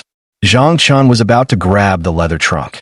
Li Qingxue immediately said, Honey, don't bother with this Yongzi set. My dad's just an amateur Go player who can't tell the difference. If you give him old Yongzi pieces, he'll think you're trying to fool him. Zhang Chun insisted. How could I possibly give my father-in-law inferior goods as a gift? I'm giving him the antique Yongzi set. Li Qingxue had no choice but to quickly follow him out of the car. Linking arms with Zhang Chun, the two walked into the alley. In the old alleyway, where neighbors saw each other constantly, Li Qingxue greeted the elderly residents. The neighbors all looked curiously at the man by her side. Qingxue, you've got a boyfriend now? The young man looks quite dashing. How old are you and what do you do? Doesn't look like much, not as sturdy as my Dinyo. Li Qingxue felt embarrassed by the question and hurriedly pulled Zhang Chun toward the house. Downstairs, Li Guowei was playing chess with a friend. His opponent was Old Man Zhang. The chessboard was set up, but no moves had been made yet. Dad, Uncle Zhang, playing chess again? Li Qingxue greeted them timidly, her voice tinged with shyness. Li Guowei was overjoyed to see his daughter return, but the moment he noticed Zhang Chun with their arms still entwined, his face instantly darkened. Fuming, he began wildly swatting around with his palm leaf fan, ostensibly shooing flies but actually venting his frustration, desperately wanting to drive Zhang Chun away. Zhang Chun noticed how unwelcoming his potential father-in-law was being. He immediately said, Uncle, I see you're playing chess. I happen to have a set I'd like to give you. Just a small token of my regard. I hope you won't think it beneath you. Li Guowei raised his head and shot Zhang Chun a fierce glance, letting out a displeased snort through his nose. Oomph. Zhang Chun opened the leather case, took out the chess piece canister, and lifted its lid. Old Zhang picked up a chess piece and couldn't help but exclaim in surprise. This piece feels quite nice to the touch. What good thing could it possibly be? Li Guowei said discontentedly as he picked up a black piece. He stood directly facing the sunlight, its rays filtering through the chess piece in his hand, making the black stones suddenly translucent like jade. Is this Yongzi? Li Guowei exclaimed in surprise. Old Man Zhang also quickly turned to examine it against the sunlight. It really is Yongzi, but why isn't it perfectly translucent? These pieces seem old. Li Guowei immediately checked. He found it was indeed old. His initial excitement instantly cooled, and he glared at his daughter in annoyance. As if to say, look at the kind of man you're dating. Sending gifts and not even knowing to give something brand new. Just trying to pass off inferior goods as quality ones. Li Qingxue shrugged helplessly at Zhang Chun and said, I told you so. My dad doesn't know quality when he sees it. You didn't believe me, Now are you convinced? What do you mean? I don't know quality. Li Guowei threw the chess piece into the can irritably and said bluntly, I don't want this junk. Take it away. Take it away. You silly girl, get you but home right now. You're not allowed to go out. I'll deal with you properly later. Li Qingxue saw her father casually tossing the Yongzi and frantically grabbed the can. Dad, this is worth 30 million. How can you just throw it around like that? What? 30 million? Li Guowei and old Zhang were utterly shocked. Old man Zhang nearly dropped the Yongzi piece in his hand from shock, but fortunately the elderly gentleman was still spry enough to quickly steady his grip. Had it fallen and shattered, disaster would have struck. A 30 million yuan chess piece, far too precious. Such fortune was beyond him. The old man's heart raced twice before quickly calming his startled nerves. Turning to Zhang Chun with skepticism, he questioned, Young man, you haven't been swindled, have you? Although these Yongzi pieces are sacred treasures in the game of Go, they're certainly not worth 30 million. At most, they'd go for around 30,000 yuan. You can even find it being sold online. Li Guowei immediately snorted in disdain, remarking, so he's just a dumb rich idiot with more money than sense. Someone like that isn't worthy of my clever and adorable daughter. Zhang Chun smiled without saying a word. Li Qingxue, however, wouldn't let that slide. Dad, stop talking nonsense. You don't understand. These aren't ordinary Yongzi. They're ancient Yongzi with a history of several hundred years. They're antiques. They're nothing like the Yongzi being peddled online nowadays. The ones on the market today aren't even fit to polish their shoes. Ancient Yongzi? Both Li Guowei and old man Zhang fixed their eager gazes on the Go pieces before him. Their eyes were practically popping out of their sockets, eager to press closer for a thorough examination. Old man Zhang asked in puzzlement, wasn't it said that Yongzi pieces have a fine, jade-like texture with crystal-clear luster? The black pieces should be pitch dark like crow feathers, completely pure in color. When held against light, they should appear translucent and radiant, emitting a jade-green glow like emeralds. Why do these ancient Yongzi pieces seem less transparent? Li Qingxue explained, that's because years of accumulated patina have formed on the surface. With this coating, naturally they don't shine as brightly as modern replicas. You two elders just don't know quality when you see it. Fine, I'll go get the modern replicas for you. Giving such exquisite pieces to you would be a waste. You simply can't appreciate them. Honey, give me the car keys. Zhang Chun readily handed them over. Li Qingxue quickly went to the car to fetch the chess pieces. 2 sets of Yongzi were placed before the elderly couple. Take a look yourselves. Zhang Chun bought 2 sets of chess pieces, one antique and one modern. Dad, I was right there when he bought them. Do you really think he'd dare to pass off inferior goods as gifts for you? Chapter 27. Deadly poison in the wine. 2 sets of Yongzi pieces lay before them. Old man Zhang and Li Guowei picked up the black stones, holding them up to the sunlight for comparison. They discovered that one set was indeed more translucent and bright, while the other appeared slightly duller. But although it appears dull, upon closer comparison of the texture, the slightly duller one actually feels better. The translucent Yongzi set felt slightly inferior in quality. This Yongzi set has better texture. Is it really an antique? Old Zhang still couldn't quite believe it. Li Guowei asked, can't you tell the difference? With a bitter smile, old Zhang replied, we're just ordinary folks who play Go as a hobby. We're not professional players who can afford Yongzi pieces. But whether they're antiques or modern replicas, they're all priceless treasures. Laoli, your daughter has found quite a remarkable boyfriend. For a first meeting, he's giving such an extravagant gift. You should be secretly delighted. No chess today, none at all. Old man Zhang tactfully chose not to play the third wheel. He stood up and left with a smile. Li Guowei looked at Zhang Chun, then at his daughter, and immediately said, put those things away and come upstairs with me. Zhang Chun immediately moved to tidy up. But Li Qingxue stopped him at once. Let me do it, let me. How could I let my husband do such work? Li Guowei's foot, which was about to ascend the stairs, froze upon hearing his daughter call someone husband with such affectionate enthusiasm. He nearly stumbled and fell onto the steps. Daughters always favor their husbands, he thought bitterly. At last, he could no longer keep her by his side. But this young man seems decent. 3 million for an antique Yongzi set, huh? Li Guowei thought of that Yongzi set and immediately beamed with joy. His steps grew livelier as he climbed the stairs. Up he went, into the room. The interior was quite cramped, with a dining table taking up most of the living room space, not to mention having to set aside the balcony for drying clothes. Li Qingxue said somewhat awkwardly, "Sorry, the place is small and a bit messy. Don't mind the mess. Please have a seat." Zhang Chen replied, "Not at all." He casually pulled out a chair by the dining table and sat down. Li Qingxue handed the chess piece to Li Guowei. "Dad, look at how clueless you are about valuables. I think you'd better stop collecting antiques. Just play chess with this instead." Li Guowei immediately grew anxious. "No way. How can you take back a gift you've already given me? Give it to me, quick." The old man snatched the leather suitcase and hugged it excitedly, unable to put it down. Zhang Chen smiled and said, "Qingxue, give uncle that set of Yongzi too. Let him use it for chess in his daily life." Li Guowei was overjoyed. "You really understand me, kid. Your name is Zhang Chen, right? Good lad.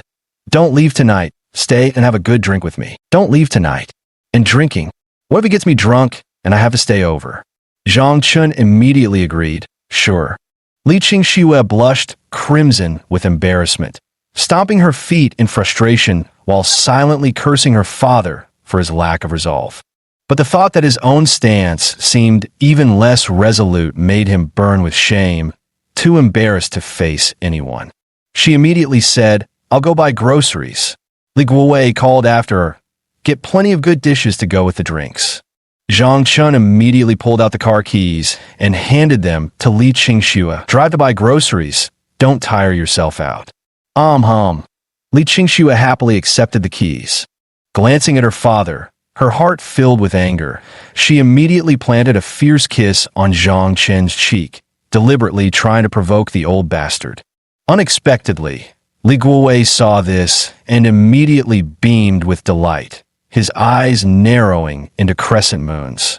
With such an attitude, Li Qingxue was secretly furious, like a defeated rooster, and stormed out the door. Li Guowei then invited Zhang Chen to have some tea. Then he took out something special. "Zhang Chen, I'm giving you a bottle of fine liquor. This is medicinal wine I've stored for 18 years. Nourishes yin and strengthens yang. You must seize the opportunity tonight." The wine jar was placed on the table. Opened. Zhang Chen sniffed it and immediately identified the ingredients in his mind. He said awkwardly, "Uncle, it's better not to drink this wine." Li Guowei grew anxious. "How can you not drink it? This is a powerful tonic. Drink it, and I guarantee you'll have a son. You must drink it tonight. I'm waiting to hold my grandson." Zhang Chen replied helplessly, "This wine really shouldn't be drunk. You added blister beetles to it, which are highly toxic. Although they make people extremely excited and aid in bedroom matters, it's actually a false effect, a hallucination caused by the toxins irritating the urethra. Drinking too much of this won't boost virility. It'll harm your body instead, and could even cause acute poisoning." Li Guowei was dumbfounded. "You're not trying to scare me, are you?" Zhang Chen shrugged helplessly. "I know a bit about medicine. No reason to lie to you. You haven't drunk this before, have you?" Li Guowei shook his head. "Never tried it. Why would I drink medicinal liquor for no reason? I don't even have a wife to keep me up at night." "Where's Auntie?" Zhang Chen asked. "She ran off with someone long ago," Li Guowei replied bitterly. "That gold-digging bitch only cares about money." "Oomph. Now it's perfect. My daughter has landed an amazing son-in-law. When she finds out, she's definitely going to be green with envy. So this medicinal liquor really can't be drunk?" Zhang Chen was torn between laughter and tears. "How about we find a small animal to test it? Whether it's poisonous or not, we'll know after trying." Li Guowei immediately said, "I have a hamster at home. Can we use it to test for poison?" Zhang Chen nodded. Li Guowei promptly took the medicinal wine to feed the hamster. After drinking it, The hamster seemed delighted and became extremely energetic. But the excitement didn't last long before he began writhing in agony, his body contorting painfully. He looked utterly miserable. Li Guowei's eyes grew wider and wider as he watched. Before long, the hamster kicked the bucket. Holy crap! It really is deadly poison. Li Guowei was stunned speechless. He had almost become a murderer. Thankfully, my son-in-law knows pharmacology, otherwise I would have poisoned myself to death by now. If he had died from poisoning, my daughter's hard-won golden goose would be gone. Not to mention gaining the infamous reputation of a husband killer, making it difficult to remarry in the future. Just thinking about it is terrifying. Li Guowei was so frightened that he hurriedly wiped the cold sweat from his forehead and immediately threw away the dead hamster. The entire jar of medicinal liquor was poured down the drain all at once. It worked pretty well for killing cockroaches, though. Just as he was pouring it out, Li Qingxue returned from grocery shopping and saw Li Guowei dumping the medicinal liquor in the kitchen. Li Qingxue asked in surprise, "Dad, why are you throwing out this medicinal liquor you've treasured for years? Didn't you say it was a highly nourishing tonic? When we're short on money, we could sell it to someone and get at least tens of thousands to tide us over." Li Guowei spat out, "What medicinal liquor? It's poison. I must have been blind to believe that quack's nonsense back then." Thankfully, Zhang Chun noticed in time, or something terrible would have happened today. Li Qingxue listened in confusion and asked, "Dad, what are you talking about? I don't understand." Li Guowei explained. Zhang Chun said this medicinal liquor contains blister beetles, which are highly toxic. Drinking it would cause acute poisoning. At first I didn't believe it, so I tested it on our hamster, and sure enough, the hamster died from poisoning. You call this poison? It's a good thing Zhang Chun didn't drink it, or you'd be branded as a husband killer. How terrifying would that be? Li Qingxue's pretty face flushed crimson all the way to her neckline as she stammered shyly, "Dad, Zhang Chun doesn't need any medicinal liquor, okay? He's already too strong." Li Guowei didn't catch what she said and asked, "What did you say?" Li Qingxue stammered in embarrassment. "It's nothing. Go out now. I need to cook. Don't take up space in the kitchen." All right, I'll go out. I'll play chess with Zhang Chun and get a feel for these Yongzi pieces. They're the holy grail of chess, definitely extraordinary." Li Qingxue was stunned and wanted to stop her father, warning him not to play chess with Zhang Chun. Unfortunately, he had already rushed off. Li Qingxue could only sigh helplessly. Forget it, with these two precious sets of Yongzi as such generous gifts. Even if my husband doesn't know how to play Go, Dad probably won't say anything. Chapter 28. Teaching game. Li Qingxue finished cooking and set the dishes on the table, then glanced toward the balcony. Her father Li Guowei and Zhang Chun were huddled in the small balcony space, engrossed in their game. Li Qingxue curiously leaned in for a closer look. After examining it, she realized this game of Go had already reached its endgame. The two were counting the points. Quickly, Li Guowei said in frustration, "Just a little bit off." Li Qingxue asked, "How much was the difference?" Li Guowei replied, "Lost by a quarter of a stone, one move short."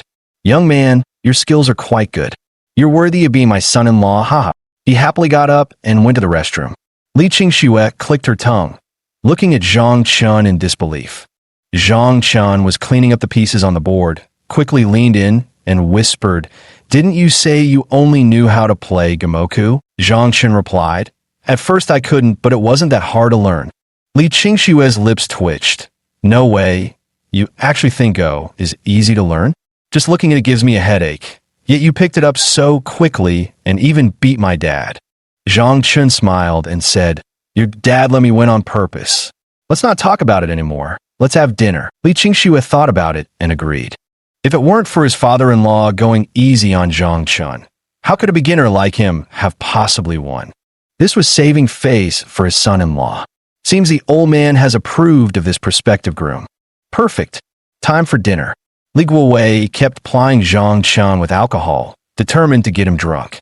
Zhang Chun understood his intentions. After just a few drinks, he pretended to pass out and slipped straight into Li Qingxue's bedroom. Li Guowei chuckled, hugging the chess set as he stepped out.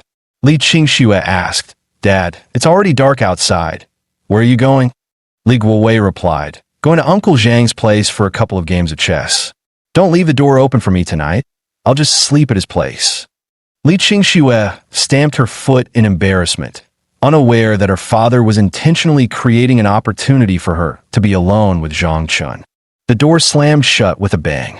Zhang Chun emerged from the bedroom. He's gone. Li Qingxue hummed in agreement. Her pretty face flushed crimson as she cleared the dining table. Zhang Chun hugged her from behind. Ah, the dishes haven't been cleared yet.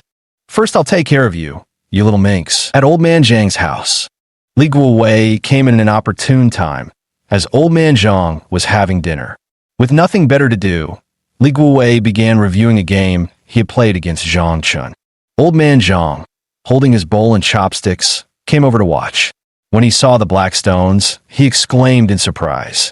These black stones show extraordinary depth and skill. A master, absolutely a master player. No way. Li Guowei looked up, pointing at He Zi, and said, he only beat me by a quarter point. How does that make him an expert? Old Man Zhang chuckled. Laoli, you're too caught up in the game to see the bigger picture. Speak plainly. Li Guowei snapped impatiently, his face darkening. Old Man Zhang pointed out, he was playing a teaching game with you, only you were too dense to realize it. A teaching game. Li Guowei widened his old eyes, his face full of disbelief. That can't be right. Old Man Zhang immediately sat down and said, if you don't believe me, let me analyze it for you. After a thorough review of the moves, Li Guowei's expression instantly became incredibly animated, alternating between pale, flushed, and ashen. Old Man Zhang asked curiously, Old Li, who is this person? So professional, actually giving you a teaching game. I bet this person's skill level is definitely that of a ranked master. Li Guowei stared gloomily at the chessboard for a long while before finally raising his head and slowly saying, what if I told you this was played by my son-in-law? Would you believe me? Old Man Zhang was stunned, his face full of disbelief. But then his expression quickly returned to normal. That young man, you say? I think it's possible. He even knows about Yongzi. This kid clearly has a deep understanding of chess. Ordinary people wouldn't know anything about Yongzi. Li Guowei grumbled. That kid, how old is he anyway? Daring to give me a teaching game, as if I need his guidance. Old Man Zhang burst into laughter. He was just saving your face. If I hadn't caught a glimpse of this game, would you even have realized you'd been given a teaching match? Li Guowei grew even more frustrated. Old Man Zhang set down his chopsticks, rubbing his hands together as he said, you know what? This young man's chess skills are truly remarkable. I'd like to have a game with him myself. Go call him over here. Li Guowei grunted and immediately stood up, but then thought better of it and sat back down. Uncle Zhang asked in surprise, Old Li, why don't you go call someone over? Li Guowei shook his head and said, can't do that. The young couple is at home together. I shouldn't go ruin their good time. Old Man Zhang laughed heartily. No wonder you came to invite me for chess at night. Don't tell me. You're planning to crash here tonight too? Li Guowei grinned sheepishly with shameless charm. Hope you don't mind. Old Man Zhang replied, don't mind at all, but tomorrow morning you must bring your son-in-law for a match. I want to test that young man's chess skills. Deal, no problem. Early next morning, Li Guowei bought breakfast and returned home. Back home, he saw Zhang Chun already up and about, grumbling unhappily. Zhang Chun, why are you up so early? Shouldn't you have put in more effort last night? Zhang Chun put a finger to his lips and pointed toward the bedroom door. Li Guowei froze for a moment, peering through the slightly ajar door to see his daughter still fast asleep. He was mildly startled. Then he remarked with emotion, ah, the vigor of youth. Come, let's go out for breakfast. Old Zhang wants to challenge you to a game of chess. Li Guowei didn't mention the coaching game at all. He couldn't bring himself to ask about it. To be schooled by a young upstart. If word gets out, I'd lose all face as an old man. I didn't go to Uncle Zhang's house. We set up the chessboard right there in the alley downstairs and began our game. A true master reveals their skill with the first move. Old Man Zhang noticed the way Zhang Chun held his chess piece and made his opening move, instantly recognizing he was facing a formidable opponent. As soon as he picked up a chess piece, Zhang Qin's eyes sparkled brightly, as if the pieces on the board were like a sky full of stars, brimming with infinite unknowns, beckoning humanity to explore. Zhang Qin played. Not long into the opening, old man Zhang placed 2 stones on the board, fanning himself vigorously with a folding fan. Lost. Li Guowei asked. The game isn't even finished yet. How is it already lost? Old man Zhang scolded. What the hell do you know? This kid's playing style is solid and profound. His skills are anything but ordinary. With our amateurish moves, he's already seen through everything. This game is simply unwinnable. Hearing old man Zhang's words, the neighbors gathered around curiously. No way, that can't be. Old Zhang, you're the amateur tournament champion. How could you possibly resign in the opening moves? Old man Zhang immediately said, if you don't believe me, go ahead and continue this game of Go from where I left off. With that, he voluntarily gave up his seat. I'll do it, said Chen Bin, a young neighbor from the old block, stepping forward eagerly. The kid was a Go enthusiast, currently preparing for a ranking tournament. He had come back just to pack his things before heading off to take the exam.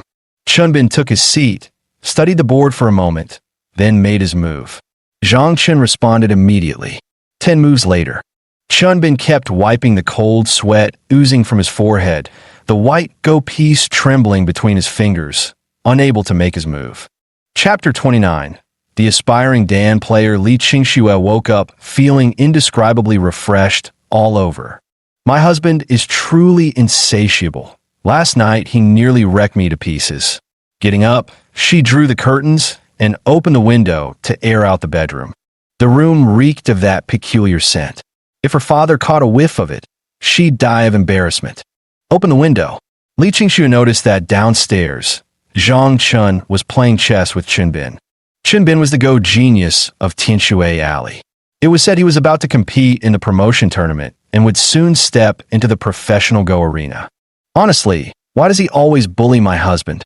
So mean. Li Qingxue puffed her cheeks and grumbled. But suddenly, she realized something was amiss. Chen Bin kept wiping cold sweat off his forehead.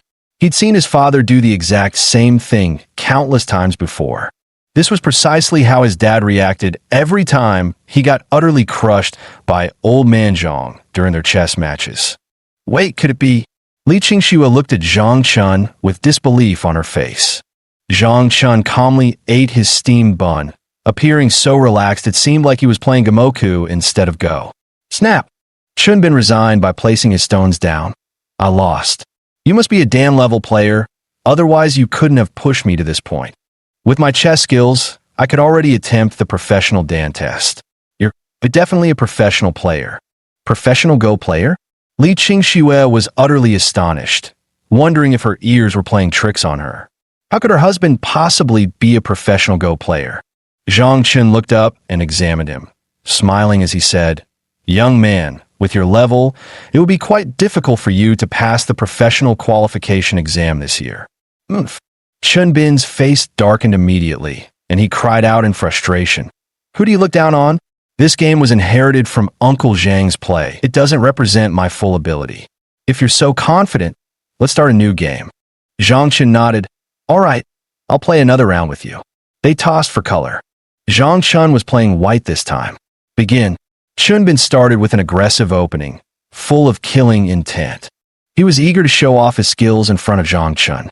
Zhang Chun, however, played steadily and cautiously, leaving no openings.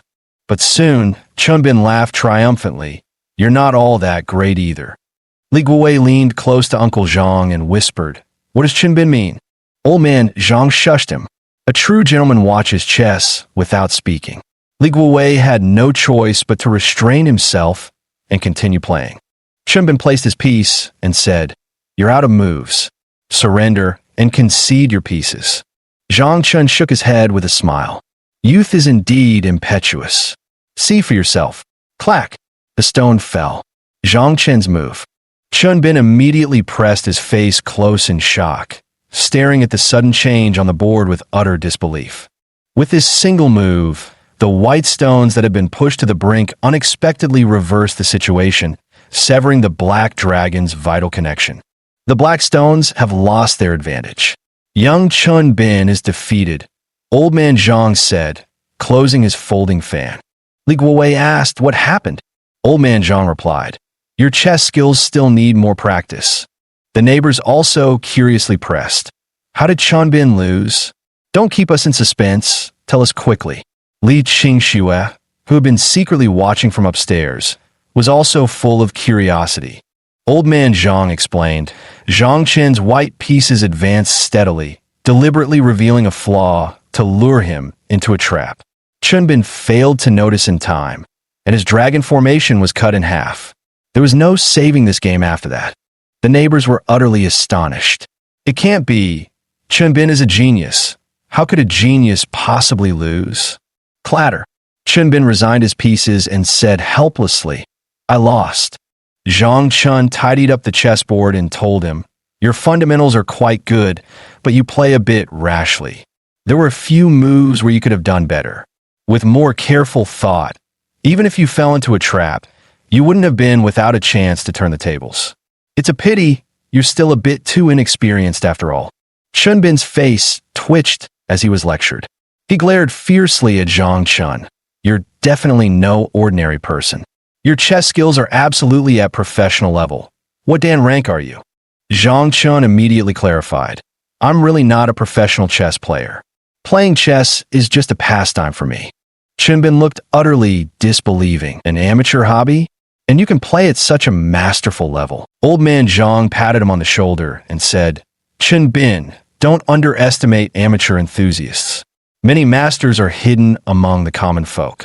This Zhang Chun is the hidden master. You should learn from him properly." Chun Bin grunted in acknowledgement, immediately stood up, and bowed to Zhang Chun. "I seek your guidance, Mr. Zhang. Guide you in playing chess." Zhang Chun was slightly taken aback.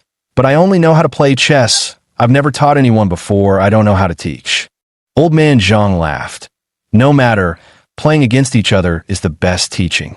Mr. Zhang, I'll trouble you to play a few games with this child. He's about to participate in the promotion tournament and needs to accumulate more experience." Zhang Chen nodded. "All right then, let's play a few more games with you." The chess match continued. Upstairs, Li Qingxue was completely stunned. Her husband actually knew how to play chess and played better than a genius. So, does that mean her husband is a genius among geniuses? This is just too surprising. Honestly, you lied to me saying you couldn't play chess when you're actually good at Gamoku. Though she complained, the smile at the corner of Li Qingxue's lips grew brighter and brighter. This chess game lasted all morning. If it weren't for Li Qingxue feeling sorry for her man and nagging about eating, Chun Bin still wanted to keep playing chess. Zhang Chun went to eat first, while Chun Bin stayed behind to ponder his next move. Li Qingxue asked worriedly, "Is Chun Bin going to be all right skipping meals like this?" Li Guowei replied, "No need to worry. Right now he has no mind for eating at all. Better let him focus entirely on his study." "But Zhang Chun, your chess style keeps changing, sometimes steady as a rock, other times full of unexpected moves. It's really hard to predict." Zhang Chun explained to him, "This child is preparing for a promotion tournament where he'll face opponents with various playing styles. If he only studies one style, it won't do him any good." Li Guowei gave an understanding "oh." Li Qingxue complained, "Time to eat. Stop analyzing chess games. No chess talk during meals." Zhang Chun grunted in agreement and ate heartily. After finishing the meal, he went back downstairs to continue teaching Chun Bin. Chun Bin completely forgot about reporting back to the academy. His coach Wang Zifeng only found out something was wrong when he called his home. Is this kid having his confidence crushed right before the exam? If his confidence gets shattered and he fails to secure his rank, what will happen to my bonus? Huang Zifeng immediately panicked and hurriedly drove to Tianshui Alley. He got out of the car and rushed into the alley. There, he saw Chun Bin playing a game against Zhang Chun. Not daring to interrupt, he could only watch from the sidelines. The more he watched, the more shocked he became. When Chun Bin finally resigned and conceded the game, Huang Zifeng angrily confronted Zhang Chun. "What kind of skill is it for a ranked master like you to bully a kid? If you've got the guts, Play a game with me. Zhang Chun looked up in surprise at Huang Zifeng. I'm not a professional player, just an amateur enthusiast. Huang Zifeng snorted angrily and snatched Chen Bin's seat. Who are you trying to fool? With skills like yours, you're absolutely a professional player. Come on, let's have a game. Third Dan Go player, Huang Zifeng, seeks your guidance. Chapter 30. Third Dan Go player completely defeated. Zhang Chun saw that he seemed to have misunderstood. Not wanting to argue with him, Zhang Chun said, "Playing chess is just for leisure. I played quite a few games today, and I'm a bit tired. Let's do it another day." Huang Zifeng snorted coldly. "I think you're just scared, coward." "Damn it." Zhang Chun instantly grew furious. "A gentleman yields out of courtesy, but you're pushing your luck instead. Guess first." Zhang Chun immediately grabbed the chess pieces. Huang Zifeng guessed odd, but the number of pieces in Zhang Chun's hand was even. Zhang Chun took black and made the first move. He retorted unhappily to Huang Zifeng. "You said I'm a professional player bullying a kid, which doesn't count as real skill. All right, this round, I'll make sure you see what real bullying looks like." Snap! No regrets once the piece is placed. Huang Zifeng scoffed, "As if I'm scared of you." Picking up the white piece, he couldn't help but exclaim in surprise. The chess piece felt exquisite to the touch. These were the prized Yongzi pieces typically reserved for tournaments. Damn, loaded with cash. Can't even bring myself to buy a set of Yongzi stones. He's actually willing to part with it. A guy with no sense of chess etiquette like him doesn't deserve to use Yongzi. Huang Zifeng immediately began his strategy. The two engaged in a back-and-forth battle, black stones attacking, white stones defending. But soon, Huang Zifeng realized he was completely powerless to defend. Heizi's offensive surged like a raging river breaching its banks, striking from multiple fronts at once. The white stone defenses he had set up could hold one position, but the others were utterly beyond his control. Soon, he found himself overwhelmed and lost the middle game. Huang Zifeng stared intently at the chessboard with a gloomy expression. This match left him deeply frustrated. He could clearly see every move of Heizi's offensive, yet he simply couldn't stop it. Zhang Chen's brilliant moves were deeply concealed. They appeared to be casual placements, even seeming like mistakes to Huang's eyes. Yet each one ultimately turned the tide, transforming into hidden killing blows. Huang found himself scrambling left and right, utterly unable to keep up. "I don't accept this. Best 2 out of 3. Huang Zifeng immediately demanded a rematch. Zhang Chen smirked and, following protocol, let him choose first. This time Zhang Chun played white and moved second. Huang Zifeng took black and launched his fierce offensive. But soon, he realized his strategy had been seen through from the start, and every move felt awkwardly forced. By the mid-game, he could no longer make a decent move. As expected, Huang Zifeng suffered another crushing defeat. "I've lost." Huang Zifeng hung his head in defeat. "With your skill level, you must be at least a 7 Dan, possibly even a 9 Dan professional. Yet I know all the professional players of that caliber." Huang Zifeng glared fiercely at Zhang Chun. "Who exactly are you?" Zhang Chun slowly gathered the chess pieces and replied, "I told you before, I'm just an amateur player." Huang Zifeng said gloomily, "Do you have any masters among your elders?" Zhang Chun responded, "My parents are gone. My hometown is in the countryside, and my ancestors were all farmers who couldn't even fill a basket with big characters." Huang Zifeng's face was full of disbelief. "Impossible. With your chess skills, if they didn't come from family teachings, how could an amateur have such profound ability?" Zhang Chun looked up and chuckled lightly. "I learned from books. Chess is all about talent." Huang Zifeng's lips twitched. Though reluctant to admit it, the truth was indeed so. Chess truly demands innate talent. Huang Zifeng stood up and bowed respectfully. "I concede defeat, sir. May I ask your honored name?" Zhang Chun rose and returned the courtesy. "Zhang Chun." Huang Zifeng immediately pleaded earnestly. "Mr. Zhang, would you honor our chess club with a visit? Perhaps you could give a lesson to our students preparing for professional qualification? Let them understand there are heights beyond heights, masters beyond masters, that they still have much to learn." A lesson. Zhang Chun was taken aback and replied, I'm no teacher. All I know is how to play chess. Huang Zifeng immediately responded, since it's a Go teaching session, naturally we should make friends through the game.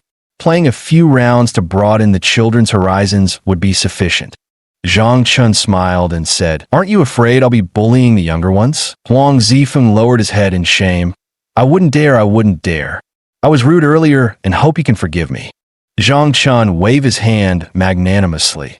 All right, no blame for ignorance. But if you want to play chess. Li Qingxue called from upstairs at that moment. Honey, why don't you go teach one class? Zhang Chun raised his head to look at her. You agree that I should go? Li Qingxue pointed at Chunbin. Zhang Chun glanced at Chunbin, seeing his face full of excitement and hope, and smiled. All right, it's good to go have some fun, but I'll say this up front. If these kids end up losing their confidence because of it, don't blame me. Huang Zifeng immediately said, No blame, no blame. If someone playing Go can't handle even this little setback, they might as well give up on advancing in rank. Zhang Chun gave a hum of agreement. Fine, let's go then. Chunbin quickly said, I'll go home and pack my things. He immediately ran back into the alley. Zhang Chun looked up and asked Li Qingxue, How about you, are you coming? Li Qingxue replied, I'm busy packing and moving, so I won't be going. Zhang Chun responded, Then I'll leave the car for you. See you at the villa tonight. Li Qingxue replied, No need. I have quite a lot of stuff, so I called a moving company. Zhang Chun hummed in acknowledgement. Stay safe. I'll be back soon. Chunbin, carrying a package, hurried over. The three of them left the alley. Old man Zhang whispered to Li Guowei, Your son-in-law is no ordinary man. If he enters the chess world, he'll surely become the new generation's chess king. Li Guowei sighed. It's too late now. I'm too old to compete for professional Dan rankings. Old man Zhang lamented. What a pity. If he'd been discovered a few years earlier, he'd have been absolutely promising material. Li Guowei also sighed helplessly. They exited Sweetwater Alley. Huang Zifeng inquired, Mr. Zhang, where's your car? He naturally ignored the Ferrari 812 parked nearby. Because someone living in a place like Sweetwater Alley couldn't possibly afford such a car. Zhang Chun took out his car keys and pressed unlock. Over there. Click. The Ferrari 812 unlocked. Huang Zifeng's eyes nearly popped out his head, his face filled with disbelief as he pointed at the Ferrari 812. This car is yours? Zhang Chun gave a slight nod. Huang Zifeng pressed further. Are you a rich second-generation heir? Wait, no. You just said your family has been farmers for generations. Holy shit, a young entrepreneur. Huang Zifeng was utterly shocked and envious. Zhang Chun's financial status was completely beyond anyone's expectations. Zhang Chun simply smiled without saying a word and got into the car. Huang Zifeng got into the car, started the engine, and led the way. He noticed the Ferrari 812 in the rearview mirror. Unable to contain his curiosity, he asked Chunbin in the passenger seat. Chunbin, who exactly is this Zhang Chun? How come I've never heard you mention him before? Chunbin replied, Brother Zhang Chun is Sister Li's boyfriend. We only just met him yesterday when he came to visit. Huh, Huang Zifeng remarked with admiration. Your sister Li is quite the eye. She's picked an extraordinary man. Chunbin smirked. Of course. My sister Li is so beautiful. Only someone as handsome and skilled at chess as Brother Zhang Chun could be worthy of her.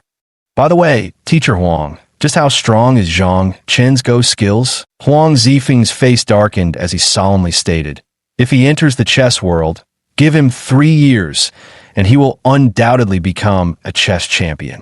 Chunbin clicked his tongue in disbelief. That impressive? It can't be. Huang Zifeng had a premonition and said, Soon enough, you'll realize just how terrifying he really is. Chapter 31. A multifaceted victory. Xinyu Chess Club. Zhang Chun parked his car in the parking spot by the main entrance. Huang Zifeng walked while explaining the history of the chess club. Zhang Chun didn't pay much attention to it. For him, playing chess was merely a way to win over his future father-in-law's favor, far from being a personal hobby, let alone caring about the history of some chess club. Inside the office, Huang Zifeng first offered tea. At the same time, Yushan returned from his lecture. Huang Zifeng introduced them. Yushan said speechlessly, "Are you serious? A professional third dan actually lost to an amateur. If this gets out, aren't you afraid of embarrassing our Go Club? And you even brought him here to teach. If this spreads, aren't you afraid other Go Clubs will laugh their heads off?" Yushan's words left Huang Zifeng feeling humiliated, and he hastily pulled the person aside to talk. Very soon, Yushan stepped back into the office, still eyeing Zhang Chun skeptically. "Are you really that good at chess?" Zhang Chun smiled. "If you don't believe me, how about a quick game?" Yushan replied. "All right, dare to take on multiple opponents?" Zhang Chun raised an eyebrow. "You and Huang Zifeng want to team up?" Huang Zifeng waved his hand. "I'll pass on this one." Yushan said, "What I meant was, you versus me and my students simultaneously. Dare to try? Bring it on. Let's go to the classroom." Zhang Chun immediately stepped out of the office. Yushan muttered disdainfully behind him. "What kind of guy is this? So full of himself." Huang Zifeng sighed and advised, "Just keep your comments to yourself." Inside the classroom, Chunbin returned. Classmate Li Feiyang leaned in. "Why are you only coming back now?" Chunbin said proudly, "I've invited an extraordinary teacher for us." "Invited a teacher?" Li Feiyang was stunned. His voice was a bit loud. Instantly, the entire classroom of students heard. Everyone asked curiously, "Chunbin, did you hire a private tutor?" "Private tutors are expensive, rich guy." "What kind of rich person is he?" "His family is dirt poor. Otherwise, he wouldn't have considered becoming a professional chess player." Li Shi, the class beauty, couldn't resist adding, "What damn level is he?" Chunbin replied, "My brother Zhang Chun is just an amateur player." Chunbin, your private tutor is way too low level." "That's right. How can an amateur chess player help you improve your skills?" "You'd better not have been scammed out of your money." Li Shi couldn't help but shake her head, returning to her seat and losing interest. Zhang Chun followed Huang Zifeng and Yushan into the classroom. Inside, there were 20 students. Upon seeing them enter, the students immediately returned to their seats and sat up straight. Huang Zifeng introduced, "Today I've specially invited a folk chess player to compete with everyone. Students, please bring out your true skills and don't underestimate your opponent." "A folk chess player?" Li Feiyang immediately questioned. "Teacher, we're preparing for the promotion tournament. I'm afraid we don't have time for games." Huang Zifeng's expression darkened. "Can chess be considered a game?" Li Feiyang, "If you lose later, you'll be washing all the chess pieces today." Li Feiyang slumped onto the chessboard in dismay. Huang Zifeng turned to Zhang Chun and said, "Mr. Zhang, would you like to say a few words to everyone?" Zhang Chun immediately said, "My name is Zhang Chun. In your eyes, I'm not even worthy to compete with you. So, I won't waste any more words. Let's play chess. You can choose whether to take black or white. Teacher Yushan, please proceed as well." Yushan picked up a stone, guessed the color. Zhang Chun was guessing who would go first on the podium. The audience below had already started murmuring quietly. "So this is the private tutor Chunbin hired? Doesn't look like much. He's quite handsome, though." "Nonsense. This is a chess club where skills do the talking." Li Shi set up the chessboard boldly and declared, "I'll make him never dare to hold a chess piece again." Such domineering words. The classmates all gave thumbs up. Zhang Chun and Yushan began their match, making their moves. He started going to each student's table one by one, making moves. Can this really work? He's playing 1 against 21. Won't his brain explode from this? Huang Zifeng snapped. "We're playing chess here, what's all this chatter?" The student immediately shut his mouth in fear and focused on the game. Time passed minute by minute. The sky had darkened completely. The classroom remained brightly lit. The crisp sound of chess pieces being placed continued, accompanied by the rapid breathing of many still present.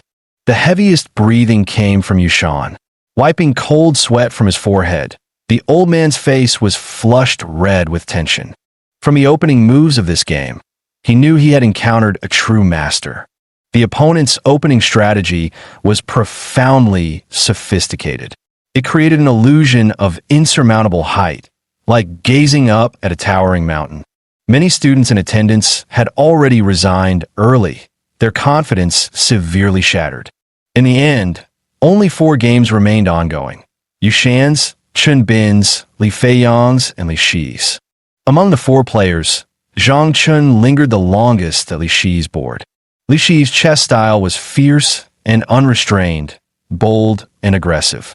It was hard to imagine such moves came from a young girl. Since Zhang Chun was playing multiple opponents simultaneously, dealing with her required considerable effort. Soon, Li Feiyang and Chunbin both resigned by abandoning their pieces. We lost. Chunbin, your private tutor here, is downright terrifying. This is no amateur player. She's practically a professional, Li Feiyang exclaimed. Chunbin chuckled and said, "Let me tell you a secret. Teacher Huang played 2 games against my brother Zhang Chun and lost both before reaching the mid-game." Huh? Li Feiyang gaped at Huang Zifeng before turning to Chunbin with a strangled cry. "You little brat, why didn't you say so earlier? Tell me honestly, who exactly is this guy? He's definitely not an ordinary person." Li Shi pressed on her end, equally skeptical.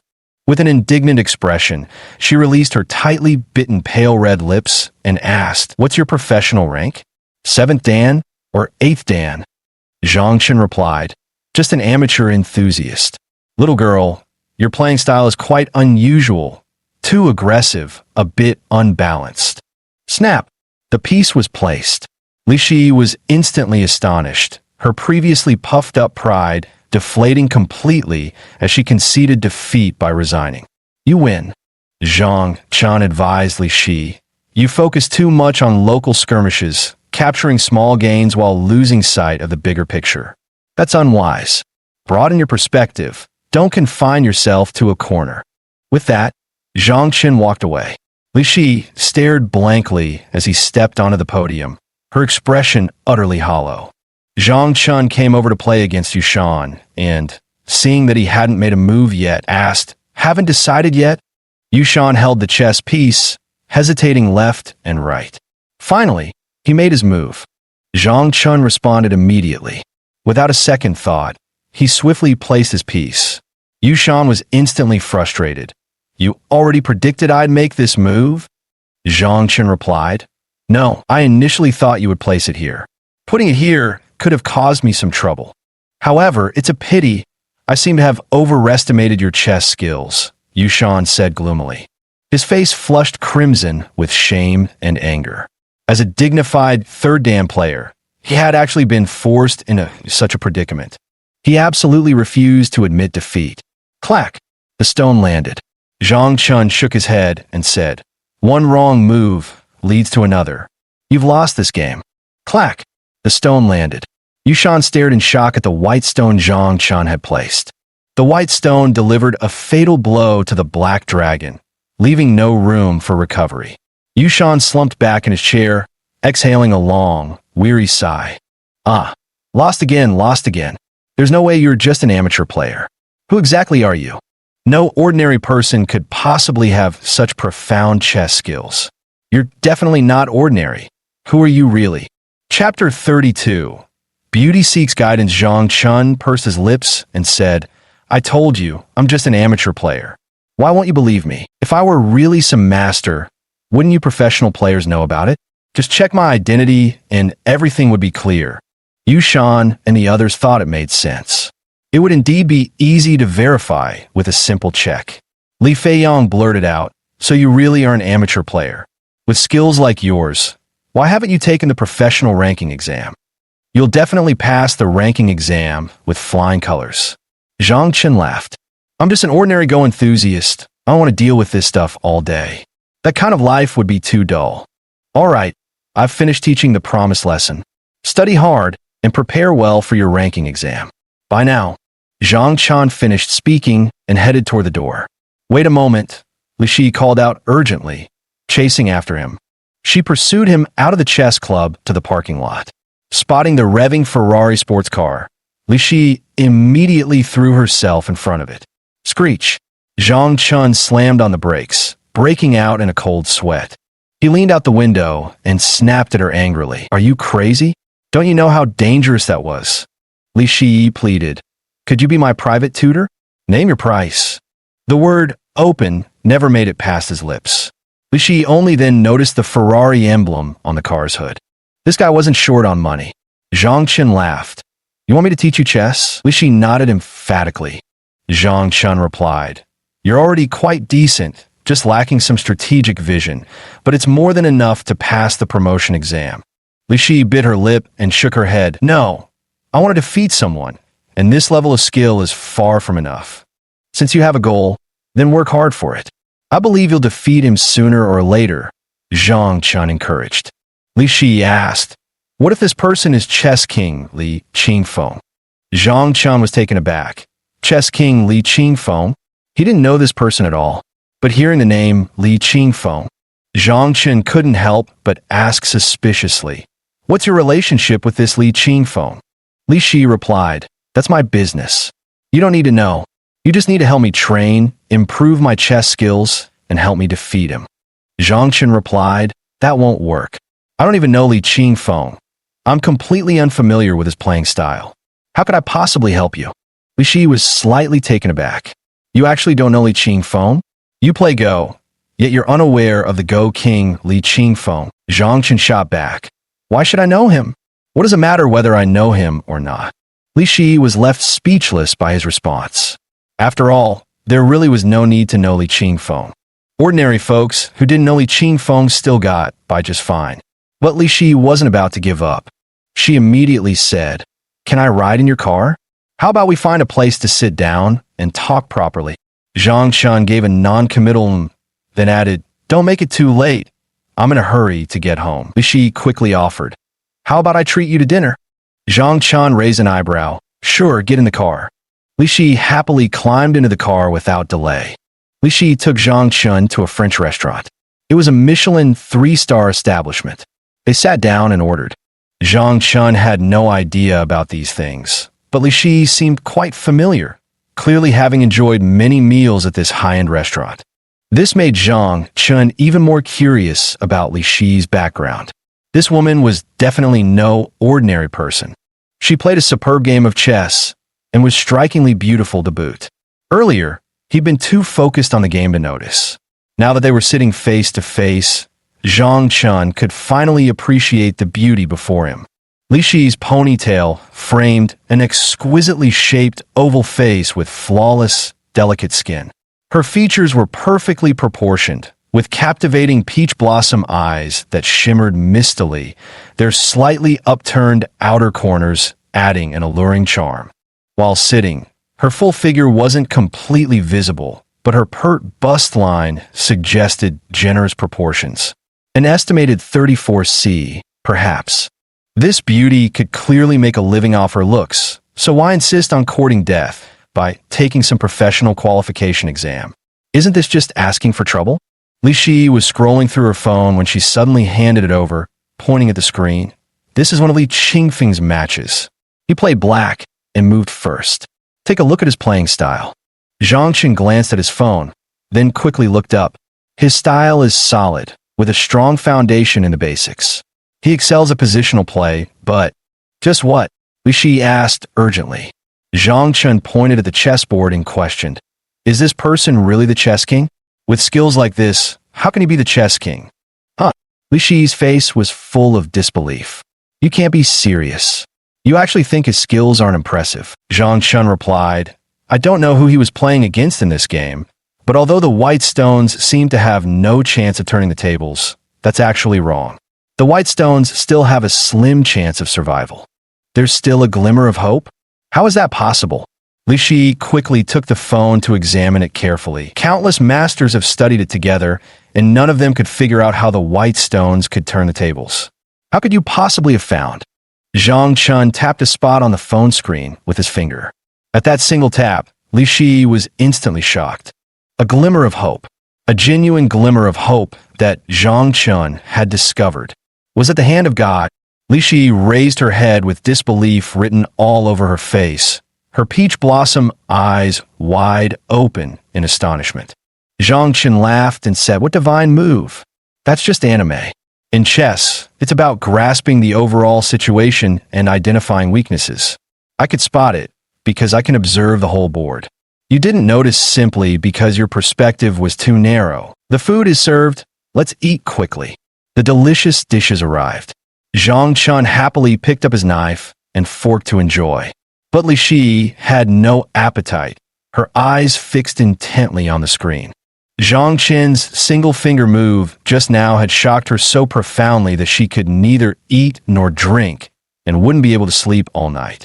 Li Shi replied, "Do you know this chess game was my father's crowning achievement?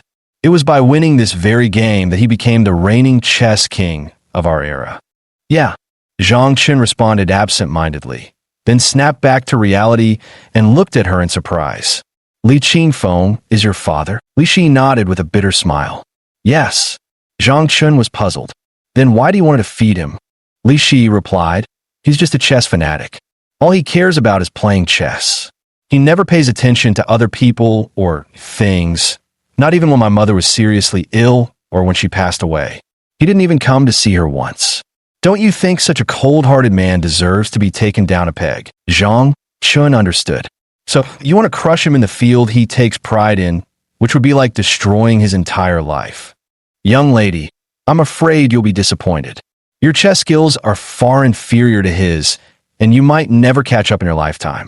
Li Shi's face was filled with despair. "Are you telling the truth? Don't lie to me, okay?" Zhang Chen asked. "When you played against Li Qingfeng, did you feel overwhelmed from the opening moves? By the middle game, were you forced to surrender your pieces?" Li Shi looked astonished. "How did you know?" Zhang Chen replied, "It's not hard to guess. His playing style is solid and heavy, excelling in defensive maneuvers. When you play against him, you're up against an impregnable wall. Whereas your style focuses on offense, with too much aggressive energy. It's like two armies facing off. You're the besieging force, lacking supplies and clothing, while the city inside is fully prepared. Besieging a city is far harder than defending one. Trying to drill a hole through thick city walls is difficult." Chapter 33. The convenience of an SUV. Li Shi, utterly dejected, hung her head and asked, "Is there really no way I can defeat Li Qingfeng?" Zhang Chen pursed his lips and said, "If you study and practice diligently for 10 years, maybe. By then, he'll be older and his mental sharpness won't be what it is now. You might have a slim chance. Just first and still 10 years away." Li Shi was even more devastated, feeling like she could cough up old blood. "Is there no way to defeat him right now? I want to make him lose face badly at the Young Masters tournament a month from now, after I successfully become a professional." Zhang Chen laughed heartily. "Trying to prove that a tiger father doesn't have a dog daughter?" Li Shi pouted her small mouth and glared at him gloomily. "Are you mocking me for overestimating myself?" Zhang Chen waved his hand. "No. Do you really want to defeat your father?" Li Shi nodded emphatically. "I must defeat him and make him lose face in public." Zhang Chen nodded and said, "All right, I can give you special training, but I'm afraid you might not be able to handle it and end up breaking down." Li Shi replied, "I'm not afraid. Bring it on." Zhang Chen's lips twitched. Why did that sound so suggestive? "Hey, I didn't mean it like that," he thought, shaking off the inappropriate thoughts in his head. Zhang Chen said to Li Shi, "You're about to compete in the ranking tournament. Are you free in the evenings? Come to my place every night, and I'll give you special training." Li Shi replied, "The promotion matches are all held during the day. I'm free in the evenings." Zhang Chen nodded and said, "All right then. I live at Villa number 21 in Shanshui Garden. Starting tomorrow, come see me in the evenings." Li Shi nodded happily with an MHM. Zhang Chen quickly added, "Let me be clear, even with special training, there's no guarantee you'll beat your father. I'll do my best to help you, but whether you can embarrass him a month from now depends entirely on you." Li Shi nodded firmly. "I'll give my all." Zhang Chen grunted in acknowledgement. "Eat up. Steel is forged in fire, and a full stomach fuels the mind for chess." "Okay." Li Shi happily dug into her meal with large bites. After finishing dinner, Li Shi took a taxi home by herself. Zhang Chen drove his car, not in a hurry to return to the villa, but first went to buy 3 Go boards and 3 sets of ordinary Go stones. Just got home. As soon as he entered, Li Qingxue hurriedly bent down to serve him, personally changing his slippers for him. I can do it myself, Zhang Chun said sheepishly as he bent down. Li Qingxue insisted, I'm happy to serve you. Zhang Chen had no choice but to let her do as she pleased. They entered the living room. After sitting down, Li Qingxue brewed some hot tea. Zhang Chen asked, Where's Zhao Dashan? Li Qingxue replied, He felt embarrassed staying here. Don't worry, I didn't treat him poorly. I gave him 3,000 yuan as compensation for his trouble. Zhang Chen responded, I do have something to give him. It's in the car. Li Qingxue immediately said, I'll go get them. You sit and rest. Don't wear yourself out. Zhang Chun watched Li Qingxue bustling in and out. The corners of his mouth curled into a smug smile. Blissful, supremely happy. If it were Qian Mei, she'd probably be bossing me around right now, demanding all my earnings for her luxury goods. Li Qingxue was smart and knew her place. She brought everything inside. Li Qingxue asked in surprise, Honey, why did you buy 3 chessboards for no reason? Zhang Chun then explained about Li Shi's situation. Li Qingxue responded with an "oh" and said, All right then, if she wants to come for chess training, let her. Just don't overwork yourself, dear. Zhang Chun replied, Don't worry, I'm not tired at all. I could even enter the bridal chamber right now, without any problem. Li Qingxue's delicate face instantly flushed crimson with shyness as she murmured bashfully while heading upstairs, I'll go draw you a bath. You should soak properly to relax your muscles. A bath? Zhang Chen's eyes immediately lit up. Why not enjoy a romantic soak with the beauty? He immediately scrambled upstairs in eager haste. The next day, Li Qingxue went to work. Zhang Chun stayed at home, studying Li Qingfeng's chess strategies. Around noon, Zhao Dashan came by with takeout food. Zhang Chun took out that 700,000 yuan black jadeite to show him. Old Zhao, I heard about your situation. Take this raw stone. If it's a loss, it's on me. If it turns out valuable, don't hesitate. Use it to buy a house and find a proper job. Quit stone gambling. The stone gambling business carries too much risk. Zhao Dashan took Zhang Chen's words to heart. Strangely enough, he wouldn't listen to anyone else's advice. But when Zhang Chen spoke, he hung on every word. Perhaps it was because he respected him. Zhang Chen's skill in stone gambling had completely won Zhao Dashan over. Mr. Zhang, let me speak from the heart. If I could choose, I wouldn't gamble either. But I'm getting old, my wife ran off with someone else, and I have no real skills, Sai. Zhang Chan thought for a moment and said to him, How about this?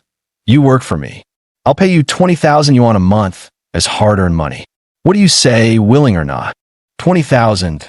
Zhao Dashan felt it was a bit low and wasn't too pleased. Zhang Chan saw his hesitation and added, Don't worry, that's just your monthly salary for helping me. Other things, like if you spot a raw stone you fancy but can't decide, you can ask me. If I say it's good, you pay for it yourself, and any profit is all yours. Zhao Dashan immediately agreed joyfully. Great, I'm willing. Zhang Chun promptly said, Good, the first thing is go buy me a car. Buy a car. Zhao Dashan pointed at the gate and said, Isn't there a sports car right outside? Zhang Chen smiled and said, That's just my daily ride. Li Qingxue doesn't have one yet. I need to buy her a car. What do you think I should get? Zhao Dashan replied, I think a Kian would be good for her. Zhang Chun was taken aback. Isn't a Porsche too cheap? Zhao Dashan chuckled. You just don't get it. If you buy something too flashy, it'll attract unwanted attention. Besides, a Kian is perfect. It's an SUV with plenty of back seat space. Convenient for, getting things done. Zhang Chun asked in confusion. What kind of convenient matter? Zhao Dashan chuckled. Mr. Zhang, you're really innocent. Of course it's. He mouthed 2 words silently. Car, sex. Zhang Chun was stunned. He had completely forgotten about this possibility. His face immediately flushed red. This really hadn't occurred to him. But it might be worth trying. Sports cars are too cramped, hard to maneuver. An SUV is completely different, super convenient for that. All right, we'll get the Kian, the top-of-the-line model. A woman of Zhang Chun deserves nothing but the best. Zhao Dashan immediately said, The top configuration's total price would probably be around 2.8 million. Zhang Chun promptly responded, I'll transfer the money to you. Go ahead and buy it for me. Zhao Dashan requested, I'll also need your ID card. Zhang Chun replied, just ask Li Qingxue at the sales office to use hers.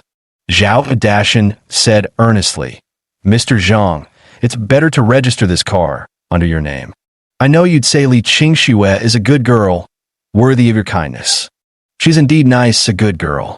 But human hearts are fickle. If you give her too much, what if greed arises later? People get inflated and forget it was you who gave them everything. So it's better to be cautious. Zhang Chen nodded. All right, I'll listen to you. Here's my ID card. You go handle it. Hey, just you wait and see. I'll make sure everything's handled perfectly for you. Chapter 34. The Obedient Water. That afternoon, Zhao Dashan drove over in his brand new Qian. Evening. Without waiting for Li Qingxue to get off work, Zhang Chun took the new Qian to the sales office. It was just a short walk from the neighborhood to the sales office. But Zhang Chun couldn't wait to test the SUV's capabilities, so he specifically came to pick up the beauty after work. They'd go out to eat, and afterward find a secluded parking lot by the roadside. Haha. Just thinking about it made him excited. The car pulled up and stopped at the entrance of the sales office. The door swung open. Li Qingxue stepped out. Manager Wang immediately attached himself to her like a mangy, stray dog. Li Qingxue, let's have dinner together. Come on, sit down and have a drink with me. Li Qingxue ignored him and walked away on her own. Scan target. Wang Honyan. Target profession sales office manager, target age 41 years old. Health index 61 out of 100 existing conditions. Fatty liver, hypertension, syphilis, early stage. Financial status, moderately well off, suggested consultation fee, 2 million yuan. Recommended treatment, acupuncture, herbal decoction. No way. Does this guy have syphilis? Ding. Dangerous drug, reagent detected. Owner is advised to perform a kosher scan to confirm its composition. Zhang Chun raised an eyebrow. He immediately activated his kosher vision. Peering through Wang Honyan's suit, inside his inner pocket, a vial of liquid was discovered. Scan target, glass bottle liquid. Target component, gamma-hydroxybutyrate, central nervous system depressant, commonly known as obedience water. Damn it, Zhang Chun was furious. That bastard had used the excuse of having a drink with Li Qingxue to try and drug her. Damn it. Zhang Chun immediately got out of the car, his face terrifyingly dark. He strode forward and seized Wang Honyan's thieving hand that was trying to pull at Li Qingxue. It hurts, let go. Wang Honyan cried out in pain, struggling to pry Zhang Chen's hand off. But his body, weakened by years of indulgence in wine and women, was no match for the young and robust Zhang Chun. Don't. Hitting such a person would only dirty your hands. It's not worth it. Li Qingxue hurriedly grabbed Zhang Chen's arm, worried he might cause trouble and bring disaster upon himself. Zhang Chun sneered coldly. He tugged at Wang Honyan's suit. Seeing the situation turning bad, Wang Honyan panicked and shouted, "What are you trying to do? Are you trying to harass me? Shut up." Zhang Chun slapped him without hesitation and pulled out a glass bottle from his inner suit pocket. He demanded, "What is this?" Upon seeing the medicine bottle Zhang Chun had found, Wang Honyan immediately stammered, "I'm sick. This is medicine I carry with me. What's wrong with carrying medicine? Give it back to me." Zhang Chun sneered. "Drinking obedience potion is medicine. Huh? Impressive. What? Obedience potion?" Li Qingxue stared at the medicine bottle in shock, then roared at Wang Honyan, "You bastard. You actually tried to drug and rape me? I'll beat you to death." She swung her purse wildly at Wang Honyan. Wang Honyan dodged frantically while denying, "No, this isn't a date rape drug. It's medicine, really just medicine. Don't listen to this guy's nonsense." Zhang Chun sneered. "Oh, really? Then you won't mind if I call the police and have them test it, will you?" "Don't call the police." Wang Honyan panicked instantly, his bravado crumbling. "Mr. Zhang, I beg you, don't report this. I know I was wrong. Please give me another chance, okay?" Zhang Chun glared coldly at him. "You want a chance? Did you give any chances to those victims? Qingxue called the police. Li Qingxue immediately dialed the police. Wang Hongyan panicked and lunged to bite Zhang Chen's arm. Go to hell. Zhang Chen kicked out without hesitation. Wang Hongyan collapsed to his knees in agony, clutching his most vulnerable spot in pain. A man's most sensitive area. The pain was unbearable. Zhang Chen quickly withdrew his hand, grateful for his quick reflexes. Otherwise, today would have ended badly. Did he bite you? Li Qingxue worriedly checked Zhang Chen's arm. Zhang Chen replied, It's fine, he didn't bite me. Call the police quickly. Okay. Li Qingxue immediately dialed 110. The sales staff still on duty at the property sales center looked in surprise through the glass doors. What's going on here? Why are they fighting? Well, Manager Wang got beaten up. Old bastard. So you finally met your match today. It's pretty obvious, isn't it? She's already taken, yet he still shamelessly hits on her. Who else would they beat up if not you? Now Li Qingxue's boyfriend is in trouble. Beating someone in public means he'll definitely be making a trip to the police station. What's there to fear? He's got plenty of money and can afford lawyers. Exactly. Let's not worry needlessly. Look, the police are here. That was fast. You idiot. This is a high-end neighborhood, full of rich people. Of course the police would come quickly. That makes sense. When serving the rich, speed has to be top-notch. The police car came to a halt. The officer stepped out and inquired, Who called the police? Li Qingxue immediately responded, I did. The officer surveyed the scene, noticing Wang Hongyan kneeling on the ground in pain while clutching his groin. He asked, Is this your boyfriend? So he got beaten up, and that's why you called the police? Li Qingxue's pretty face instantly darkened. What kind of eyes do you have? How could I possibly be interested in such trash? Oh, the officer immediately apologized. Sorry, my mistake. The police were also making assumptions and jumping to conclusions. After all, many wealthy men in the Shanshui garden had much younger wives. Why? Because the older ones have money. Pretty women only care about money, not how old or unattractive the men are.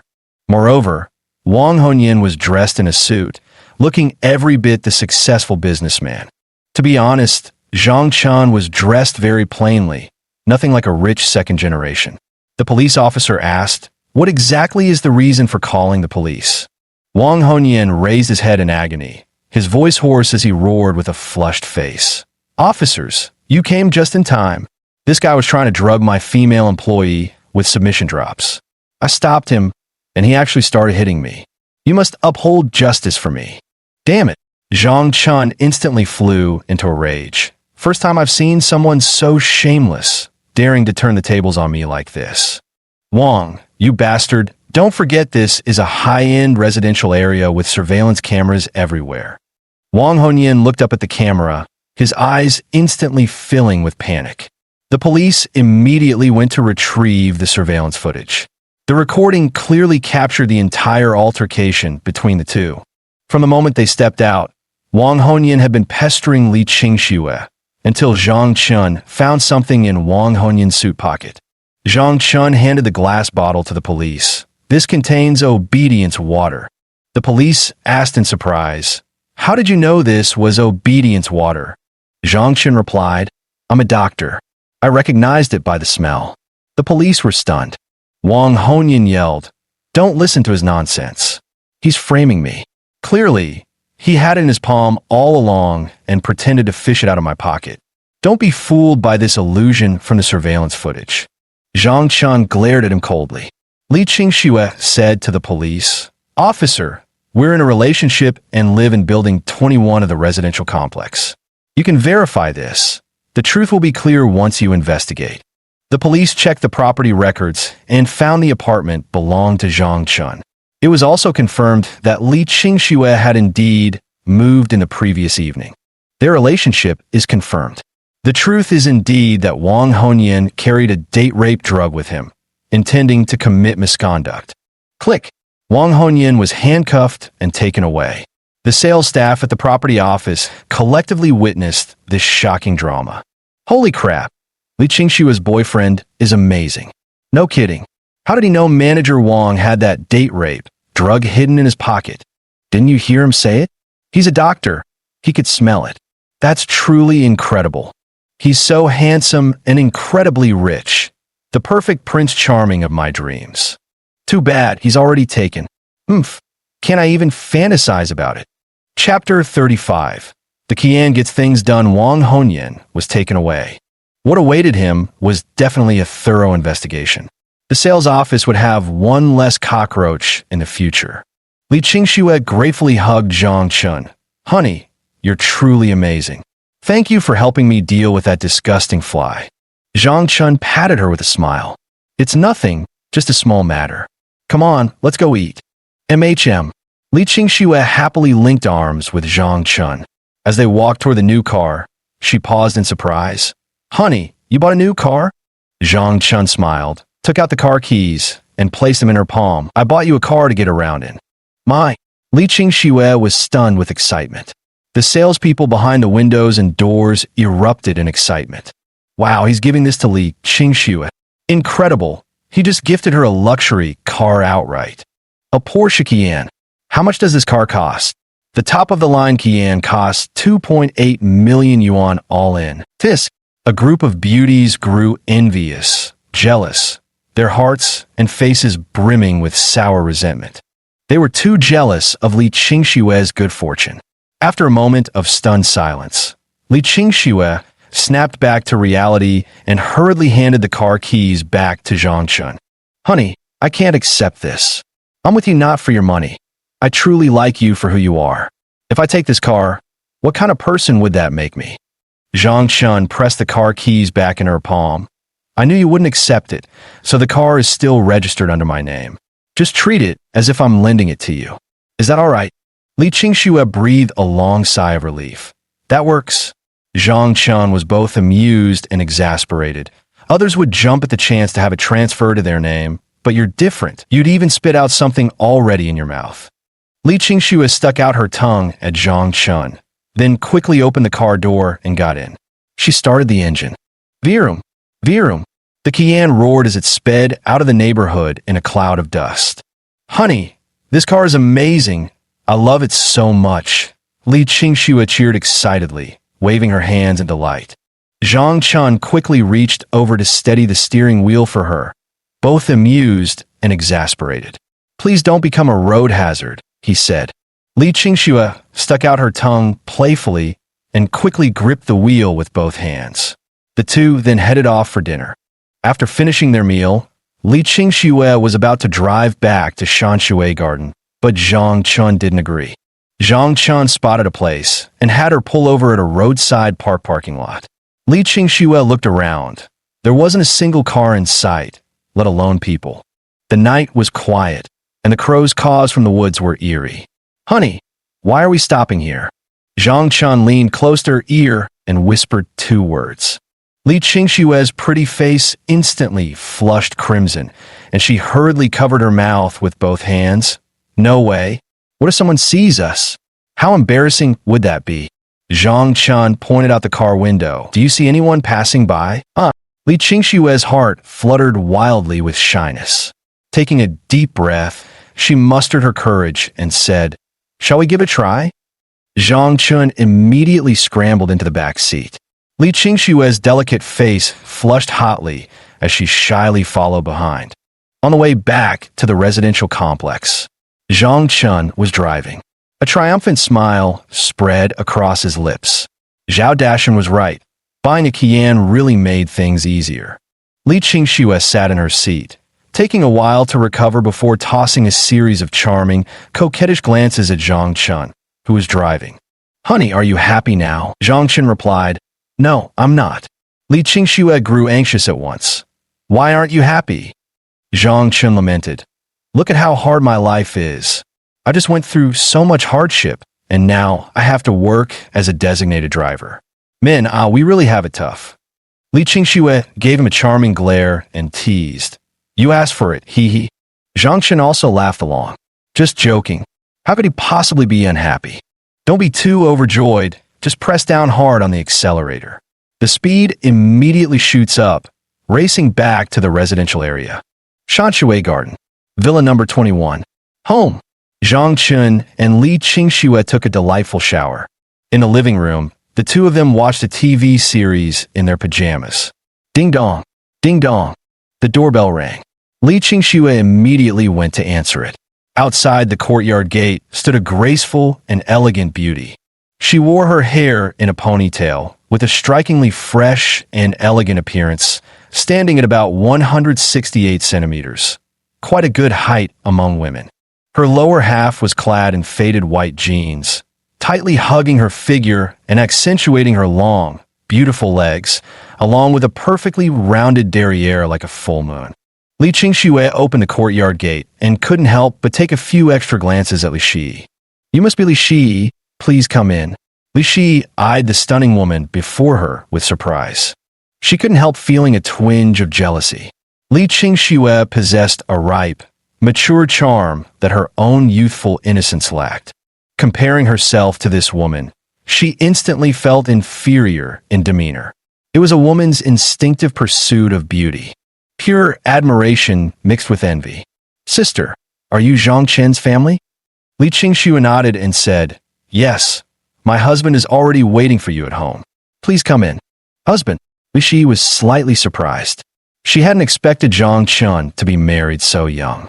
However, noticing Li Qingxue's bare left hand, she immediately understood something. The residents of Shanshui Garden were all wealthy people. The relationship between Li Qingxue and Zhang Chun was probably not marital, but something else. She suddenly felt much more balanced. Entering the house and changing into slippers, she saw Zhang Chun had already set up 3 go boards in the living room. Zhang Chun gestured to her. "Take a seat." Li Qingxue poured tea. Li Shi thanked them somewhat nervously. Zhang Chun explained, "My special training is simple. I'll mimic your father's playing style, and you try to defeat me. We'll play 3 boards at once, 6 games every night. Can you handle it?" Li Shi looked at Zhang Chun in astonishment. 3 boards at once? "No, that would mess me up." Zhang Chun elaborated, "I know it's demanding, but if you don't push your thinking to this extreme, you'll never beat Li Qingfeng. Right now, you need to challenge the impossible. If you think you can't do it, the door's right there. You can leave." "Don't talk like that. She's just a little girl," Li Qingxue quickly interjected. Unexpectedly, these words provoked Li Shi instead. She was no little girl. Li Shi straightened her back, proudly displaying her 34C figure, and immediately grabbed the chess pieces. "Guess the color." Zhang Chun smiled faintly. The game began. The 3 matches were played in a rather disorganized manner. Li Shi felt completely overwhelmed. Zhang Chen's strategies in the 3 games were entirely different. But although different, if one were to say it was a game played by Li Qingfeng, it could easily pass for the real thing. The imitation of the game is very authentic, with a standard no lower than the original. Moreover, the layout is meticulous and flawless. Li Shi had to rack her brains to cope. But no matter how she played, she was no match. Soon, in 3 games, she resigned by abandoning her pieces mid-game. Li Qingxue, watching from the side, saw how readily Li Shi conceded defeat. "You shouldn't have conceded so early. This game could still be played out." Zhang Chun shook his head helplessly. "She has inner demons. She'll never defeat Li Qingfeng in this lifetime." "Li Shi, you may leave. You don't need to come back anymore." Chapter 36. Defeating the Chess King Online. Li Shi immediately became anxious. "Why? I was playing 3 games simultaneously and got a bit overwhelmed, but I'll improve with more practice. Please believe in me." Zhang Chun shook his head and said, "As I just mentioned, you're battling inner demons. In these 3 games today, you didn't even perform at half your usual strength. You're afraid to play against your father. Before the game even starts, you've already lost your momentum. How can you possibly win against him like this? Do you understand the saying, lose the game but not the stance? What you lack now is the courage to face him. Without courage, no matter how strong your chess skills are, you won't be able to utilize them, and you'll still lose." Li Shi was stunned, completely bewildered. Coming back to her senses, she hurriedly asked, "Then what should I do?" Zhang Chun shook his head and said, You've never seen your father suffer a crushing defeat, have you? So in your mind, he'll always remain an insurmountable mountain. Li Shi bit her lip. Though reluctant to admit it, she still nodded. In all her memories, she had never seen Li Qingfeng being utterly crushed by anyone. Even when he lost, it was always by a narrow margin. And the next time he challenged that opponent, Li Qingfeng would absolutely win back his pride. Li Shi felt deeply the terrifying prowess her father possessed in the way of chess.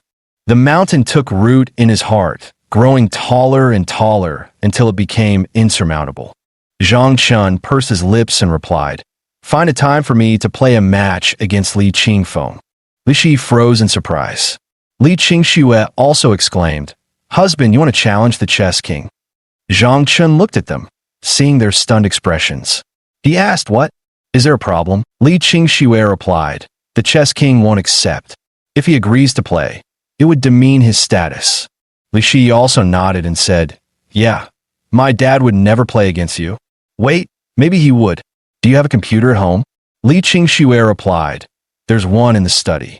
Li Shi immediately got up and rushed to the study. "My dad likes to play chess online, though he uses an alias.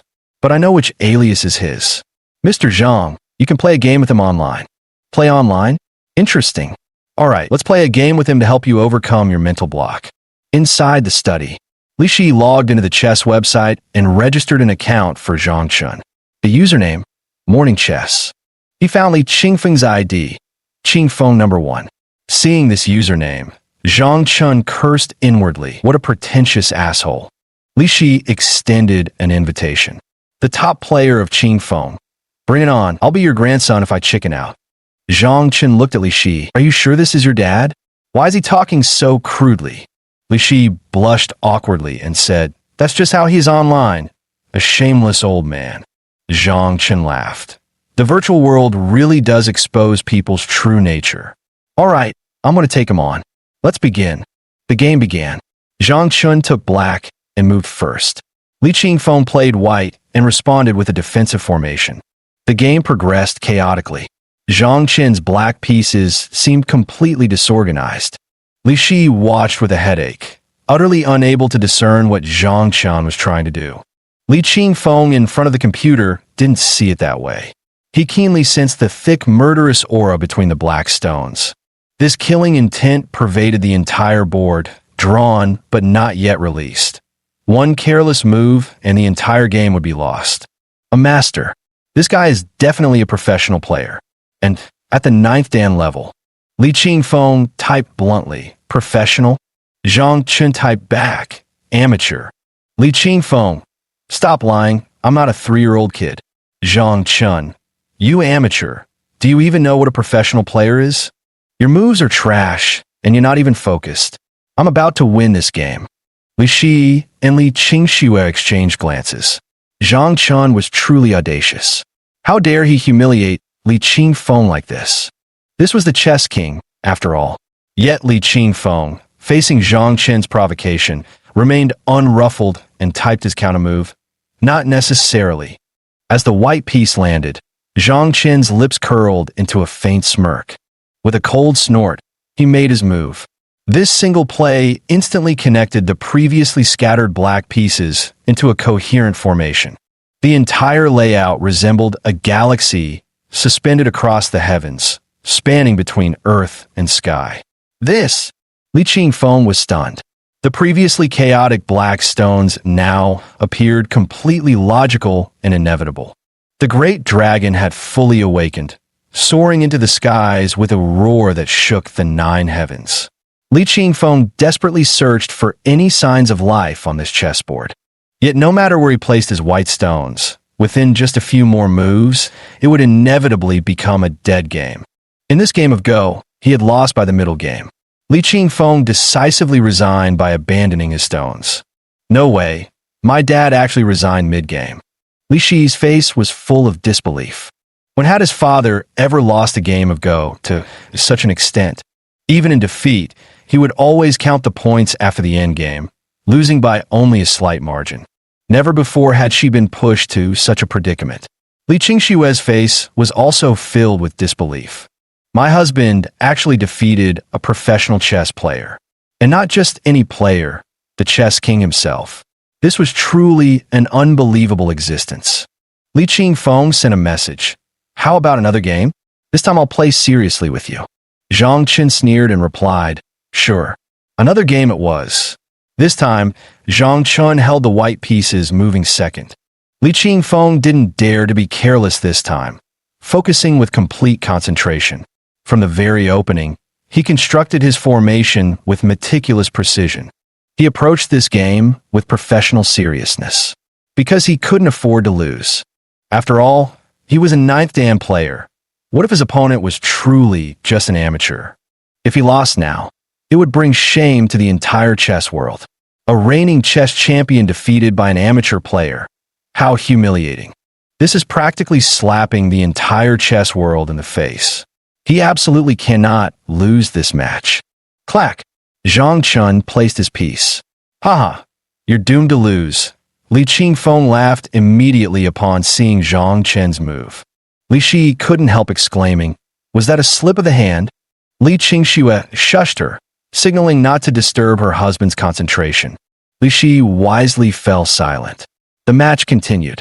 Seizing upon Zhang Chen's earlier misplay, Li Qingfeng began setting traps and launching fierce attacks. Soon, Zhang Chen's white stones were driven into a desperate situation. Li Qingfeng sent a message, resign and surrender. You've lost. Zhang Chun retorted with 2 words, not necessarily. Tap. The white stone landed. Suddenly, the board seemed to emit a radiant white glow. The white stones, once cornered, miraculously came back to life. That single misplayed move just now had somehow revived the entire white formation. Li Shi widened her beautiful eyes in astonishment, her face filled with disbelief. So that move wasn't a clumsy mistake after all. It was bait. Nothing ventured, nothing gained. Zhang Chun was using this tactic to lure Li Qingfeng into attacking, then seizing the opportunity to counterattack. Li Qingfeng, sitting in front of the computer, was so frustrated he nearly coughed up blood. He'd actually been played for a fool. How could this be? Such an obvious trap. How did I not see it? Reviewing each move carefully, Zhang Chen's play had seemed like a mistake no matter how he looked at it. But he miraculously turned this misstep into a hidden trap with a stroke of genius. Incredible. This game of chess he played was utterly cunning, catching everyone off guard. How did this guy do it? 2 completely different playing styles. Li Qingfeng was utterly baffled.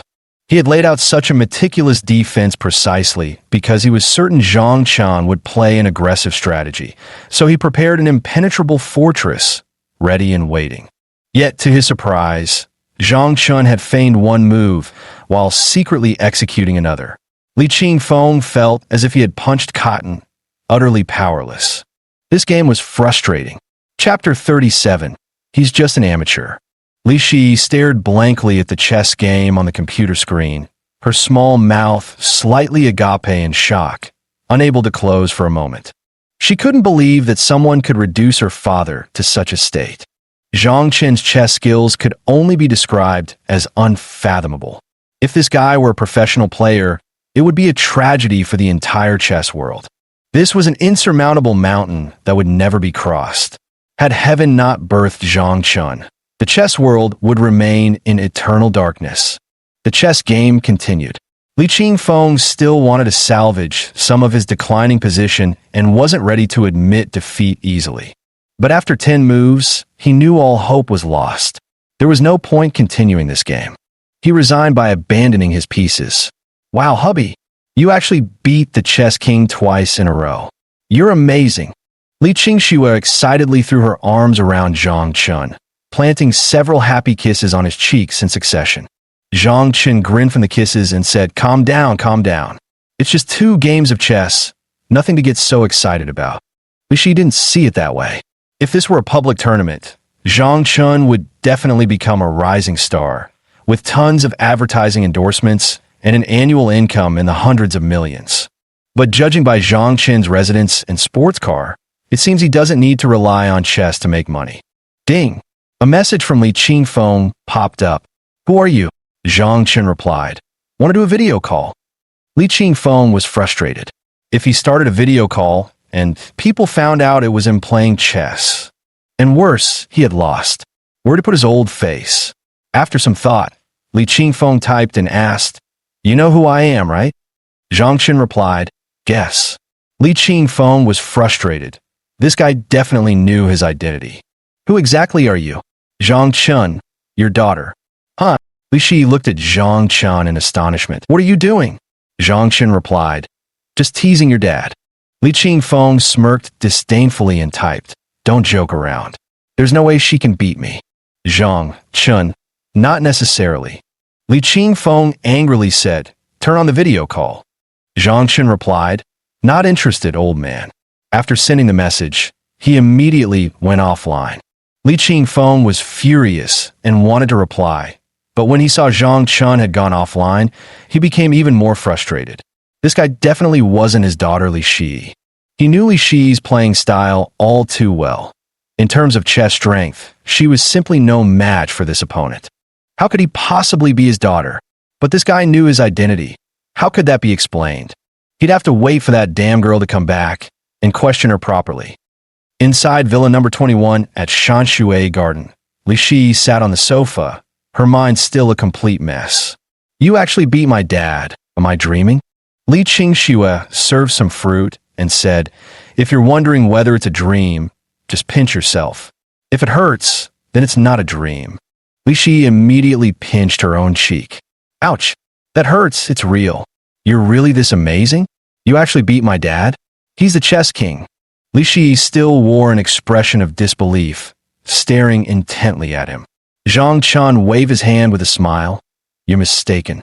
So-called chess king is just an empty title. True masters don't care about hollow fame. Li Shi couldn't help chuckling. But you still beat him.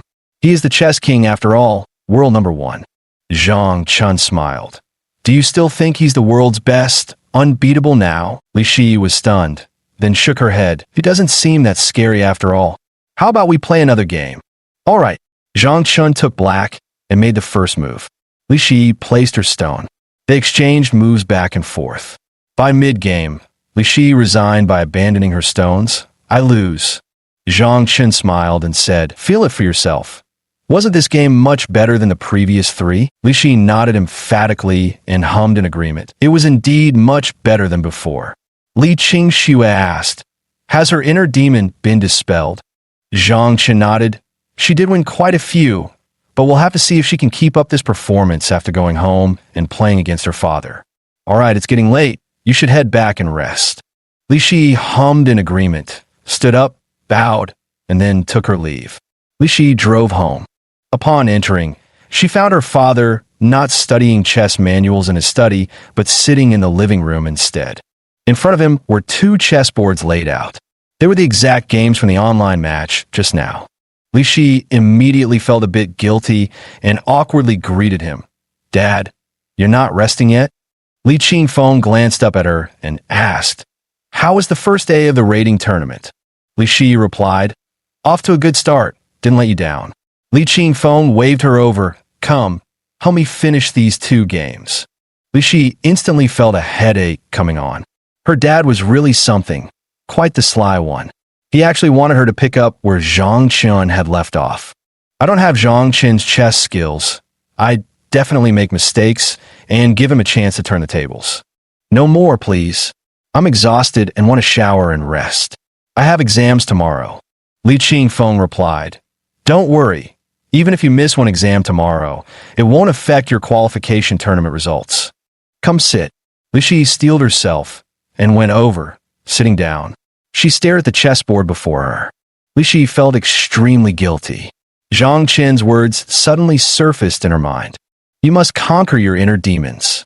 She froze for a moment, then looked at her father with fresh eyes. What kind of chess king was he anyway? He couldn't even beat Zhang Chen. There was nothing to fear. I'm the chess player Zhang Chen personally recognized and taught. I'm no worse than you, old man. Fine, then I will. Tap. The piece is placed. Huh. Li Qingfeng clearly sensed a subtle change occurring in his daughter. But the outcome is still unclear for now. Keep playing the game to probe further. Keep playing. Half an hour later, Li Qingfeng stared blankly at the two chessboards before him. He shook his head helplessly. Lost. You little brat. So it really was you messing with me online all along.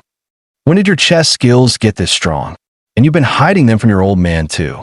Li Shi immediately replied, Wasn't me playing against you.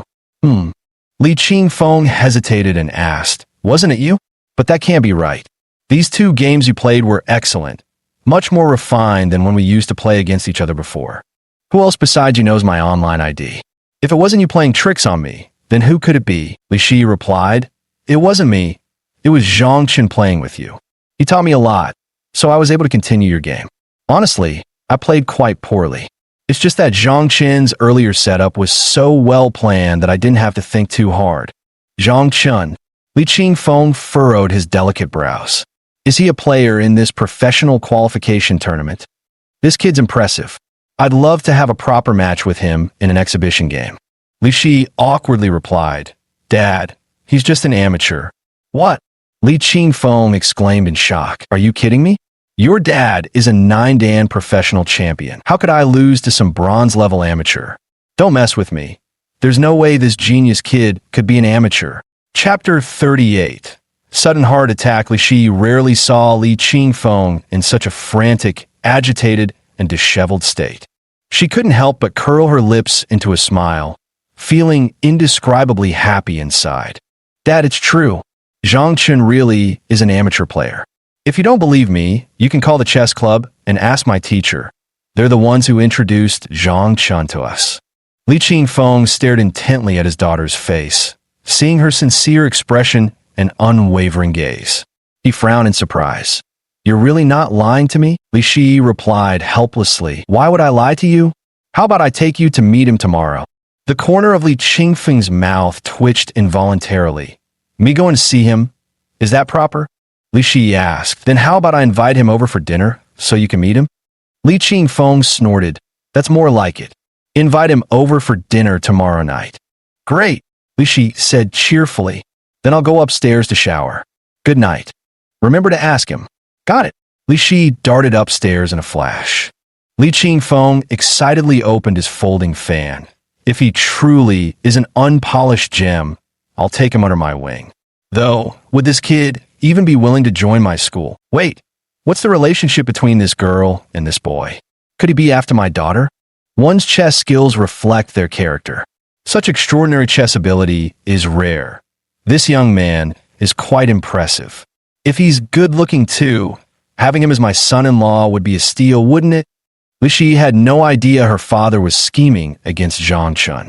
She was soaking in the bathtub, texting Zhangchen. Zhangchen was also soaking in the tub. Li Qingxue was happily giving him a massage. He was so blissful he nearly drooled. Buzz. The phone rang. Zhangchen picked it up to check. Huh.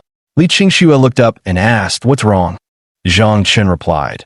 Li Shi sent a message saying he wants to invite me to his place for a casual dinner tomorrow night. His father wants to meet me. Li Qingxue chuckled and said, That chess king can't accept his defeat and wants a rematch, but he's too embarrassed to issue a formal challenge. That's why he's using dinner as an excuse to play chess with you. Zhangchen asked, Do you think I should go or not? Li Qingxue replied, Go, of course. Why not? You're just idling at home anyway, so you might as well go. Are you going? Zhangchen asked. Li Qingxue pouted.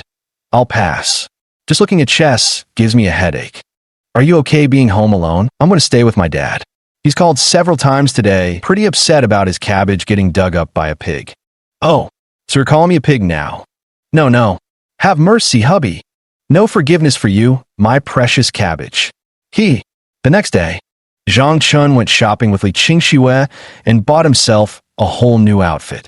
After all, clothes make the man, and gold makes the Buddha. Clothing is the best way to showcase one's temperament. After a bit of hairstyling, Li Qingxue was completely mesmerized. Honey, I never noticed before, but you're actually super handsome when you dress up. I'm almost regretting making you look this good. You'll attract too much attention. Zhangchen smugly made a scissor hand gesture under his chin.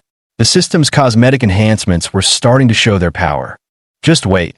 In another 20-some days, he'd be handsome enough to attract both men and women. Bah! Forget about men, though. He had no interest in those pretty boys. Li Qingxue saw Zhang Chen off to his car. Zhang Chen got behind the wheel of his Ferrari 812. He headed to Li Shi's home, located in Qinyang residential area, a 600-square-meter villa. Arrive at the entrance. Park the car. Li Qingfeng immediately leaned against the window, looking outside. Upon seeing Zhang Chen driving a Ferrari 812, he frowned slightly. Hopefully, he's not some spoiled rich kid, all glitz on the outside but rotten within. Get out of the car. Zhang Chen revealed his handsome face, causing Li Qingfeng to be taken aback for a moment. The young man looks quite impressive, a fine figure of a man. Li Shi hurriedly opened the door and pulled Zhang Chen inside. After changing into his slippers, he entered. Li Qingfeng was already in the living room holding a teacup, pretending to study a chess manual. Li Shi introduced, "Dad, this is Zhang Chen." Zhang Chen immediately bowed respectfully. "Hello, uncle."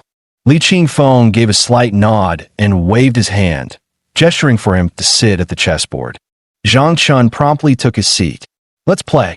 Li Qingfeng moved first with the black pieces. Zhang Chen immediately followed with his move. Li Shi was stunned, unable to comprehend her father's sudden approach. "Never mind, I'll go cook first. Soon, this game will reach its mid-phase." Li Qingfeng couldn't continue playing. He conceded helplessly. "I lose." "But I refuse to accept it," he immediately asked. "If you take black, can this game still be turned around?" Zhang Chen rotated the board, immediately placed a black stone. Li Qingfeng promptly responded with white. The endgame concluded. Li Qingfeng was astonished. "You actually managed to turn defeat into victory. It seems I was too narrow-minded. The way of Go is indeed boundless." Zhang Chen smiled without speaking. He didn't know what to say. After all, it wouldn't be right to kick someone when they're down after already winning against them. That would be too impolite. Li Shi brought dishes to the table, then came over to look at the chessboard. She froze momentarily. "Is this your second game? You're playing so fast." Li Qingfeng shook his head. "No, I had already conceded earlier." He continued my moves and turned defeat into victory. Li Shi was astonished. "You can actually turn defeat into victory?" Li Qingfeng nodded. "Indeed, it's possible, but only this kid could pull off such a move." "Zhang Chen, did you really not go for the professional qualification test?" Zhang Chen replied. "I'm already past the age limit."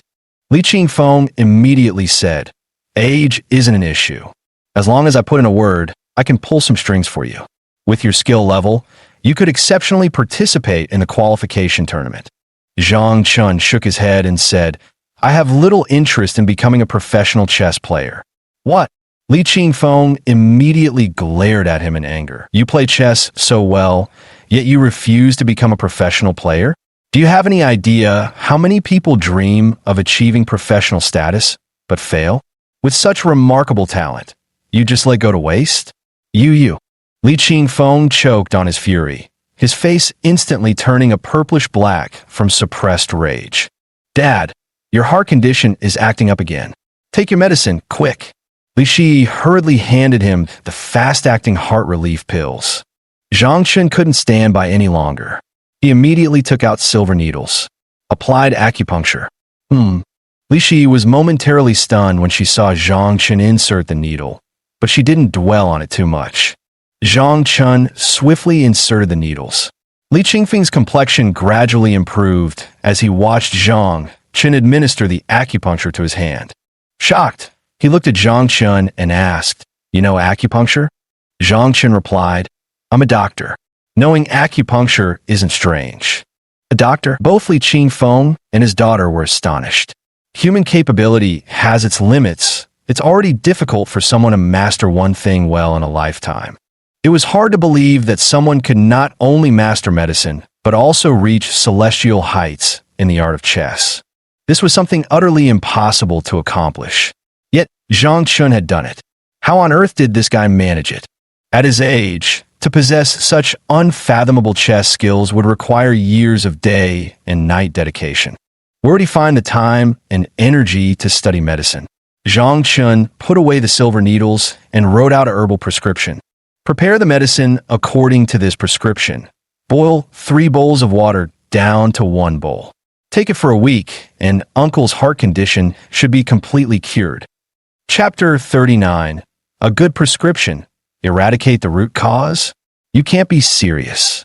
Li Shi couldn't believe it. Li Qingfeng immediately shook his head. He'd never heard of heart disease being completely cured. How could this young man speak so frivolously? At first, he seemed quite steady during the chess game, but now, such a person will never achieve anything great. Li Qingfeng didn't pay much attention to the prescription either, merely considering his acupuncture as a temporary relief for his symptoms. After all, I just took the fast-acting heart relief pills. I would have recovered even without his acupuncture. Let's eat. Li Qingfeng changed the subject and called out. Seeing that neither father nor daughter believed him, Zhang Chun couldn't be bothered to waste his breath. Come to the table for dinner. Li Qingfeng's attitude toward Zhang Chun was somewhat cold. After all, Zhang Chun refused to enter the professional chess world, and his frivolous speech didn't endear him to Li Qingfeng. The meal was a lonely affair. Li Shi walked Zhang Chun to the door and apologized. My dad just has this rotten temper. He never has a good face for anyone. Don't take it to heart. Zhang Chun smiled and said, No worries, I'm off now. Li Shi followed him into the car. Zhang Chun asked in surprise, Are you giving me a ride? Li Shi playfully smiled and said, No, just hitching a ride. I'm going to the supermarket at the entrance of the neighborhood to buy some things. Oh, then let me see you off. The two drove away together. Everything was observed by Li Qingfeng. Li Qingfeng snorted coldly and sat down on the sofa, noticing the prescription left on the chessboard. His brows furrowed. He wanted to crumple it up and throw it in the trash. But the thought of being able to cure it completely stirred his heart, and as if possessed, he made the call. Old Tian, it's been a while. How have you been lately? Tian Jizu replied. Is your heart acting up again? Worry less. You've already got fame and fortune. Why cling to empty prestige? Wouldn't it be better to retire at the height of your success? Li Qingfeng responded absent-mindedly. Got it. I came across a prescription. Could you take a look at it for me? Tian Jizu frowned. What kind of prescription? Don't go believing in some folk remedy. You can't just take any medicine recklessly. Li Qingfeng replied. I know. That's why I called to ask you first. Listen carefully. Here's the prescription. After hearing the prescription, Tian Jizu was stunned speechless. Li Qingfeng shouted over the phone. Hey, are you even listening? Tian Jizu exclaimed excitedly. This prescription is simply amazing. Who wrote it? It's 100 times better than the one I gave you. Perfectly targeted. Old Li, where on earth did you find this prescription? Li Qingfeng replied. A young man prescribed it for me. He said if I take the medicine according to the prescription, my illness will be cured at the root within a week. You think that's just boasting? How can heart disease be cured at the root? Tian Jizu replied. Who said it wouldn't work? That prescription in your hands might just cure you for good. Li Qingfeng was stunned. Really? Is this prescription that good? Tian Jizu snorted. You're just a stinking chess player. What do you know about traditional Chinese medicine? Different trades are separated by mountains. Just take this prescription as directed. Even if it doesn't cure you completely, I bet my life it'll keep your condition from recurring. At the very least, you won't need to pop those fast-acting heart pills at the drop of a hat. Speaking of which, who exactly wrote this prescription for you? I absolutely must meet this person. Li Qingfeng snapped out of his daze and replied smugly, Not telling you. Who knows? If you met him, you'd probably try to rope him into being your son-in-law. This happens to be my daughter's future husband we're talking about. Why should I let an old codger like you get your hands on him? I'm hanging up now. Hey. Damn it, you old bastard. Tian Jizu was so angry he wanted to smash his phone. Li Qingfeng hung up the phone, looked at the prescription in his hand, and chuckled with smug satisfaction. He immediately called his daughter. Li Shi was shopping at the supermarket with Zhang Chun. She answered the phone. Dad, what's up? Li Qingfeng asked. Is Zhang Chun with you? I'm here, Li Shi replied. Li Qingfeng excitedly said, That's great. Li Shi was stunned. How could his attitude change so quickly? Dad, what's wrong with you? Your personality is too unpredictable. Li Qingfeng said excitedly. Daughter, bring Zhang Chun back home again. I need to have a proper talk with him. Huh? Li Shi asked in surprise. Dad, what do you mean? He's about to leave. Why are you telling me to bring him back? If I tell you to bring him back, then you'd better bring him back. If you can't, don't bother coming home either. Li Qingfeng hung up the phone after his outburst. Li Shi was left stunned, wondering what madness had possessed her father. What's wrong? Zhang Chen asked. Li Shi replied awkwardly. My dad suddenly became interested in you again. He wanted to bring you back for a talk. I really don't know what he's thinking. Zhang Chen laughed and said, since he wants to see me, let's go meet him again. Li Shi said worriedly, is this really okay? It'll delay your return. Won't Li Qingxue worry about you? Zhang Chen replied, she's staying at her parents' tonight, no need to worry. Li Shi couldn't help but feel a secret thrill of joy, immediately pulling Zhang Chen to settle the bill. Returning to the doorstep, Li Qingfeng greeted them with a smiling face, personally going to open the courtyard gate to welcome them. Zhang Chen was a bit bewildered. Li Shi was even more confused. Entering the house, she pulled her father into the kitchen and whispered, Dad, what are you doing? Your mood keeps shifting from gloomy to sunny. Aren't you afraid of scaring people? Li Qingfeng took out the prescription. I just spoke with old Tian on the phone. He said this prescription is excellent, 100 times better than what he could prescribe. He told me to follow it strictly, and even if it doesn't cure the root cause, it'll ensure the condition never recurs. To hell with those quick-acting heart pills. Li Shi's face lit up with joy. Really? Is the prescription truly that effective? Li Qingfeng replied. Old Tian is a seasoned traditional Chinese doctor. Would he lie to me? Don't just stand there. Hurry up and make tea. I need to properly entertain our future son-in-law. Dad, what nonsense are you talking about? Li Shi's delicate face instantly flushed crimson with shyness. Li Qingfeng replied, I know you all too well. You clearly have feelings for this kid, and he seems to care for you too. Otherwise, why would he help you defeat me? Good choice, my dear. Your taste is excellent. The only downside is that this kid stubbornly refuses to enter the chess world. No way. This is non-negotiable. How could Li Qingfeng's son-in-law not enter the world of chess? I'll go have a proper talk with him. Dad, don't. Li Shi tried to stop him, but Li Qingfeng wouldn't even give her a chance. Seeing how deeply her father had misunderstood the situation, Li Shi could do nothing but offer a bitter smile, again and again. Sitting on the sofa, Li Qingfeng kept scanning Zhang Chen with his eyes. Zhang Chen felt extremely uncomfortable under his invasive gaze. He asked, Uncle, what did you want to discuss with me? Li Qingfeng smiled warmly and inquired, Zhang Chen, how long have you been dating my daughter? Huh? Zhang Chen was stunned for a moment, then immediately realized something and hurriedly explained, Uncle, I think you've misunderstood. Your daughter and I are just the most ordinary friends imaginable. She's currently preparing for her ranking exam. Please don't stir up trouble that might affect her performance. Li Qingfeng nodded. I understand. Who would have thought you'd be so concerned about my daughter? Zhang Chen inwardly groaned. Why did every attempt to clarify things only make the situation worse? What should he do now? Li Qingfeng got straight to the point. How can my son-in-law not enter the professional Go world? Kid, if you want to pursue my daughter, you must join the professional Go circuit. You've missed this year's qualification tournament, but next year I'll arrange for you to take the professional qualification exam. Chapter 40. The Backdoor Professional Qualification Tournament. Zhang Chen shook his head with a wry smile. Uncle, I'm a doctor with my own professional duties. Li Qingfeng countered. How much can doctor earn? Enter the professional Go world, play a few matches with me, make your breakthrough, and directly become the genius Go champion of the younger generation. By then, endorsement deals will make you more money than you can count. Zhang Chen's interest was piqued. He asked, how much can one earn in a year? Li Qingfeng replied, that depends on your ability. The top earners can make several hundred million a year without any problem. Zhang Chen pouted, immediately finding it quite dull. Uncle, this isn't even as much as I earn in a day. Thump! Li Qingfeng's left hand, which was resting on his knee, slipped suddenly, nearly causing him to tumble right under the sofa.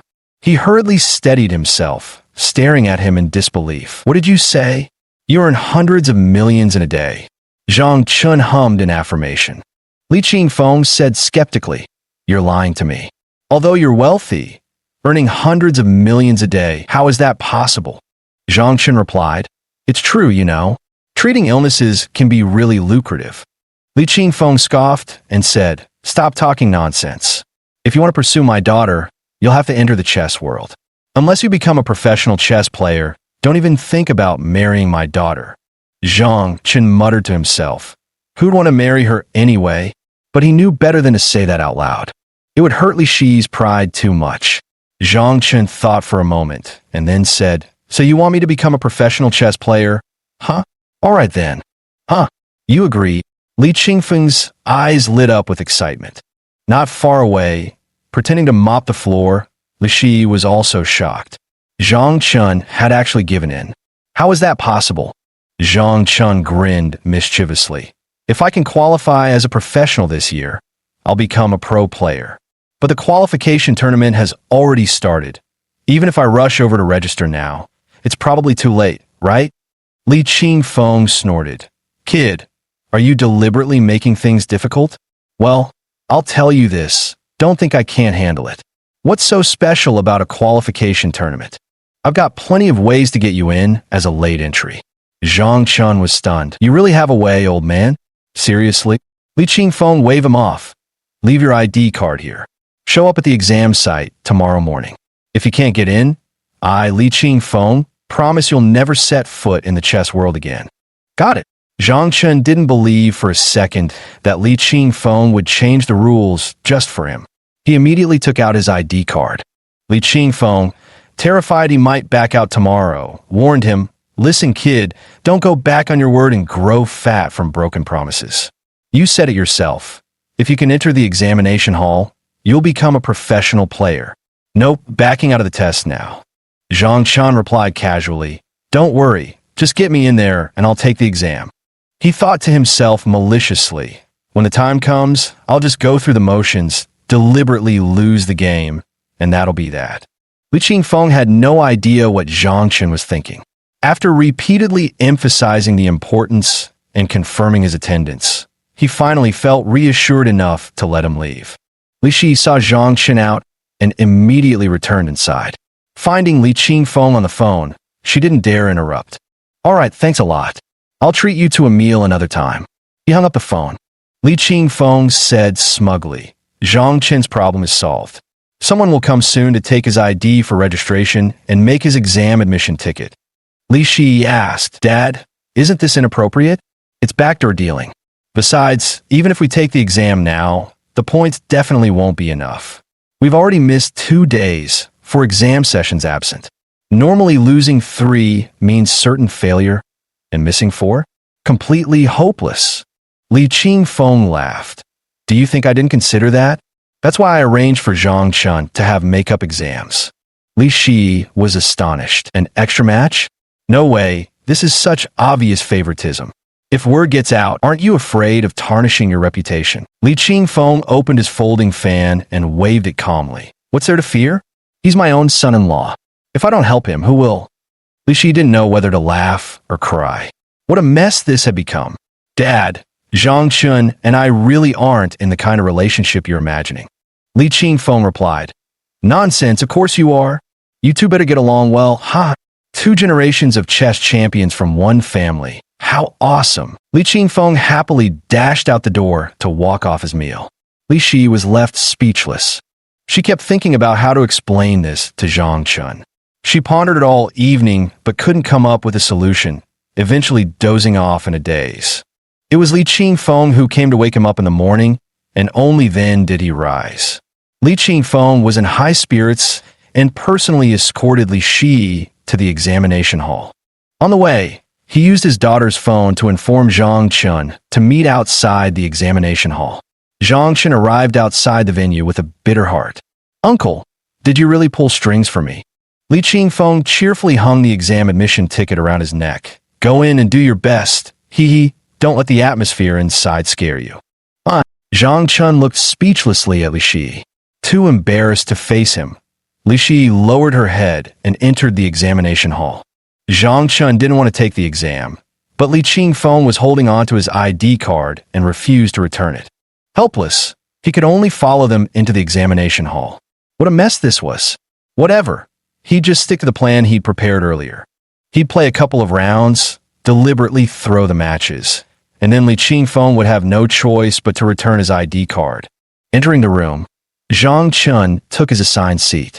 He noticed the adjacent table was empty. Soon, his opponent arrived. The other table remained vacant. Zhang Chun couldn't help shaking his head. Skipping the exam already? Poor guy. The professional certification tournament isn't an ordinary exam. It follows a round-robin point system where you can afford to lose at most 2 matches. Lose 3 times, and you'll likely fail to rank, resulting in certification failure. Missing even 1 match would be a tremendous loss. The competition is about to begin. First, a bow. This was the basic etiquette of Go. He stood up. The person at the next table unexpectedly bowed to Zhang Chun. Zhang Chun asked in surprise, "Why are you bowing to me?" The man replied, "Don't you know? You got in through the back door as a reserve, so the committee set a tough challenge for you. You have to play 2 opponents at once in every match. Lose any single game, and you're immediately eliminated." Zhang Chun was dumbfounded. The chess players present couldn't help but start discussing among themselves. Got the notice yesterday about someone coming through backdoor connections. Turns out it's this guy. Handsome face, but terrible character. How shameful to get in through connections. Wang Zhirong, this year's hottest prospect who got signed by a club even before becoming a professional player, fanned himself with a folding fan. He shouted, "Hey, you backdoor climber, what gives you such airs? Whose backdoor did you crawl through? Did you use enough soap?" Everyone burst into laughter. Zhang Chun sat down with a gloomy expression. Wang Zhirong continued mocking. "Hey, I'm talking to you. What's with that face? Oh, I get it. Your backdoor still hurts so much you can't even speak. That's fine too. When I lose later, I can openly complain that my backdoor hurts too much, affecting my performance. I refuse to accept this defeat." The laughter erupted again. Zhang Chen's face darkened completely. Originally, he had considered throwing the match. Now he changed his mind. So what if it meant becoming a professional chess player? Become a player, casually win a championship, and watch those 100 million yuan endorsement deals come rolling in. Earning money like this is pure bliss. Never thought I'd have my day in the spotlight. Amazing. Today, this fame is mine for the taking.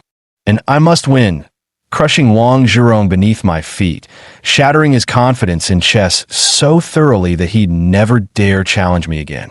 The match began.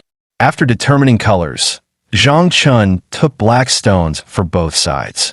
He was playing both games simultaneously with his left and right hands. After making his moves, his opponent reminded him, "You need to press the timer." "Oh, right. Thanks for reminding me." Zhang Chun immediately hit the clock. The match continued. Both opponents still thought Zhang Chun was playing 1 against 2 with identical blackstone openings on both boards. Thinking they could collude and handle it easily, they soon found themselves frustrated. The layout was completely different. The playing style was even more enigmatic, impossible to fathom or predict. Midway through the game, both players began to feel overwhelmed. Soon, they resigned one after another and left the table. Zhang Chun became the first in his section to finish the exam. He left with effortless grace, shooting Wang Zhirong a fierce glare before departing. Wang Zhirong's face instantly darkened like stormy waters. What's there to be arrogant about? The qualification tournament has only just begun, and the initial opponents are all amateurs. The closer it gets to the end, the harder it becomes. Let's see how long you can keep up this arrogance. Other players don't see it that way. They were all astonished by Zhang Chen's chess skills. Playing 1 against 2, he actually defeated his opponents so quickly. As soon as the exam was over, they immediately rushed to see Zhang Chen's 2 chess games. Chapter 41. Overcoming all obstacles. Is this really the game played by someone who got in through the back door? It can't be. This level of skill is no joke. No wonder he had the privilege to enter through the back door. He does have some skills after all. Wang Zhirong glanced at the chessboard and sneered. What skills? He just got caught off guard because he's unfamiliar with the moves. Everyone nodded in agreement. Exactly, it was mainly underestimating him. With these two games as reference, we can pretty much figure out his limits. Let's all study them carefully. Later, we'll crush him so thoroughly he won't dare to use the back door again. You're right. Wang Zhirong, why aren't you studying? Wang Zhirong replied disdainfully. This trash isn't worthy of being my opponent. I'm going to find my goddess, Li Shi. Outside the exam hall, Zhang Chun, yawning, sat in the rest area drinking milk tea. Hey, how did it go? Li Shi came out and sat down in front of him, asking. Zhang Chun replied, just so-so. How about you? Li Shi smiled and answered, I won. Zhang Chun gave a non-committal hum. Li Shi. Wang Zhirong spotted Li Shi and happily walked over, holding 2 cups of coffee. Have some coffee. As he reached his seat, he turned his head and saw Zhang Chun actually sitting at the same table as Li Shi. Immediately, he said rudely, You backdoor climber. How dare you sit here? Get up and move. Zhang Chun shot him a cold glance. Why can't I sit here? Wang Zhirong sneered. You backdoor climber, shameless enough to sit with us who got in through proper exams? You might not mind, but we find it disgusting. Li Shi, let's go sit somewhere else. Don't share a table with this kind of person. Li Shi replied, You go ahead. I won't be joining you. I'll stay right here. Zhang Chun jeered mockingly. Hurry up and leave. Can't you see your beloved goddess can't be bothered with you?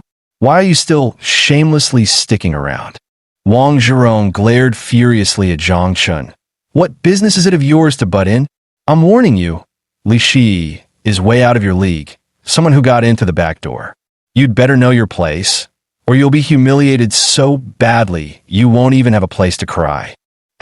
Zhang Chun couldn't help but laugh as he said to Li Shi, Your father went through all that trouble to pull strings and get me into the professional ranking system, forcing me to become a pro player, just so he could marry you off to me. What do you think about that? Li Shi's pretty face instantly flushed crimson with embarrassment. What? Wang Zhirong stared at them in utter disbelief. Zhang Chun, what nonsense are you spouting? Chess King Li Qingfeng pulled strings for you? You're talking rubbish. How could someone like Li Qingfeng possibly take a liking to someone like you? Zhang Chun shifted his position, sitting right next to Li Shi, and casually wrapped an arm around her slender waist. Some people's perception is just like their chess skills, really not up to par. Use your brain a little. If we weren't acquainted, would we possibly be sitting together? Li Shi, held by Zhang Chun, blushed deeply like a ripe apple. She didn't push away his wandering hand. Instead, her heart raced wildly with excitement. Seeing Li Shi's reaction, Wang Zhirong was stunned, dumbfounded, his face full of disbelief. No way. Li Shi, how could your father possibly take a liking to this kind of person, even making an exception to pull strings for him? How is that possible? Li Shi raised her eyes to look at him and replied, Why wouldn't it be possible? Zhang Chun is my boyfriend. Can't my father make an exception for him? Besides, Zhang Chun isn't taking the same exam as you all, where you earn points. His is 1-on-2, elimination style, much harder than yours. You all. Wang Zhirong stared at them in disbelief. Furious, he slammed his coffee on the table and pointed at Zhang Chun, cursing, You bastard. I'll make you regret coming to the qualification tournament. Wang Zhirong stormed off angrily. Zhang Chun pouted. Your dad is really causing trouble. Great. Now I've made an enemy for no reason. Li Shi said softly. Just consider it as helping me swat away a fly. Zhang Chun came back to his senses and quickly withdrew his hand, apologizing. Sorry, that was just an act. I didn't mean anything else. Please don't misunderstand. I know. Li Shi nodded, her heart feeling a little disappointed as she watched him pull his hand back. That Wang Zhirong is arrogant, overbearing, and downright disgusting. Thank you for helping me get rid of him. Zhang Chun laughed, always happy to chase away a pesky dog for a beautiful lady. Li Shi couldn't help but chuckle. How dare you mock him as a mangy dog? His grandfather Wang Huirong is a chess master. Aren't you afraid of being ostracized in the chess world with such ridicule? Zhang Chun scoffed. In chess, it's skill that speaks, not the shadow of one's ancestors. Let's hope this guy doesn't run into me. If he does, I'll make him too scared to even pick up a chess piece again.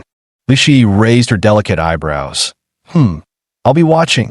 The days that followed, Zhang Chun participated in the ranking tournament every day, while others played 2 matches daily, one in the morning and one in the afternoon.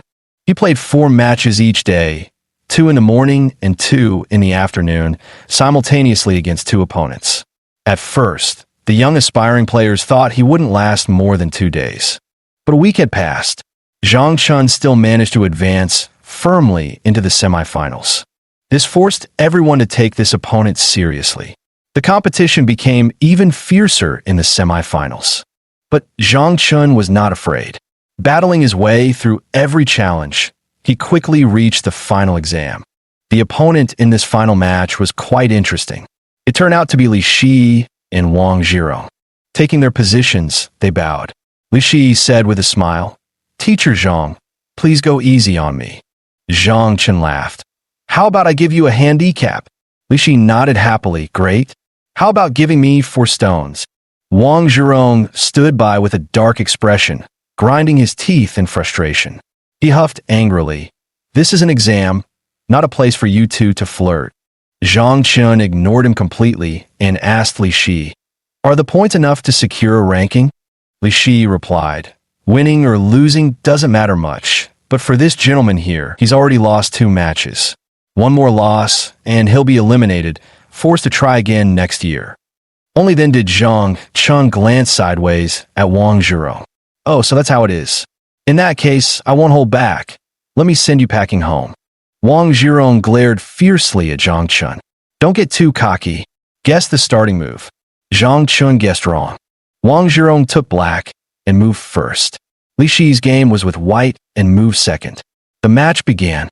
Wang Zhirong surged forward with an overwhelming dark aura, cutting through all obstacles in his path like an unstoppable force.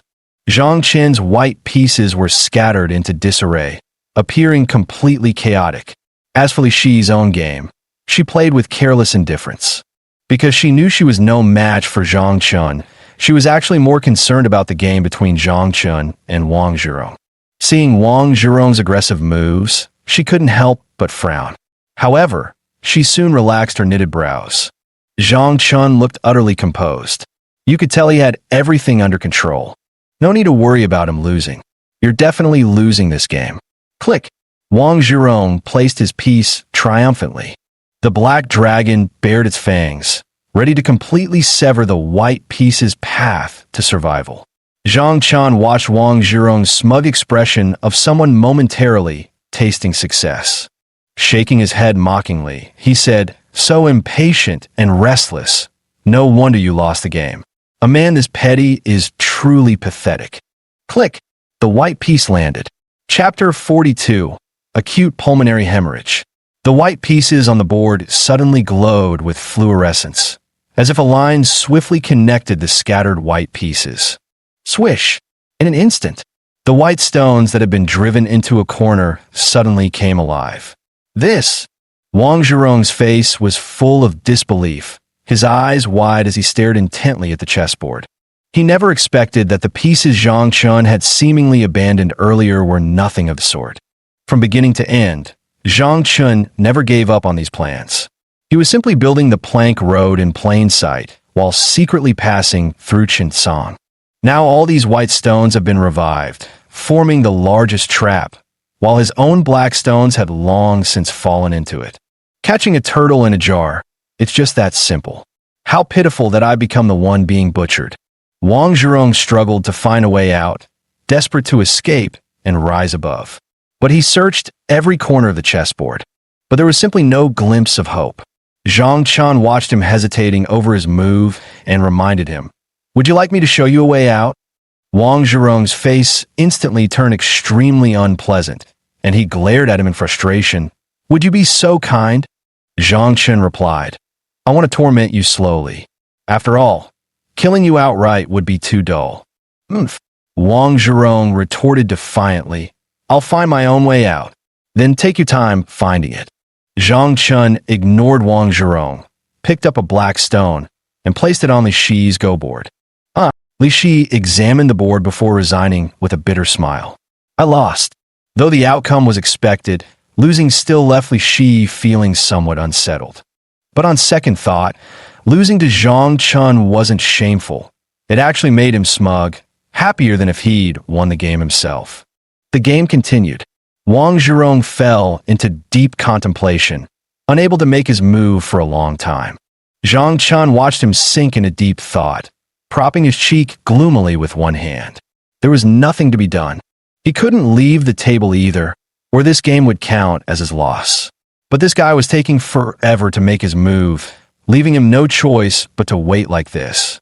A match that lasted an hour and a half. Zhang Chun simply dozed off. Li Shi saw that Zhang Chun had actually fallen asleep. She couldn't help but click her tongue in amazement, though she had to admit she was rather impressed. Such composure and calm. Only Zhang Chun could pull off. He was probably about to make history in the qualification tournament. The only chess player who managed to fall asleep during the exam. Matches in the examination hall concluded one after another, with some leaving joyfully while others departed in disappointment. Look over there, that match is still going on. Huh? How is he sleeping? It's that backdoor entrant Zhang Chun. He's actually asleep. Trash like him actually made it to the final round of the playoffs. I have no idea what the organizing committee was thinking. You idiot, the fact that he lasted till the end proves his strength. If you had that kind of skill, you'd try getting in through connections too. Yes, strength speaks for itself. If he weren't capable, he wouldn't have lasted till the end.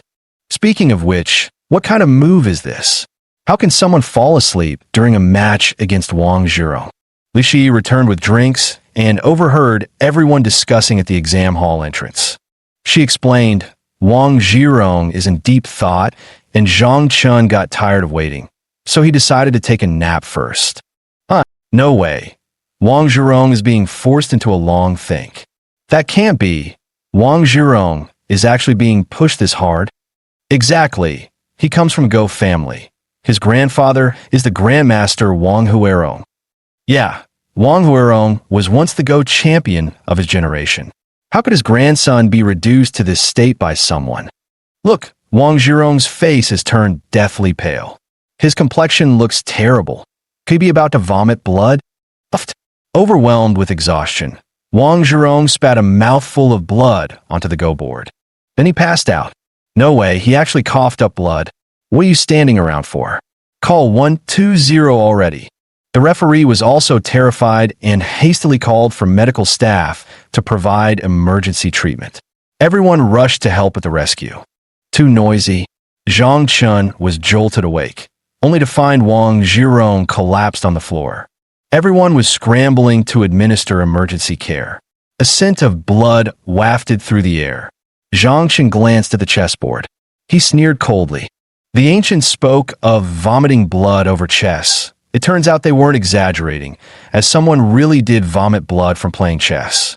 Zhang Chun quickly assessed Wang Zhirong's condition on the ground. Scan target. Wang Zhirong. Target occupation. Amateur chess player. Target age. 19. Health index. 56 out of 100. Affliction. Acute pulmonary hemorrhage. Wealth status. 3 million recommended fee. 10 million recommended treatment. Oxygen therapy. Zhang Chun sneered coldly. Poor guy. Whatever. Saving a life is worth more than building a 7-story pagoda. Dying here would be so boring. Curing you, only to crush your passion for chess and make you never play again. Now that would be interesting. He warned, I told you he's suffering from acute pulmonary hemorrhage.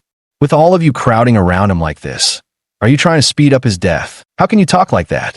The man's already in this state, and you're cursing him to reach paradise early? Yeah.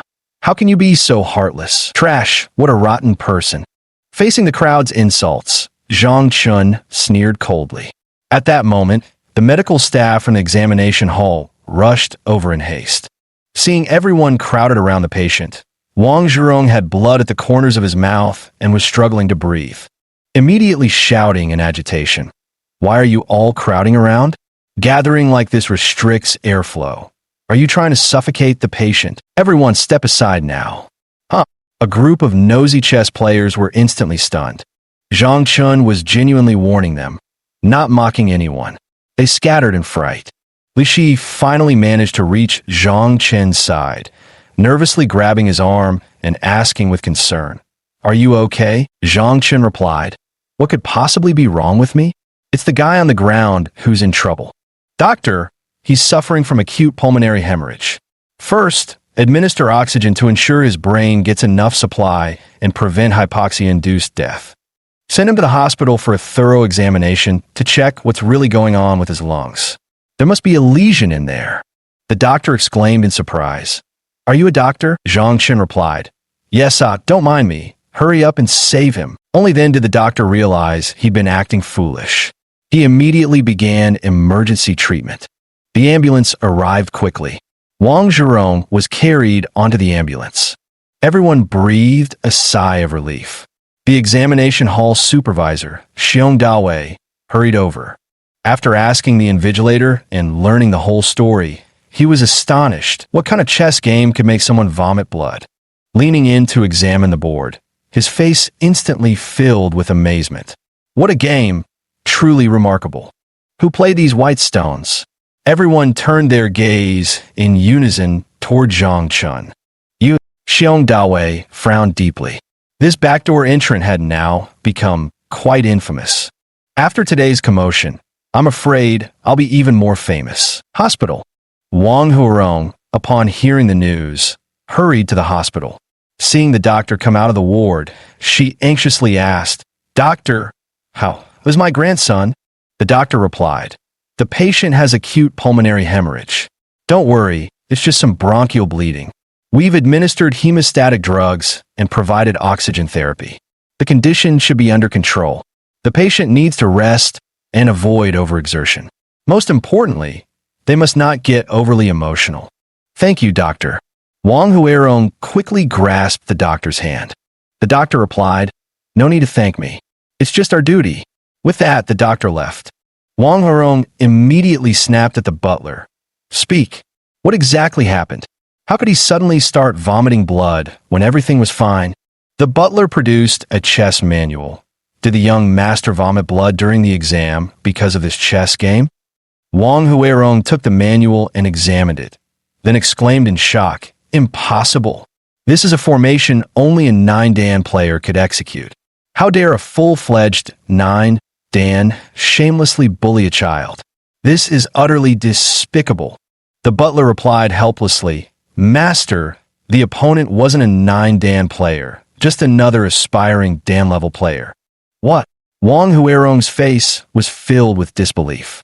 Chapter 43. The Wang family sets a trap. This was also from a dan-level player. Wang Huarong stared at the butler in shock. The butler nodded helplessly. "It's true, it's that Zhang Chun." Wang Huarong frowned deeply. That person Li Qingfeng pulled strings to get into the qualifying tournament as a late entry. Damn it, I knew Li Qingfeng wouldn't just randomly send someone to compete in the professional qualification tournament. Turns out it's his disciple. Today's the final day of the tournament. Did Zhirong make it through? The butler replied. Reporting to the master, young master lost his final match today. With 3 losses, his points weren't sufficient. Damn it, Wang Huarong fumed. It's because of that Zhang Chun again. No, we can't let him advance to the next rank. If he succeeds, will there ever be another chance for our Wang family to rise again? Call Chen Minghua for me. He'll never qualify for professional rank. Wang Huarong immediately had his butler call Chen Minghua, president of the Go Association. Chen Minghua hung up the phone and turned to Li Qingfeng, who was playing chess with him. Old Li, you've really landed me in big trouble this time. Li Qingfeng kept his eyes on the chessboard and asked casually, What trouble have I caused you? Chen Minghua explained that Zhang Chun you asked me to squeeze into the professional qualification tournament. Somehow, Wang Huarong got wind of it. That old bastard insists it violates the rules and is demanding I revoke Zhang Chen's eligibility. Huh? Li Qingfeng raised his head, his face darkening with anger. What the hell is the Wang family trying to pull? If we don't cultivate a promising talent like Zhang Chun and instead let him be ruined, I won't stand for it. I absolutely cannot agree to this. Chen Minghua comforted him with a bitter tone. Don't rush to conclusions. Let's first find out how Zhang Chun offended the Wang family. This is quite a mess. I'll make a call to ask around. Chen Minghua called his secretary. Shortly after, the secretary knocked, entered the room, and reported the situation. What? He actually made Wang Zhirong vomit blood during their confrontation. Chen Minghua and Li Qingfeng exchanged stunned glances, momentarily unable to believe it.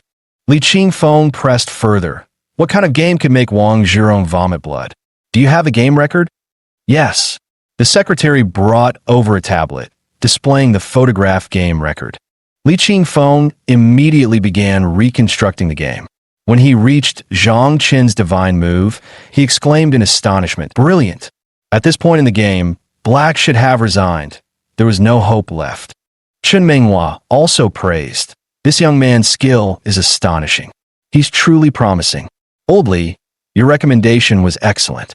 Today's the final day of the professional qualification tournament, right? Did that youngster make the cut? The secretary replied. Zhang Chun remained undefeated throughout the ranking tournament, achieving a flawless victory. Li Qingfeng laughed triumphantly. Ha, excellent. That kid truly lived up to expectations. Chen Minghua remained calm and asked, since Wang Zhirong lost this match, did he still qualify for ranking? The secretary answered, Wang Zhirong had already lost 2 matches prior to this one. With this additional loss, his points fell short, resulting in ranking failure. Chen Minghua suddenly understood. I see, it's about influencing points and trying to pull strings. Ha! Li Qingfeng replied. Old Chun, before you criticize me for pulling strings, now you know why I did it. When it comes to pulling strings, the Wang family are the true masters of backdoor deals. Zhang Qin's situation can hardly be called pulling strings. I'm uncovering a genius seedling for our nation's chess scene. It's a righteous act. But the Wang family thumph. Chen Minghua couldn't help but sneer in disdain. The Wang family's actions were utterly shameless. For the sake of your worthless grandson, you'd ruin someone else's path to progress. Such people are despicable. Chen Minghua immediately instructed her secretary. Contact the media and give this matter proper coverage. Li Qingfeng was stunned. What are you trying to do? Chen Minghua replied. If I don't agree to Wang Huirong's demands, he'll definitely go to the media and expose us for favoritism, for giving Zhang Chun special treatment. But if I expose first how the Wang family pressured to cancel another's results just to secure their grandson's ranking, which side do you think public opinion will ultimately take? Li Qingfeng worriedly said, I'm afraid the Wang family might make a big fuss about Zhang Chen's age and the transfer exam issue. After all, we were in the wrong first on this matter. Chen Minghua sneered. What's there to fear? Have you forgotten that the professional qualification tournament has special exceptions? Li Qingfeng suddenly remembered, right, there are indeed exceptions. As long as a world champion recommends someone, they can bypass age restrictions and be allowed to participate in the qualification tournament. Chen Minghua nodded. Exactly. I activated this special exception slot.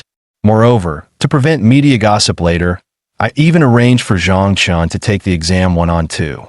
Once these details are revealed, let's see who dares to say another word. In the world of chess, let's be honest, it all comes down to skill. If your own game isn't strong enough, trying to dominate through sheer force won't get you anywhere. Secretary, handle this matter properly. Yes. The secretary immediately excused himself. Chen Minghua said to Li Qingfeng, My club happens to be short of a main player. This Zhang Qin looks promising. Why not join my club? Li Qingfeng smiled wryly and said, You're asking the wrong person. He only came for the exam because I held his ID hostage. At first, I was afraid he'd just go through the motions and resign halfway. Who would have thought he'd actually make it all the way through? Trying to force him to join any club now would probably be tough. Huh? Chen Minghua said in astonishment. No way. What kind of chess player doesn't pursue fame and fortune? Li Qingfeng shook his head with a bitter smile. You'll understand what kind of person he is when you meet him during the guidance match and issue his professional certification. Enough about that. Let's analyze this game again. Do you think Black still has any chance of survival here? Hearing Li Qingfeng's words, Chun Menghua grew even more curious about the guidance match 7 days later. The professional qualification tournament concluded, but the storm of public opinion had just begun. Media reports revealed that during this qualification tournament, a player had vomited blood while playing. It left everyone in awe. The ancient tale of the blood-vomiting game, once thought to be mere exaggeration, turned out to be a real account. People couldn't help but wonder what kind of game could make someone literally spit blood. Just as everyone was speculating about the identity of this player, the Wang family took the initiative to disclose the information. This chess player is a scoundrel. Not only did he take the exam beyond the age limit, but he also joined as a transfer student. For a time, public opinion surged, and everyone collectively attacked the Go Association. All sorts of accusations were thrown at them: embezzlement, favoritism, bribery, and more. However, the Go Association soon issued an official statement. With a recommendation letter from world champion Li Qingfeng and the special quota clause for the ranking tournament in place. Moreover, for the sake of fairness, the ranking tournament even made things difficult for Zhang Chun by requiring him to compete 1 against 2 in every match. This was further exposed. The Wang family had ulterior motives. They were creating hype for their grandson who couldn't make the ranking, attempting to ruin the future of a talented chess player. With this clarification, the Wang family was instantly pushed into the spotlight. This Wang Huirong really has no respect despite his age. A lifetime of reputation, lost in a single day. His own grandson lacks skill, yet he shamelessly accused others of being overage. Exactly what's wrong with being overage? He's got the skills. You can't just disqualify him because of his age. Yeah, I'm pretty good at chess too, but just because I'm over the age limit, they won't let me take the professional qualification exam. Bullshit. This age restriction was never reasonable to begin with. We firmly demand the Go Association revise the age limit for qualification exams. Exactly, we even have adult college entrance exams now. What kind of nonsense is it to still have age restrictions for professional qualification tournaments? Yeah, we absolutely demand the age limit be changed. Hospital. Wang Huirong saw the overwhelming online yuan mocking the Wang family for being sore losers. Furious, he smashed the tablet in his hand. Bastard, where's that reporter Huang who wanted an exclusive interview with me earlier? Tell him I agreed to it. I'm going to tear Li Qingfeng apart in that interview. The butler replied, Sir, reporter Huang canceled the interview. Right now, the press and media are probably all laughing at the Wang family. What? Wang Huirong's face instantly turned livid with rage. The butler continued, Sir, the Go Association followed proper procedures for the special exemption. No matter how much we criticize, we won't have a leg to stand on. Why not give him a lesson during the exhibition match instead? Wang Huirong glared coldly at him. Give them a lesson in the exhibition match? You mean I should go play a teaching game against Zhang Chun? The butler immediately said, Right, during the exhibition match, you can publicly embarrass this kid. Then, in front of the reporters, you subtly imply that he passed the exam through connections, speaking up for the young master. That way, public opinion will turn in our favor. Wang Huirong grunted in agreement. Good idea. We'll do as you suggest. The day before the exhibition match, at Li Qingfeng's home, Zhang Chun was taken aback upon learning that Wang Huirong wanted to play against him. He wants to play against me? Seriously? His grandson is still lying in the hospital. How does he have the leisure to play an exhibition match with me? Li Qingfeng laughed. What guiding game? He's going to crush your arrogance first, then defeat you, and finally mock you in front of reporters for getting your professional rank through backdoor connections. The public opinion tide would shift dramatically then. At that point, I'd be branded as having poor judgment, dim-sighted, even blind. Li Shi cheered. Zhang Chun, you must defeat Wang Huirong. Show him what you're truly capable of. Li Qingfeng produced a collection of game records. These are some of Wang Huirong's match records. Don't leave tonight. Stay and study them carefully. Ah, Zhang Chun immediately responded, "It wouldn't be appropriate for me to stay." His eyes flickered toward Li Shi. Both their faces instantly flushed crimson. Chapter 44. Spending the night at Li Shi's home, Li Qingfeng pretended not to notice their awkwardness. He said bluntly, "I'm just worried you'll slack off if you go home. With your wife keeping an eye on you, I can rest easy." "Dad, what nonsense are you talking about?" Li Shi stomped her feet in embarrassment, utterly unable to bear her father's words. Li Qingfeng said, "Men and women working together makes the job easier. All right, go upstairs and study the chess manual properly. I'll take care of washing this bowl today. Hurry up and go." Zhang Chen couldn't help but chuckle smugly. Li Shi stomped her feet in embarrassment, wanting to explain, but her father simply wouldn't listen.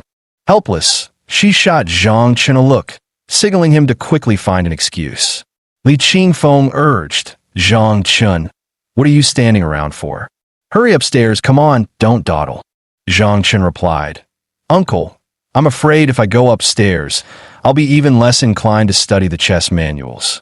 Li Qingfeng responded, "You can't be unserious all night long. If you have that capability, the day I get to hold my grandchild isn't far off. I'd welcome it. Hurry upstairs. Girl, what are you standing there for? Help your man upstairs already." Li Shi was utterly exasperated. "Dad, who rushes to let someone else's pig eat their own cabbage like you do? You make me feel like I'm not even your biological daughter. Is this any way for a father to act? You're not afraid of losing money, are you?"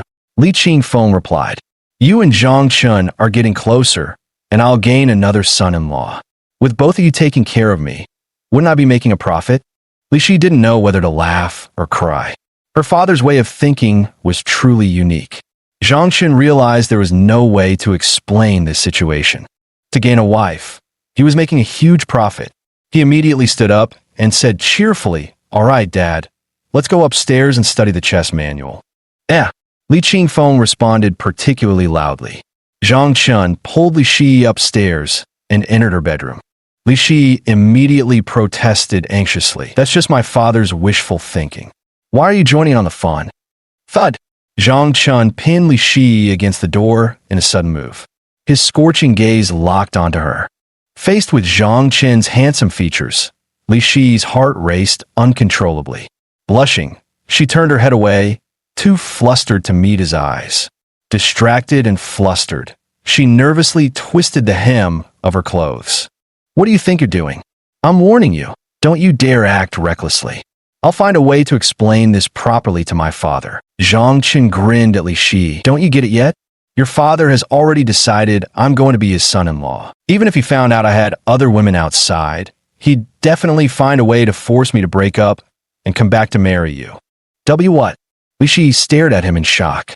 The moment her eyes met Zhang Chen's handsome face, her heart fluttered like a startled deer, and she quickly turned away in embarrassment.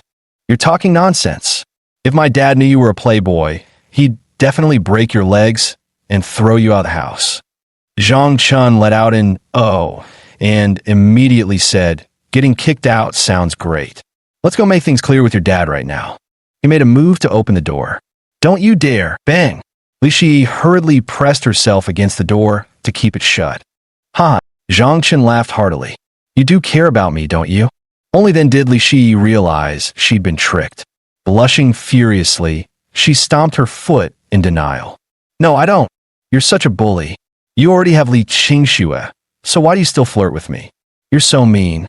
Zhang Chan shrugged innocently. "Come on, I didn't do anything. From the beginning to the end, it was you and your father who took a liking to me and unilaterally pushed you onto me. I've always been passively accepting it." Li Shi coquettishly rolled her eyes at him. "You're just pretending to be innocent after taking advantage. Let me ask you, is Li Qingxue the woman you're keeping?" Zhang Chun hummed in agreement. Li Shi replied, "Are you also thinking about keeping me as your mistress?" Zhang Chun chuckled mischievously. Li Shi pouted and playfully punched him with her small pink fists. "I knew you couldn't be relied on.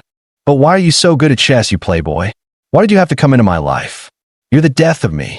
Zhang Chun pulled Li Shi into his arms, holding her tightly. He kissed her beautiful hair and gently nibbled her sexy earlobe, whispering, "Don't worry, I'll take responsibility for you."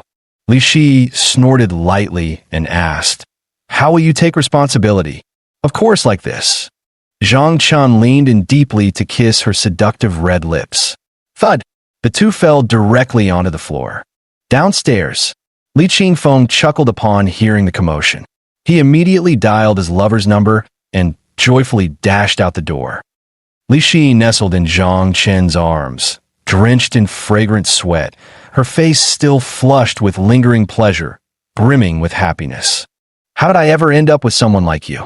Li Shi wanted to give Zhang Chen a playful punch, but she was too tired.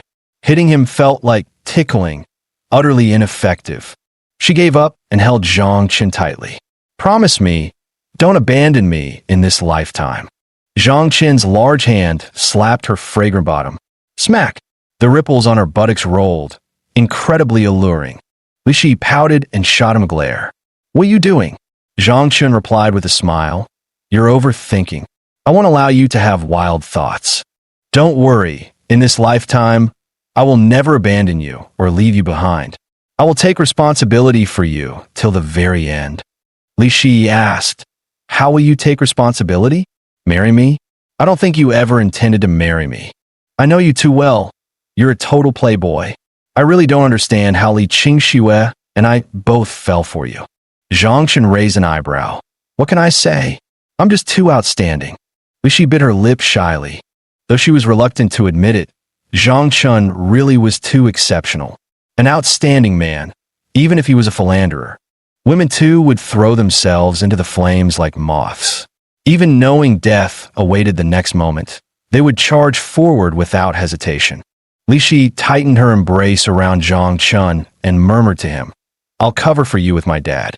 Later, we'll find a chance to move out together, so he won't notice anything suspicious." Zhang Chen hummed in agreement. "I'll follow your lead, baby. It's still early, why don't we? Are you okay?" Li Shi lifted the covers for a look and was instantly overjoyed. So embarrassed, she covered her mouth with her hand. The next day, waking up early, father-in-law and son-in-law met as if nothing had happened, though they both unconsciously avoided each other's gaze. Li Shi saw her father returning from outside and immediately guessed what had happened. With a light snort, she got into Zhang Chen's car. "What's wrong? Why are you suddenly upset? Did I do something to upset you?" Zhang Chen asked while driving. Li Shi replied, "It's not you, it's my dad. He must have gone to meet his old flame again." "Huh?" Zhang Chen asked in surprise. "Isn't your dad a chess fanatic?" Li Shi snorted. "Who says a chess fanatic can't be a man? All men are fickle-hearted. That old man has at least this many women outside." Li Shi held up one hand. Zhang Chen was stunned, then suddenly understood. "No wonder you're so accepting of me. Turns out my father-in-law is that kind of person. You're just used to it. You're gonna kill us." Li Shi angrily pinched his arm. Zhang Chen hurriedly said, "Don't mess around. I'm driving." Only then did Li Shi let him go, replying helplessly, "When my mom was still alive, I asked her why she tolerated my dad's philandering. My mom said my dad had unique charm. I didn't believe it at first until I met you. Then I realized that when a man is charming enough, you really can overlook everything else. Sigh, I really wish I'd never met you in this lifetime. Otherwise, I'd definitely be extremely happy right now." "Oh really? Then let's break up. You could just get a reconstruction surgery and still be a fresh young flower." Li Shi flew into a rage. "You're dead. Mention breaking up again, and I'll bite your damn thing off. Holy shit." Zhang Chen instinctively clamped his legs together in fright. Truly, one shouldn't provoke a tigress. Too savage. Chapter 45. 1 against 3-9 Dan players Tianyuan building. Standing at 199.8 meters tall, with a total floor area of 126,000 square meters.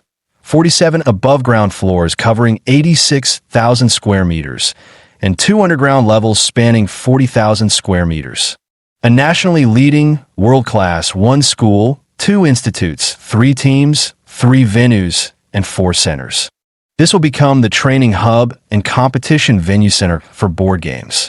Zhang Chun and Li Shi stepped out of the car and looked up at the 47-story skyscraper. The reporters at the entrance immediately swarmed forward, surrounding Li Shi in an instant. Although Zhang Chun had been at the center of media attention these days, his photos hadn't been exposed due to privacy protection laws. Thus, the reporters knew little about him.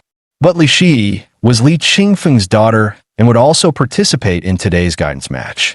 Miss Li, as the daughter of the chess king, congratulations on your successful professional certification. What are your career plans? Is your goal to defeat your own father? Li Shi raised an eyebrow and replied, No, I have a better target. Sorry, we still need to prepare for the competition. Please step aside. Security promptly arrived and stopped the swarming reporters digging for scoops. The two were able to enter the building. Led by an attendant, the two went upstairs and entered the competition venue. Specialized photojournalists were conducting live broadcasts on the side. Zhang Chun and Li Shi waited first in the lounge. Soon, led by the staff, he entered the competition venue. Upon entering the venue, Zhang Chun was momentarily stunned. What's going on? Why are there 3 chessboards set up? Reporters were covering the event live. Hello, viewers at home. The annual newcomer guidance match is about to begin. However, an astonishing scene has unfolded at the venue. 3 chessboards have been placed before newcomer Zhang Chun. According to the organizing committee, 3 grandmasters have specifically requested to offer this newcomer extra guidance. Thus, today's newcomer guidance match promises to be exceptionally unique. Go enthusiasts in front of their TVs, upon hearing Zhang Chun's name, couldn't help but pause. So this was Zhang Chun. That very same Zhang Chun whom Li Qingfeng specially recommended to participate in the professional qualification tournament, who achieved an undefeated record as an overage qualifier. Looking at him, he's exceptionally handsome. With a face like that, he could easily make a living in the entertainment industry. Why on earth would he choose to be a chess player? What a waste of natural gifts. The coaching staff entered the venue, led by Li Qingfeng, with 2 others following closely by his side. An elderly man with gray hair, leaning on a cane, dressed in a Zhongshan suit and twirling 2 darkened walnuts in his hand. With a gloomy expression, this was Wang Huirong. Zhang Chun had seen his photo before. The other one, about the same age as Li Qingfeng, dressed in a suit, he entered the venue while waving amiably at the cameras, his face beaming with a warm and approachable smile. This was Chun Minghua, president of the Go Association. The reporter excitedly introduced the 3 men. Actually, there's no need for introductions. No Go enthusiast wouldn't recognize these 3. Li Qingfeng and Wang Huirong are the new and old generation chess kings, both former world champions. As for Chun Minghua, although he doesn't have a world championship title, he is still a professional 9th Dan player and a renowned president of the Go Association. These 3 figures, who could make the chess world tremble with a single stomp, are actually about to engage in a multi-game match against Zhang Chun. 3 against 1. Isn't this just bullying the newcomer? The reporter really wanted to rush into the venue and give them a thorough interview. Unfortunately, the security guards were watching like hawks, making it impossible to enter for an in-depth interview. Zhang Chun glanced at the 3 and asked Li Qingfeng, "What kind of show is this supposed to be?" Li Qingfeng laughed and said, "It's to boost you up the ranks. Give it your all today and make those who look down on you open their eyes wide. They shouldn't be like frogs at the bottom of a well, only seeing a tiny patch of sky." Chun Minghua and Li Qingfeng both cast a glance at Wang Huirong. With a cold snort, Wang Huirong said nothing and simply took her seat. Zhang Chun glanced at him and sneered, "At your age, you'd better not end up vomiting blood from fright like your grandson." Wang Huirong snorted coldly once more. Li Qingfeng introduced Zhang Chun. "This is your uncle Chun Minghua." "Hello, Uncle Chun." Zhang Chun greeted politely. Chun Minghua replied, "Let's have a meal together later." Zhang Chun acknowledged with an "oh."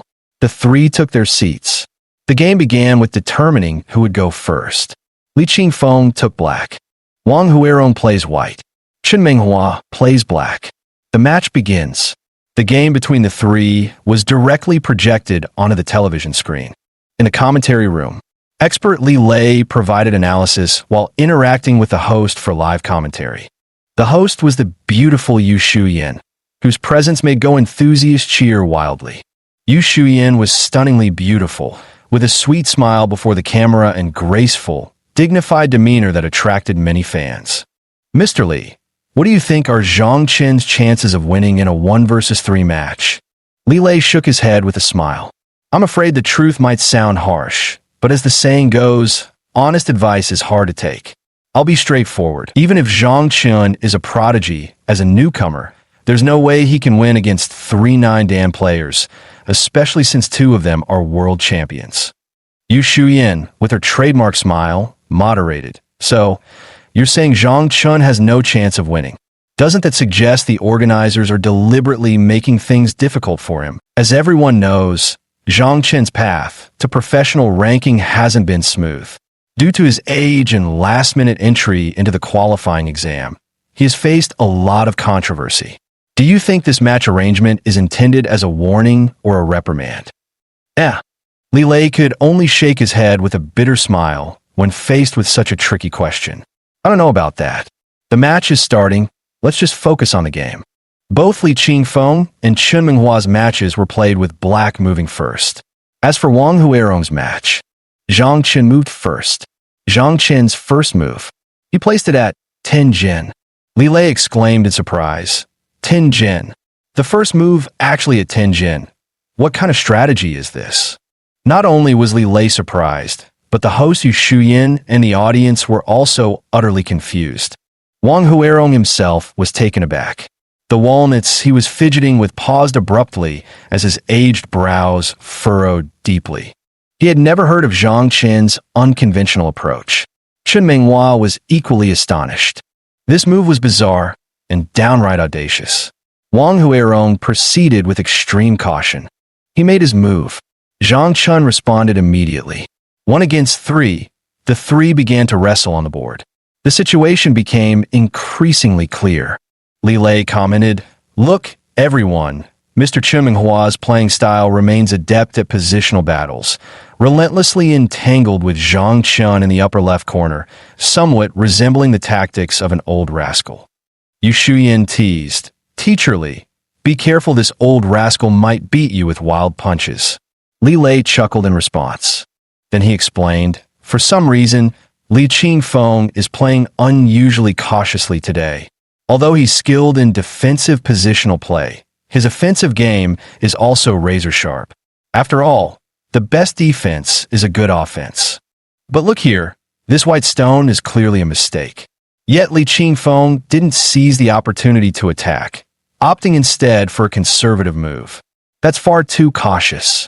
Yu Shuyan defended Li Qingfeng's reputation. It seems the chess king isn't in top form today, which is understandable. His opponent is just a newly ranked amateur, while Mr. Li has international affairs weighing on his mind. It's only natural he'd be mentally exhausted and not at his best. Li Lei gave an affirmative hum and continued analyzing the third game. Old Master Wang Huirong seems quite conflicted in this match. It appears he's been affected by Zhang Qin's opening move at 10 Jin, subduing the enemy without fighting. Zhang Qin's first move is psychological warfare. Yu Shuyan inquired, "Oh, why do you say that?" Li Lei explained, "Old Master Wang has a very unique chess style. He excels at calculation, often able to anticipate his opponent's moves during the opening setup, disrupting their entire game plan by cutting off their strategies from the very beginning. But look at today's game. The board is a complete mess, utterly lacking in strategy. To put it bluntly, the 2 aren't playing Go at all. It's more like they're playing Gamoku." Yu Shuyan was momentarily caught off guard by this analogy and began scrutinizing the board carefully. Indeed, the arrangement appeared completely chaotic, devoid of any discernible strategy or pattern. I couldn't help but agree. It certainly seems that way. The match continued. Zhang Qin dealt with Wang Huirong first. Soon, 2 black dragons formed on the board. Wang Huirong anxiously loosened his collar. These 2 black dragons absolutely must not converge. If they connected head to tail, the game would be over. He desperately tried to block them. But, tap! The black stone fell. In an instant, the black stones connected into a line, two strands echoing and linking together. Like two mighty dragons charging onto the battlefield, they shattered the white stone soldiers into disarray, leaving them powerless to fight any longer, forced to abandon their armor and flee. Lile witnessed this move. He was visibly moved and exclaimed in shock. He actually defeated Old Master Wang. How was this possible? A mere first Dan player actually defeated a former world champion. This is utterly unbelievable. Yu Shuyan asked in surprise, Teacher Li, did Zhang Chun really defeat Old Master Wang? Lile stared fixedly at the chessboard before nodding woodenly. He was too shocked to speak. Chapter 46. Instant fame. Yu Shuyan's beautiful peach blossom eyes widened in astonishment, glistening with an exceptionally captivating charm. Snapping back to reality, she hurriedly inquired, Teacher Li, how could Zhang Chun, just a first Dan player, possibly defeat Old Master Wang? After all, Master Wang was once a world champion. His skills haven't dulled with age. How could he lose to a mere first Dan? Lile slowly regained his composure from the shock, pointing at the chessboard and saying, This game is indeed decided. Look, Zhang Chen's playing style is truly unique, with astonishing formations. Here, it seems Old Master Wang's white pieces have severed his black pieces' vital energy, but that's not actually the case. Zhang Chun deliberately set up this formation as a feint, a deceptive move meant to lure Old Master's white stone into this position. While it seems to seize the initiative, it's actually a diversion. 20 moves later, you'll see the true state of the white stones. Yu Shuyan stared intently and exclaimed in amazement.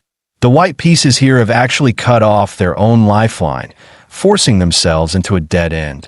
What kind of move is this? It actually makes the opponent sever their own roots. This is absolutely unbelievable. Lile also sighed with emotion. Exactly. When Old Man Wang first laid out his strategy, his blocking moves held overwhelming advantage. But in the end, they all became timed bombs that buried himself. Now he must deeply regret blocking his opponent too aggressively at the opening. It ended up scattering his own white stones into disarray, unable to concentrate their strength to prevent the opponent's two black dragons from merging. Yu Shuyan stared blankly at the board, searching for a glimmer of hope, but after scrutinizing it for a while, it felt as if something had charged straight out of the chessboard, sending a chill down her spine. The shock left her drenched in cold sweat, too terrified to look again. This chess game has only now revealed its lethal intent. I can almost see two armies locked in combat, with the black forces leaving the white army barely clinging to life. Lile nodded. That's right. Throughout this game, neither side engaged in direct confrontation. They've been wrestling in the shadows all along. Only now has Zhang Chun finally drawn his bayonet for close combat. This beginner-level player remains dormant until he strikes, and when he does, it's with murderous intensity. Such skill, admirable, truly admirable. Lile uttered 2 consecutive words of admiration, clearly acknowledging Zhang Chen's prowess. Yu Shuyan inquired, Does the white side really have no chance of turning the tables at all? Lile was startled by the question. He carefully examined the board, first shaking his head, then nodding. He replied, Perhaps there is, but I can't see where the opportunity lies. The audience erupted in excitement. Holy crap, this is insane. He's actually pushed a former world champion to the brink. That Zhang Chun is something else. No wonder he made Wang Huerong's grandson vomit blood. Wang Huerong must be having a headache now. Do you think he still has a chance to turn things around? We'll know when we see. Inside the duel room, Wang Huerong stopped fidgeting with his walnuts, gripping them tightly in his palm instead. His eyes were glued to the chessboard, his aged face flushed crimson. After a long while, he raised his head and glared fiercely at Zhang Chun. Why don't you play by conventional rules? Zhang Chun replied, If I play chess according to conventional wisdom, wouldn't every move fall right into your trap, leaving me completely at your mercy? Wang Huerong was so furious she wanted to curse. But remembering this was a live broadcast, she forcibly restrained herself. Better to look for a comeback opportunity on the chessboard. Without real skill, all trash talk is futile. Zhang Chun sneered and went to play the other two games. It was time to wrap up the match against Chen Minghua too. Clack! The black stone landed. Uncle Chun, you've lost. Chen Minghua stared at the board in shock. His face was filled with disbelief. He had reveled in the local skirmish's delight. Yet, on the grand scheme, he had suffered a crushing defeat. He won the battle, but lost the war. In the commentary room, Li Lei announced, Chairman Chun has lost. Yu Shuyan exclaimed in shock, what? Even Chairman Chun lost?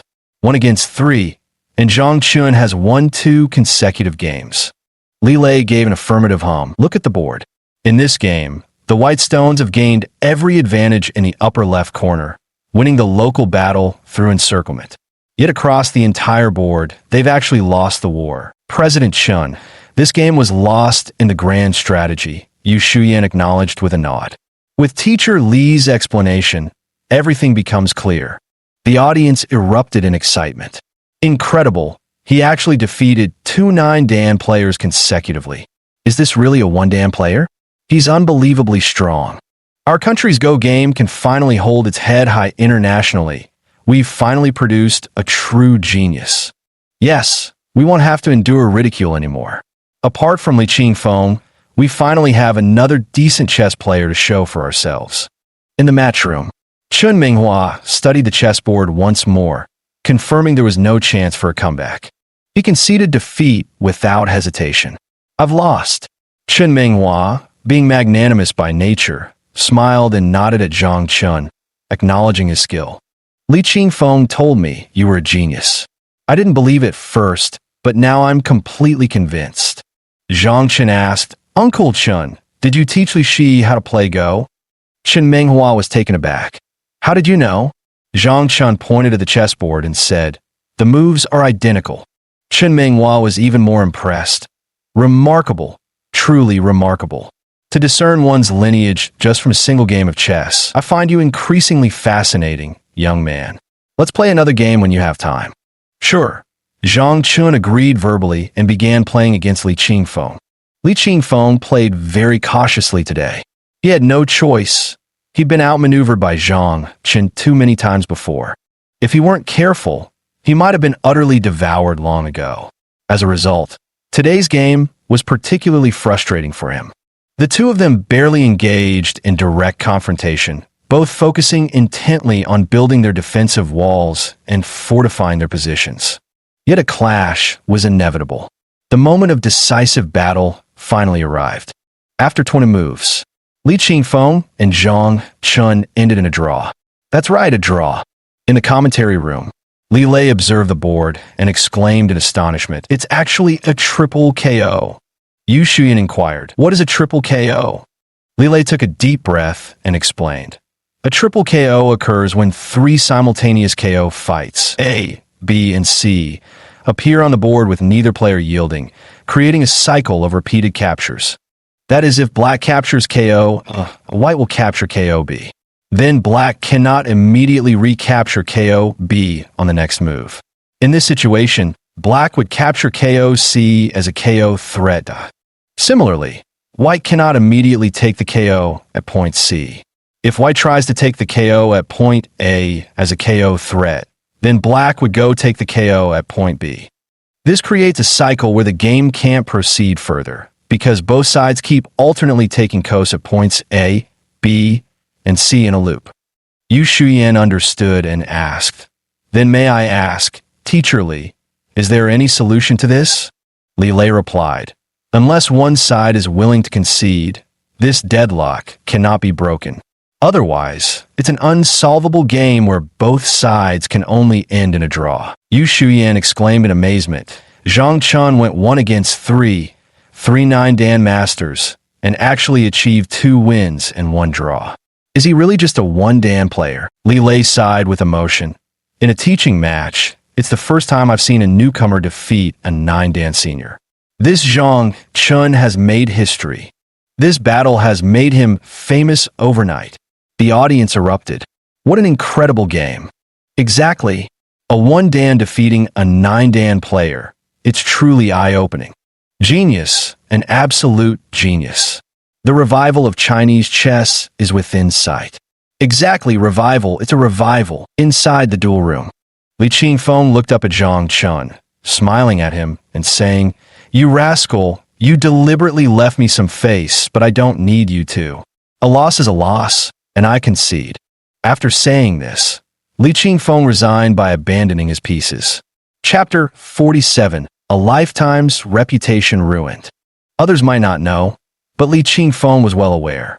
This triple KO situation was deliberately lured by Zhang Chun to trap him. He's saving face for his father-in-law. At least the kid has some conscience, knowing to respect his elders. As the father-in-law, he couldn't afford to be petty either. Resigned in surrender. Commentary room. Li Lei praised Li Qingfeng as noble chess ethics, knowing that drawing with a beginner actually means he lost. Yu Shuyan also complimented. The chess king truly has master's demeanor. The audience joined in praising. Indeed, Li Qingfeng is a real gentleman. One's chess skills reflect their character. Li Qingfeng truly lives up to being the pillar of China's chess world. Such magnanimity of spirit. Indeed, unlike some people who hog the toilet without doing their business. What's the matter with this Wang Huerong? Why is she taking so long to make a move? Can't come up with a winning strategy, yet refuses to admit defeat. Surely they don't expect us to just sit here waiting indefinitely. There's no way around it. That's just how Go is. A match lasts an hour and a half, and unless someone concedes, you have to play out the full hour and a half. My head is killing me. Inside the commentary booth, Yu Shuyan's delicate face was flushed crimson. To an outsider, it might have seemed the booth was simply too hot, leaving the beauty's cheeks as pink as peach blossoms. But that wasn't the case at all. Yu Shuyan was experiencing nature's urgent call. Yet her strong professional ethics compelled her to continue hosting the program. Originally, the broadcast should have been wrapping up by now. After all, Zhang Chen already had victory in the bag. But this Wang Huerong was just occupying the latrine without doing his business. He insisted on taking his sweet time to deliberate. The dawdling was maddening. Yu Shuyan felt like she was about to lose it. Why wasn't it over yet? She struggled to hold it in, holding back again and again. Li Qingfeng and Chen Menghua were also growing a bit impatient. The two of them whispered to each other. "Old Li, do you think Wang Huerong's health can hold up? I'm afraid it looks rather doubtful. His complexion doesn't look good at all, and he keeps breaking out in cold sweat. Hope he doesn't start coughing up blood." Bang! Wang Huerong collapsed straight onto the chessboard. The startled referee immediately called for medical staff. Medical personnel rushed over to administer emergency treatment. Li Qingfeng urgently asked Zhang Chun, "How is he?" Zhang Chun scans. Scan target, Wang Huerong occupation, 9 Dango player. Target age, 76 health index, 73 out of 100. Afflictions, alcoholic liver disease, hypertension, hypoglycemia, financial status, tycoon. Recommended fee, 100 million recommended treatment. Administer glucose. Zhang Chen replied, "Just low blood sugar, it won't kill you." Chen Menghua exclaimed in surprise, "How did you know?" Li Qingfeng informed, "Zhang Chen is a doctor." Chen Menghua looked at him in astonishment. That can't be right.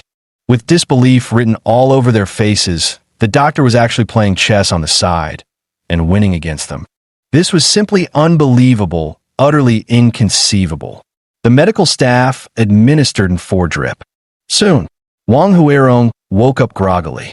The referee announced the match was suspended. Struggling to his feet, he said, "I can still play. I want to avenge my grandson." The words were broadcast through the microphone held by the unauthorized reporter who had barged in.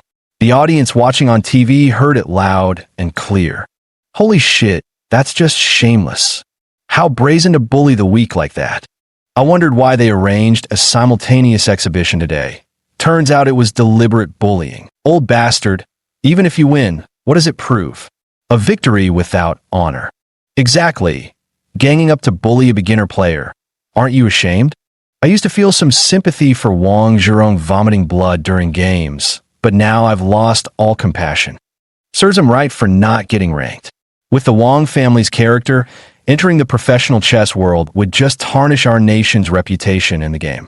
Former world number one my foot. He's not even worth shit. A new wave of online criticism erupted. Zhang Chun was unaware of all this. He was ushered into the lounge to prepare for the certification ceremony for entry-level players.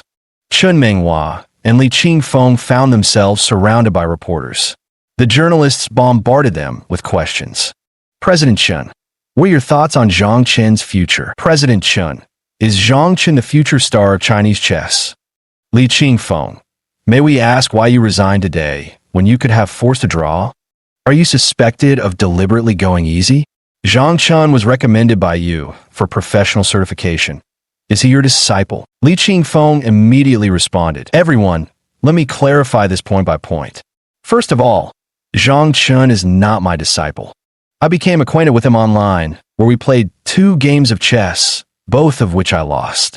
There's no shame in admitting defeat. As the old saying goes, true masters walk among the common people. I'm delighted to have met Zhang Chun. Recognizing his potential, I recommended him to President Chun for an exceptional entry into the ranking tournament. Such a bright pearl shouldn't be left in the dust. Speaking of today's game between Zhang Chun and me, truth be told, I was the one who lost. Facing 3 opponents simultaneously in a multi-board match, he held his ground against all odds. With every advantage on our side against a rookie player, managing only a draw leaves me too ashamed to show my face. This match should rightfully be declared Zhang Chun's victory.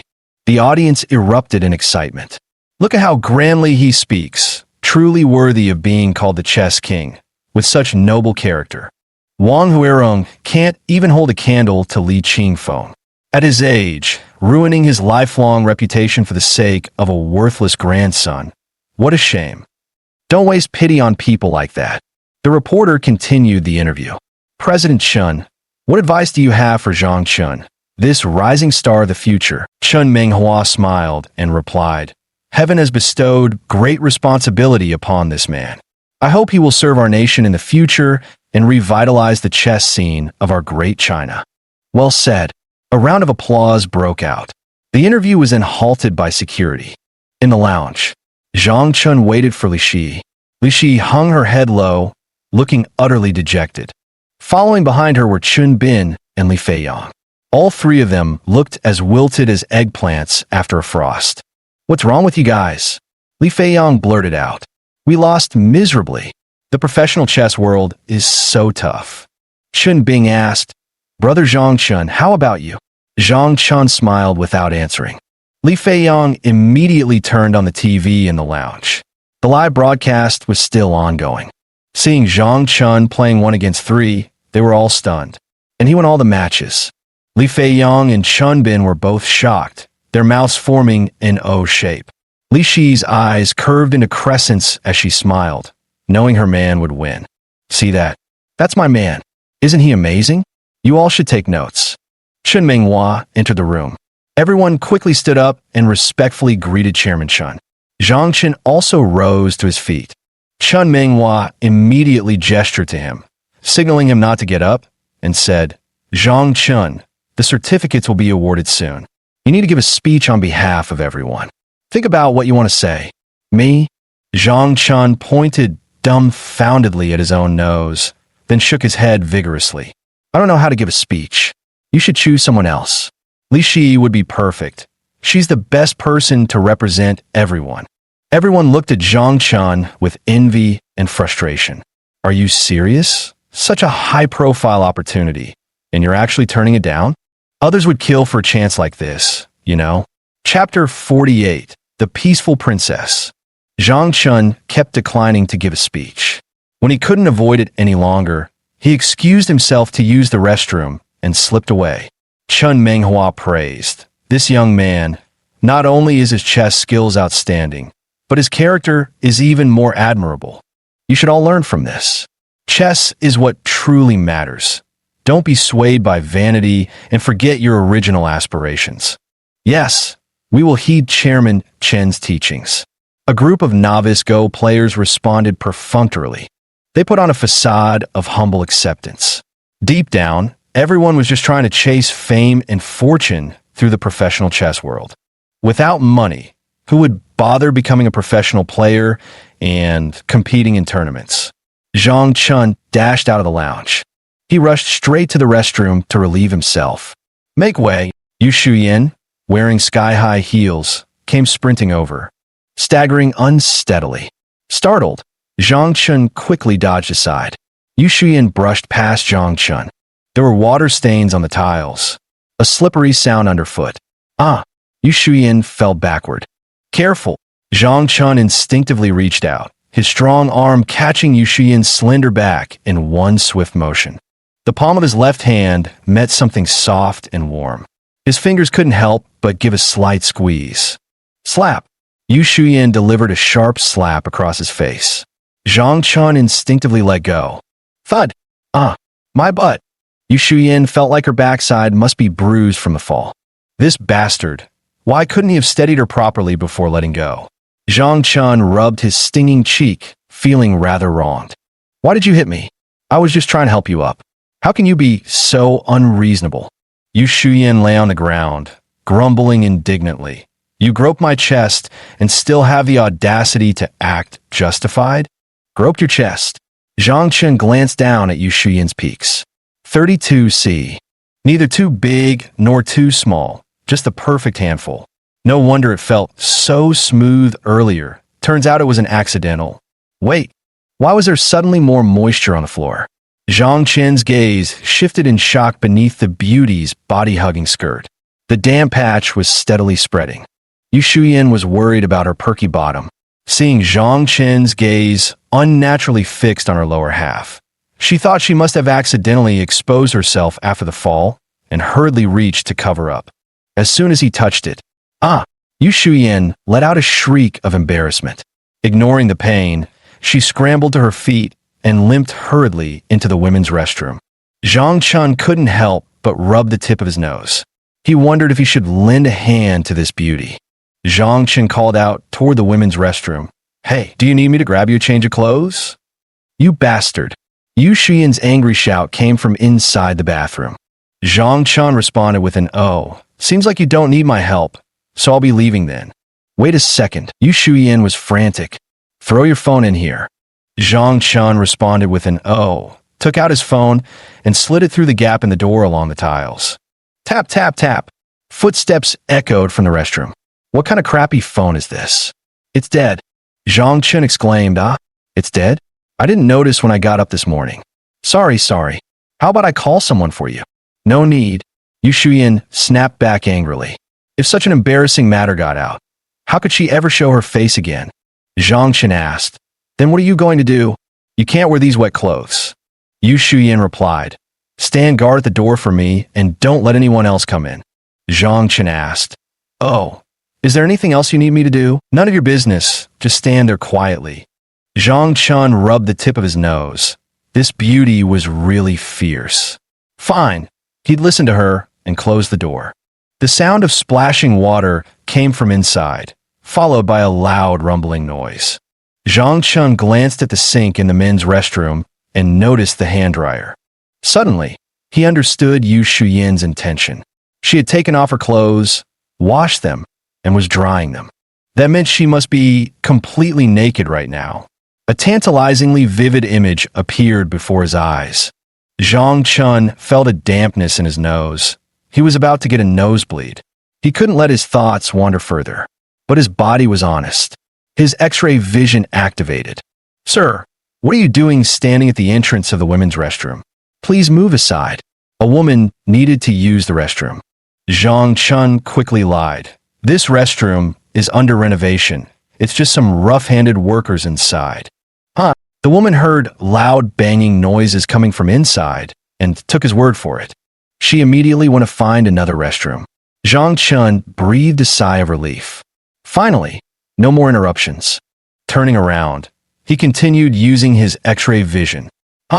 Brother Zhang Chun, what are you doing standing here? Chunbin came to use the restroom and saw Zhang Chun standing oddly at the entrance of the women's toilet, scratching his head in confusion. Zhang Chun was frustrated. All he wanted was to peek a little. Why couldn't he? Zhang Chun turned back and lied to Chen Bin. I'm hiding from Chairman Chen. Standing here lets me see when he comes. Chen Bin replied, no need to hide. Chairman Chen said he'll draft the speech for you. You just need to read it on stage. Zhang Chen gasped, huh? That works. He immediately shooed him away, saying, all right, hurry up and go to the restroom. I need to mentally prepare here. It's my first time giving a speech. I'm nervous. Chen Bin chuckled all the way to the restroom, leaving Zhang Chun speechless. All for you, beautiful. That's why I pretended to be nervous. I'll definitely get some payback from you. Activate X-ray vision. Fortunately, no one interrupted this time. In the restroom, Yu Shuyan was struggling to dry her clothes, her back turned to Zhang Chun. Below her slender willow-like waist, a plump, full shape swelled like a full moon, while a pair of long jade-like legs were rounded and perfectly straight. Huff! Yang Yu's breathing grew heavy as she hastily withdrew her penetrating gaze. She couldn't look anymore, any further and things would get out of hand. Soon, Yu Shuyan stepped outside. Now fully dressed, she shot Zhang Chun a resentful glare before freezing in recognition. You're Zhang Chun. Zhang Chun was taken aback. You know me? Noticing the press pass hanging from her chest, realization dawned on him. She was a reporter.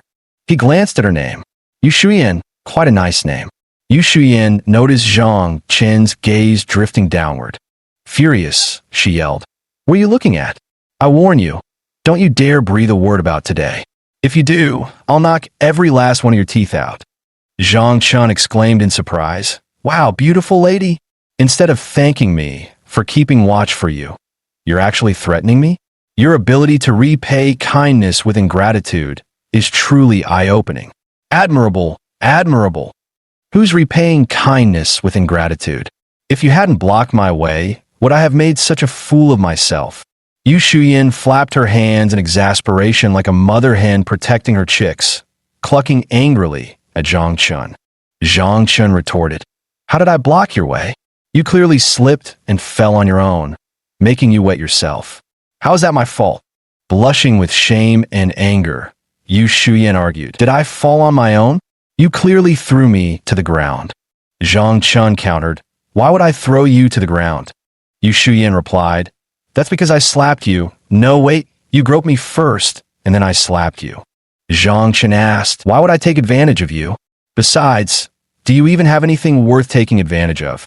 With your washboard figure, no chest, no butt, and such a foul temper, you're just a spoiled little princess. Even if you offered yourself to me, I wouldn't be interested. Chapter 49. Two beauties make a scene, thud. Yu Shuyan angrily stomped her high heels in frustration. Zhang Chun. Yu Shuyan's delicate face flushed crimson with anger, her neck turning scarlet red. Her peach blossom eyes brimmed with tears, overwhelmingly pitiful. She looked on the verge of crying from frustration. What a shame. It had no effect on Zhang Chun. Zhang Chun continued to retort, I'm here. No need to shout so loud. I'm not deaf. Sweetheart, if you're lacking in figure, eat more nutritious food to make up for it. Maybe you'll fill out and won't feel so inferior. Huff. Yu Shuyan was so furious she could spit blood, her chest heaving rapidly with each agitated breath. Right now, she wished she could gouge out his eyeballs, pluck them out, and stomp on them like fish bladders. What kind of eyes do you have? With such a great figure like mine, how dare you mock someone as a washboard? You're the washboard, you hopeless straight guy. May you stay single forever, never loved by any girl. Zhang Chun, there you are. I've been looking all over for you. Li Shi rushed over and immediately hooked her arm through Zhang Chen's. Huh? Yu Shuyan stared at their intimately linked arms, her face burning as if she'd been slapped hard. It stung badly. Li Shi noticed Yu Shuyan and guessed, Reporter you. What are you doing here? Don't tell me you came specifically to ambush Zhang Chun for an exclusive interview. You journalists are way too dedicated, even blocking someone in the restroom. And this is the men's room. Aren't you embarrassed as a woman? Aren't you afraid of getting an eye infection from seeing too much? Yu Shuyan was frustrated. How did it suddenly become about her trying to ambush someone in the restroom for an interview? I didn't. Yu Shuyan replied indignantly. Li Shi wore an expression that clearly said, I'd be a fool to believe you. Yu Shuyan was utterly frustrated. Why couldn't she make things clear? Well, she'd really taken the bitter pill this time. No way was she going to accept this. Wait, she had an idea. Yu Shuyan immediately broke into a radiant smile, charming and captivating as she said, "Since you've already seen it, I suppose there's nothing left for me to hide." To be honest, the deep conversation we just had really gave me a profound taste of the unique charm of the rising star in the chess world. Truly a dragon among men, truly wonderful beyond words. Zhang Qin's eyes nearly popped out of his head. He hurriedly looked at Li Shi. Li Shi glared at Yu Shuyan with annoyance and sneered. "Yu Shuyan, no matter how wonderful you think you are, you're still just a casual acquaintance. How could you compare to me, who patiently waits night after night for the clouds to part and see the moon? Poor thing, I'm afraid from now on, every night will be overcast with clouds blocking the moon. A single thread can't form a cord, and it'll be hard to sleep alone on a lonely pillow. If you're really that desperate for company, maybe I should introduce you to a nice place. How about going to a nightclub to find a gigolo? I guarantee they'll satisfy you so much you won't even think of home." Yu Shuyan turned away angrily and stormed off. Li Shi called after her, "Take it easy. Watch out for the strong wind. Wouldn't want you catching a cold." Yu Shuyan stumbled, nearly falling flat on her face. Humiliated, she thought, did she just see me make a fool of myself? That shouldn't be. Zhang Chun was the only one at the door just now. Li Shi continued calling out, "All drenched in fragrant sweat like this, better not catch a cold. You shameless hussy. How dare you make insinuations?" Yu Shuyan turned her head and glared daggers at Li Shi before stomping away angrily. Zhang Qin stood dumbfounded nearby. He looked at Li Shi in astonishment, his face full of disbelief. Was this really the same Li Shi he knew? Her mouth was absolutely vicious. How had he never noticed this before? Li Shi let out a smug chuckle, then turned to see Zhang Qin staring at her with a dumbfounded expression. Surprised, she asked, "Why are you making that face?"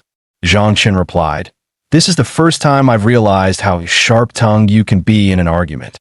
Li Shi replied with a bright smile, "We women are born to bicker. Besides, she dared spread rumors about your reputation. If I didn't come down hard, she'd never learn fear. Let's see if she dares spread lies again. Come on, let's hurry to the stage for your speech." As they walked, Zhang Chun asked curiously, "Do you know this Yu Shuyan?" Li Shi replied, "She's a reporter from the television station. She interviewed my dad and came to our home." Don't tell me you've taken a liking to her." Zhang Chun hastily waved his hands in denial, looking guilty. "Nothing of the sort." Li Shi responded, "Better not. That shameless woman is dirty and unworthy of my husband. Let's go." Zhang Chun frowned. Dirty? But judging by the blush at the base of Yu Shuyan's neck, she was clearly still a virgin. After some thought, Zhang Chun realized it must be because of the bad impression Yu Shuyan's earlier rumors had left on Li Shi. This person really has a sharp tongue. Next time I run into her, I'll definitely make her pay. Right? She still hasn't returned my phone. Zhang Chun was frustrated. She's definitely not going to give it back to me.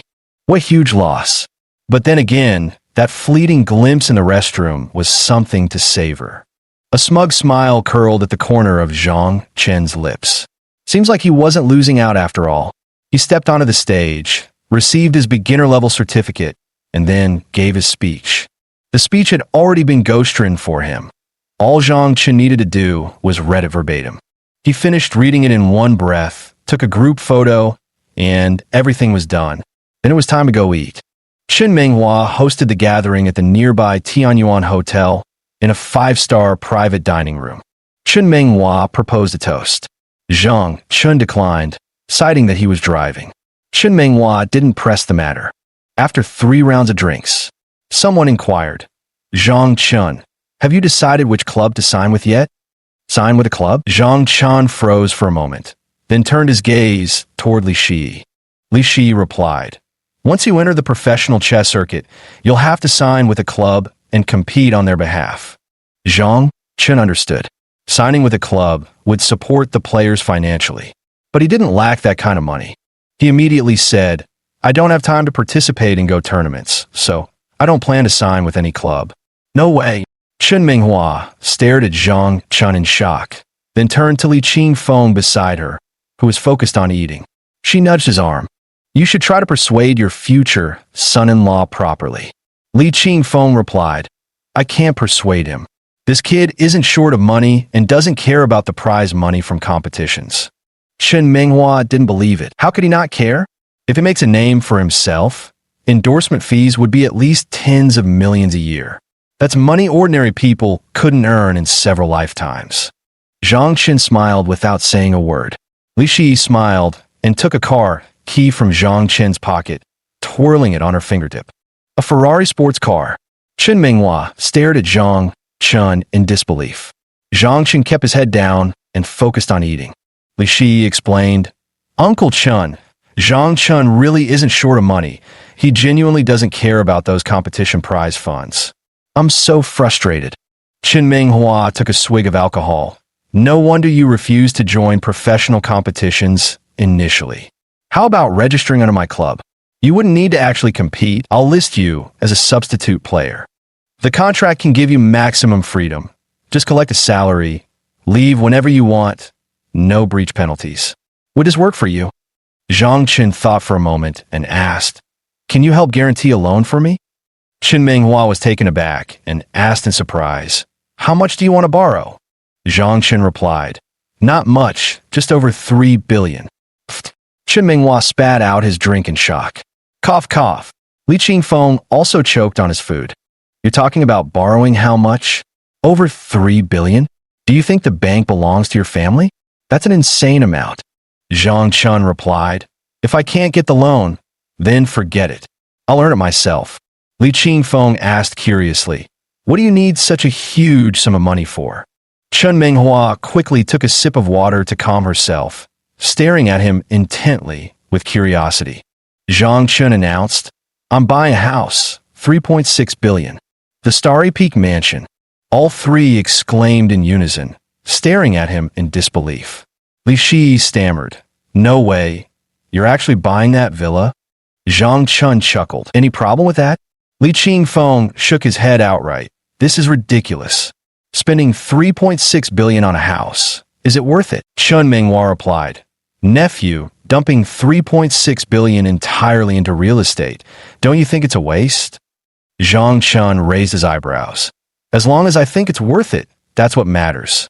Isn't earning money meant to be spent anyway? You're insane. Chen Minghua couldn't help but give him a thumbs up. To get back to the point, there's no way I can help you secure this loan.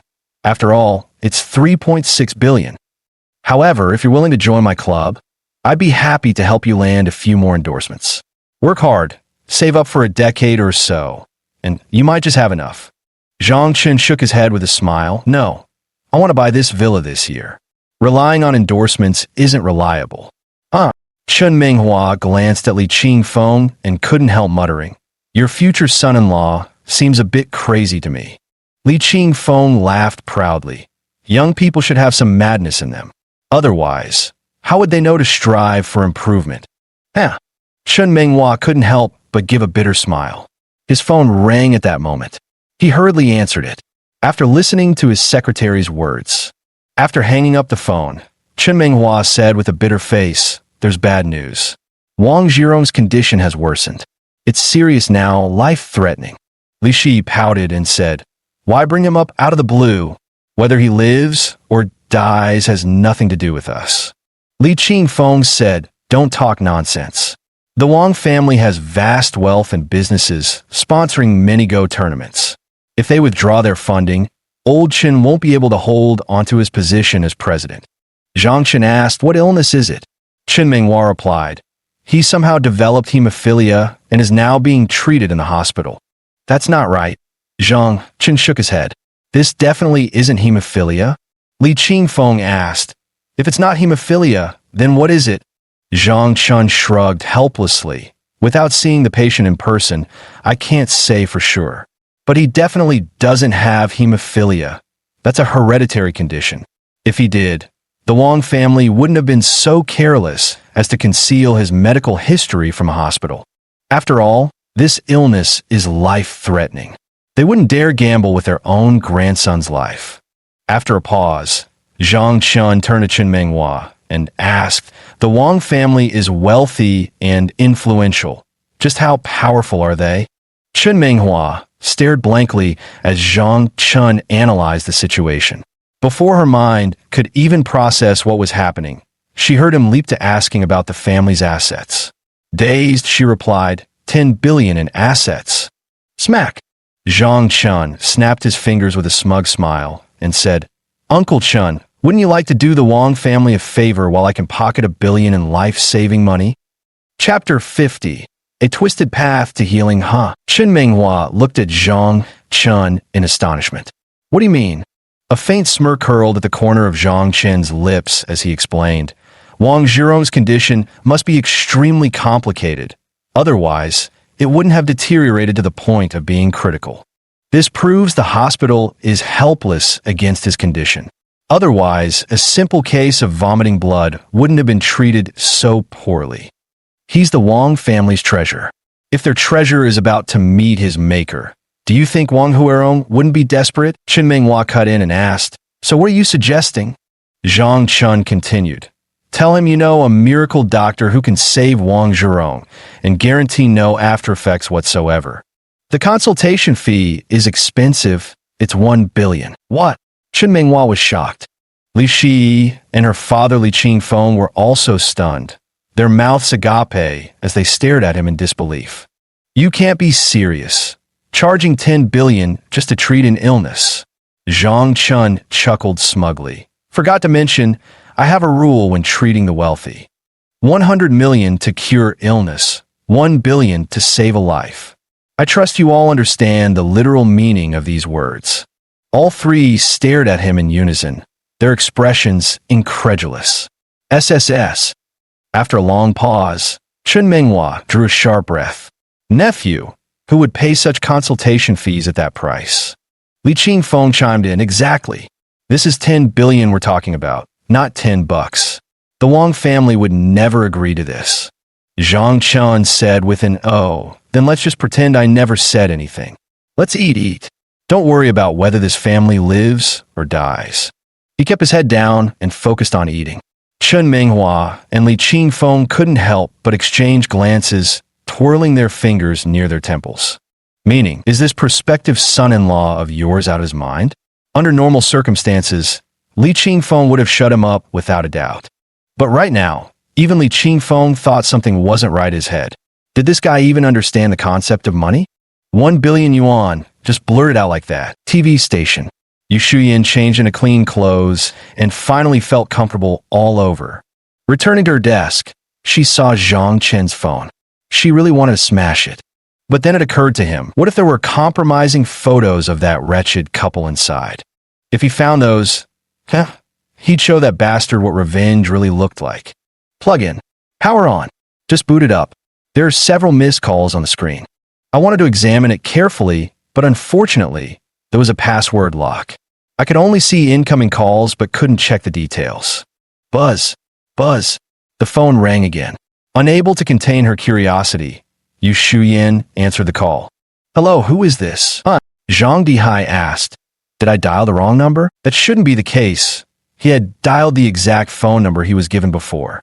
How could this be a mistake? "Excuse me, is this Mr. Zhang Chen's phone?" Yu Shuyan replied. "It is his, but he left his phone with me.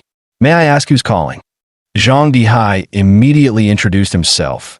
"Hello, I'm Secretary Zhang Dihai from Tianzong's Royal Jewelry." Yu Shuyan widened her eyes in disbelief. "The Secretary of President Tian of Yu Huang Jewelry. The Jade Tycoon Tian Wenfeng. Good heavens. Isn't Zhang Chun just a beginner-level Go player? How could he know a Jade Tycoon?" Zhang Dihai continued. "Miss, could you do me a favor and help me get in touch with Mr. Zhang? Just say President Tian wants him to treat someone. The price is negotiable." Yu Shuyan was utterly stunned. "Isn't he a chess player? How did he become a doctor?" Zhang Dihai froze, completely baffled. "What chess player?" Yu Shuyan replied. "Mr. Zhang, as far as I know, Zhang Chun is a beginner-level chess player. How could he possibly be a doctor?" Could you have mistaken him for someone else? Zhang Dihai responded, Impossible. I witnessed with my own eyes how he cured President Tian. There's no way I could be mistaken. Perhaps we're talking about different people? But that can't be right either. Even if they share the same name, the phone number couldn't be wrong. Both were utterly confused. This made no sense at all. Zhang Dihai urgently said, In any case, please return the phone to him and ask him to contact me immediately. Lives are at stake. I beg you. Oh, I'll contact him right away. Okay, thank you so much. After hanging up, Yu Shuyan immediately dialed President Chen's number. After all, it was a matter of life and death. No matter how much you dislike Zhang Chun, personal grudges must be set aside for now. This is about priorities. The personal vendetta against Zhang Chun can wait. Chen Menghua, who was eating, answered the phone. Hello, reporter Yu. What can I do for you? Yu Shuyan replied, President Chun, it's like this. I accidentally picked up Zhang Chen's phone. Chen Menghua looked up at Zhang Chun in surprise. Accidentally picking up a phone? Who would believe that nonsense? Yu Shuyan continued. His phone rang. The caller claimed to be Tian Zong's secretary from Yu Huang Jewelry, named Zhang Dihai. They say a human life is priceless, and the price is negotiable for his treatment. Chen Menghua was dumbfounded. The secretary of Yu Huang Jewelry CEO had specifically requested Zhang Chun to treat someone, and the price was negotiable. This was completely out of left field. Yu Shuyan asked, Hello, President Chun, are you still there? Chen Menghua replied, Yes, I'm here. It's just a bit strange. Why would they ask Zhang Chun for medical treatment? Yu Shuyan said in confusion, I'm puzzled too. If you're looking for medical treatment, you shouldn't be seeking out a beginner-level chess player. What's going on here? Zhang Chun, hearing that someone was looking for him for medical treatment, looked up and asked, Who's looking for me? Chen Menghua immediately covered the phone and informed him. Yu Shuyan says Zhang Dihai is looking for you for treatment and says the price is negotiable. Li Qingfeng asked suspiciously, Why would Zhang Dihai contact you through Yu Shuyan? Zhang Chen replied, My phone is with her. Li Qingfeng immediately glared at him with a stern expression. Zhang Chen quickly explained, She borrowed my phone to make a call, but forgot to return it. Is that so? Li Qingfeng seriously doubted the truth of this statement. Li Shi hurriedly covered for him. It's true, I was there at the time. We were in a rush to go on stage for the speech, so there wasn't time to get the phone back. I was planning to accompany him to the TV station after dinner. Li Qingfeng's furrowed brows instantly relaxed when he heard his daughter say this. Chen Menghua continued her phone conversation with Yu Shuyan. Turning to Zhang Chun, she said, I've got Zhang Dihai's phone number. Why don't you contact him first to find out what this is all about? I think this might be a scam. What do you guys think? Li Qingfeng nodded in agreement. 9 times out of 10, it's a scam call. Zhang Chun took Li Shi's phone number and dialed it. Zhang Dihai answered the call. Hello, may I ask who's calling? Zhang Chun replied, This is Zhang Chun. Sorry, I lost my phone. I heard you were looking for me to treat someone. Zhang Dihai said excitedly, Finally got hold of you, Mr. Zhang. It's a matter of life and death. Zhang Chun asked, Did something happen to old Tian? Zhang Dihai responded, Not old Tian, but the grandson of old Tian's close friend. He vomited blood while playing chess. No one knows why, and now his life is hanging by a thread. The doctors can't figure out the cause either. It's driving us mad. Zhang Chun was taken aback, then turned on the speakerphone. He inquired, Secretary Zhang, may I ask if this grandson of Mr. Tian's friend, the one who vomited blood while playing chess, goes by the surname Wang? Zhang Dihai replied, Do you know Wang Zhirong? At the dinner table, Chen Menghua, Li Qingfeng, and Li Shi were all dumbfounded. Holy crap, what's going on? The Wang family is actually seeking medical help from Zhang Chun.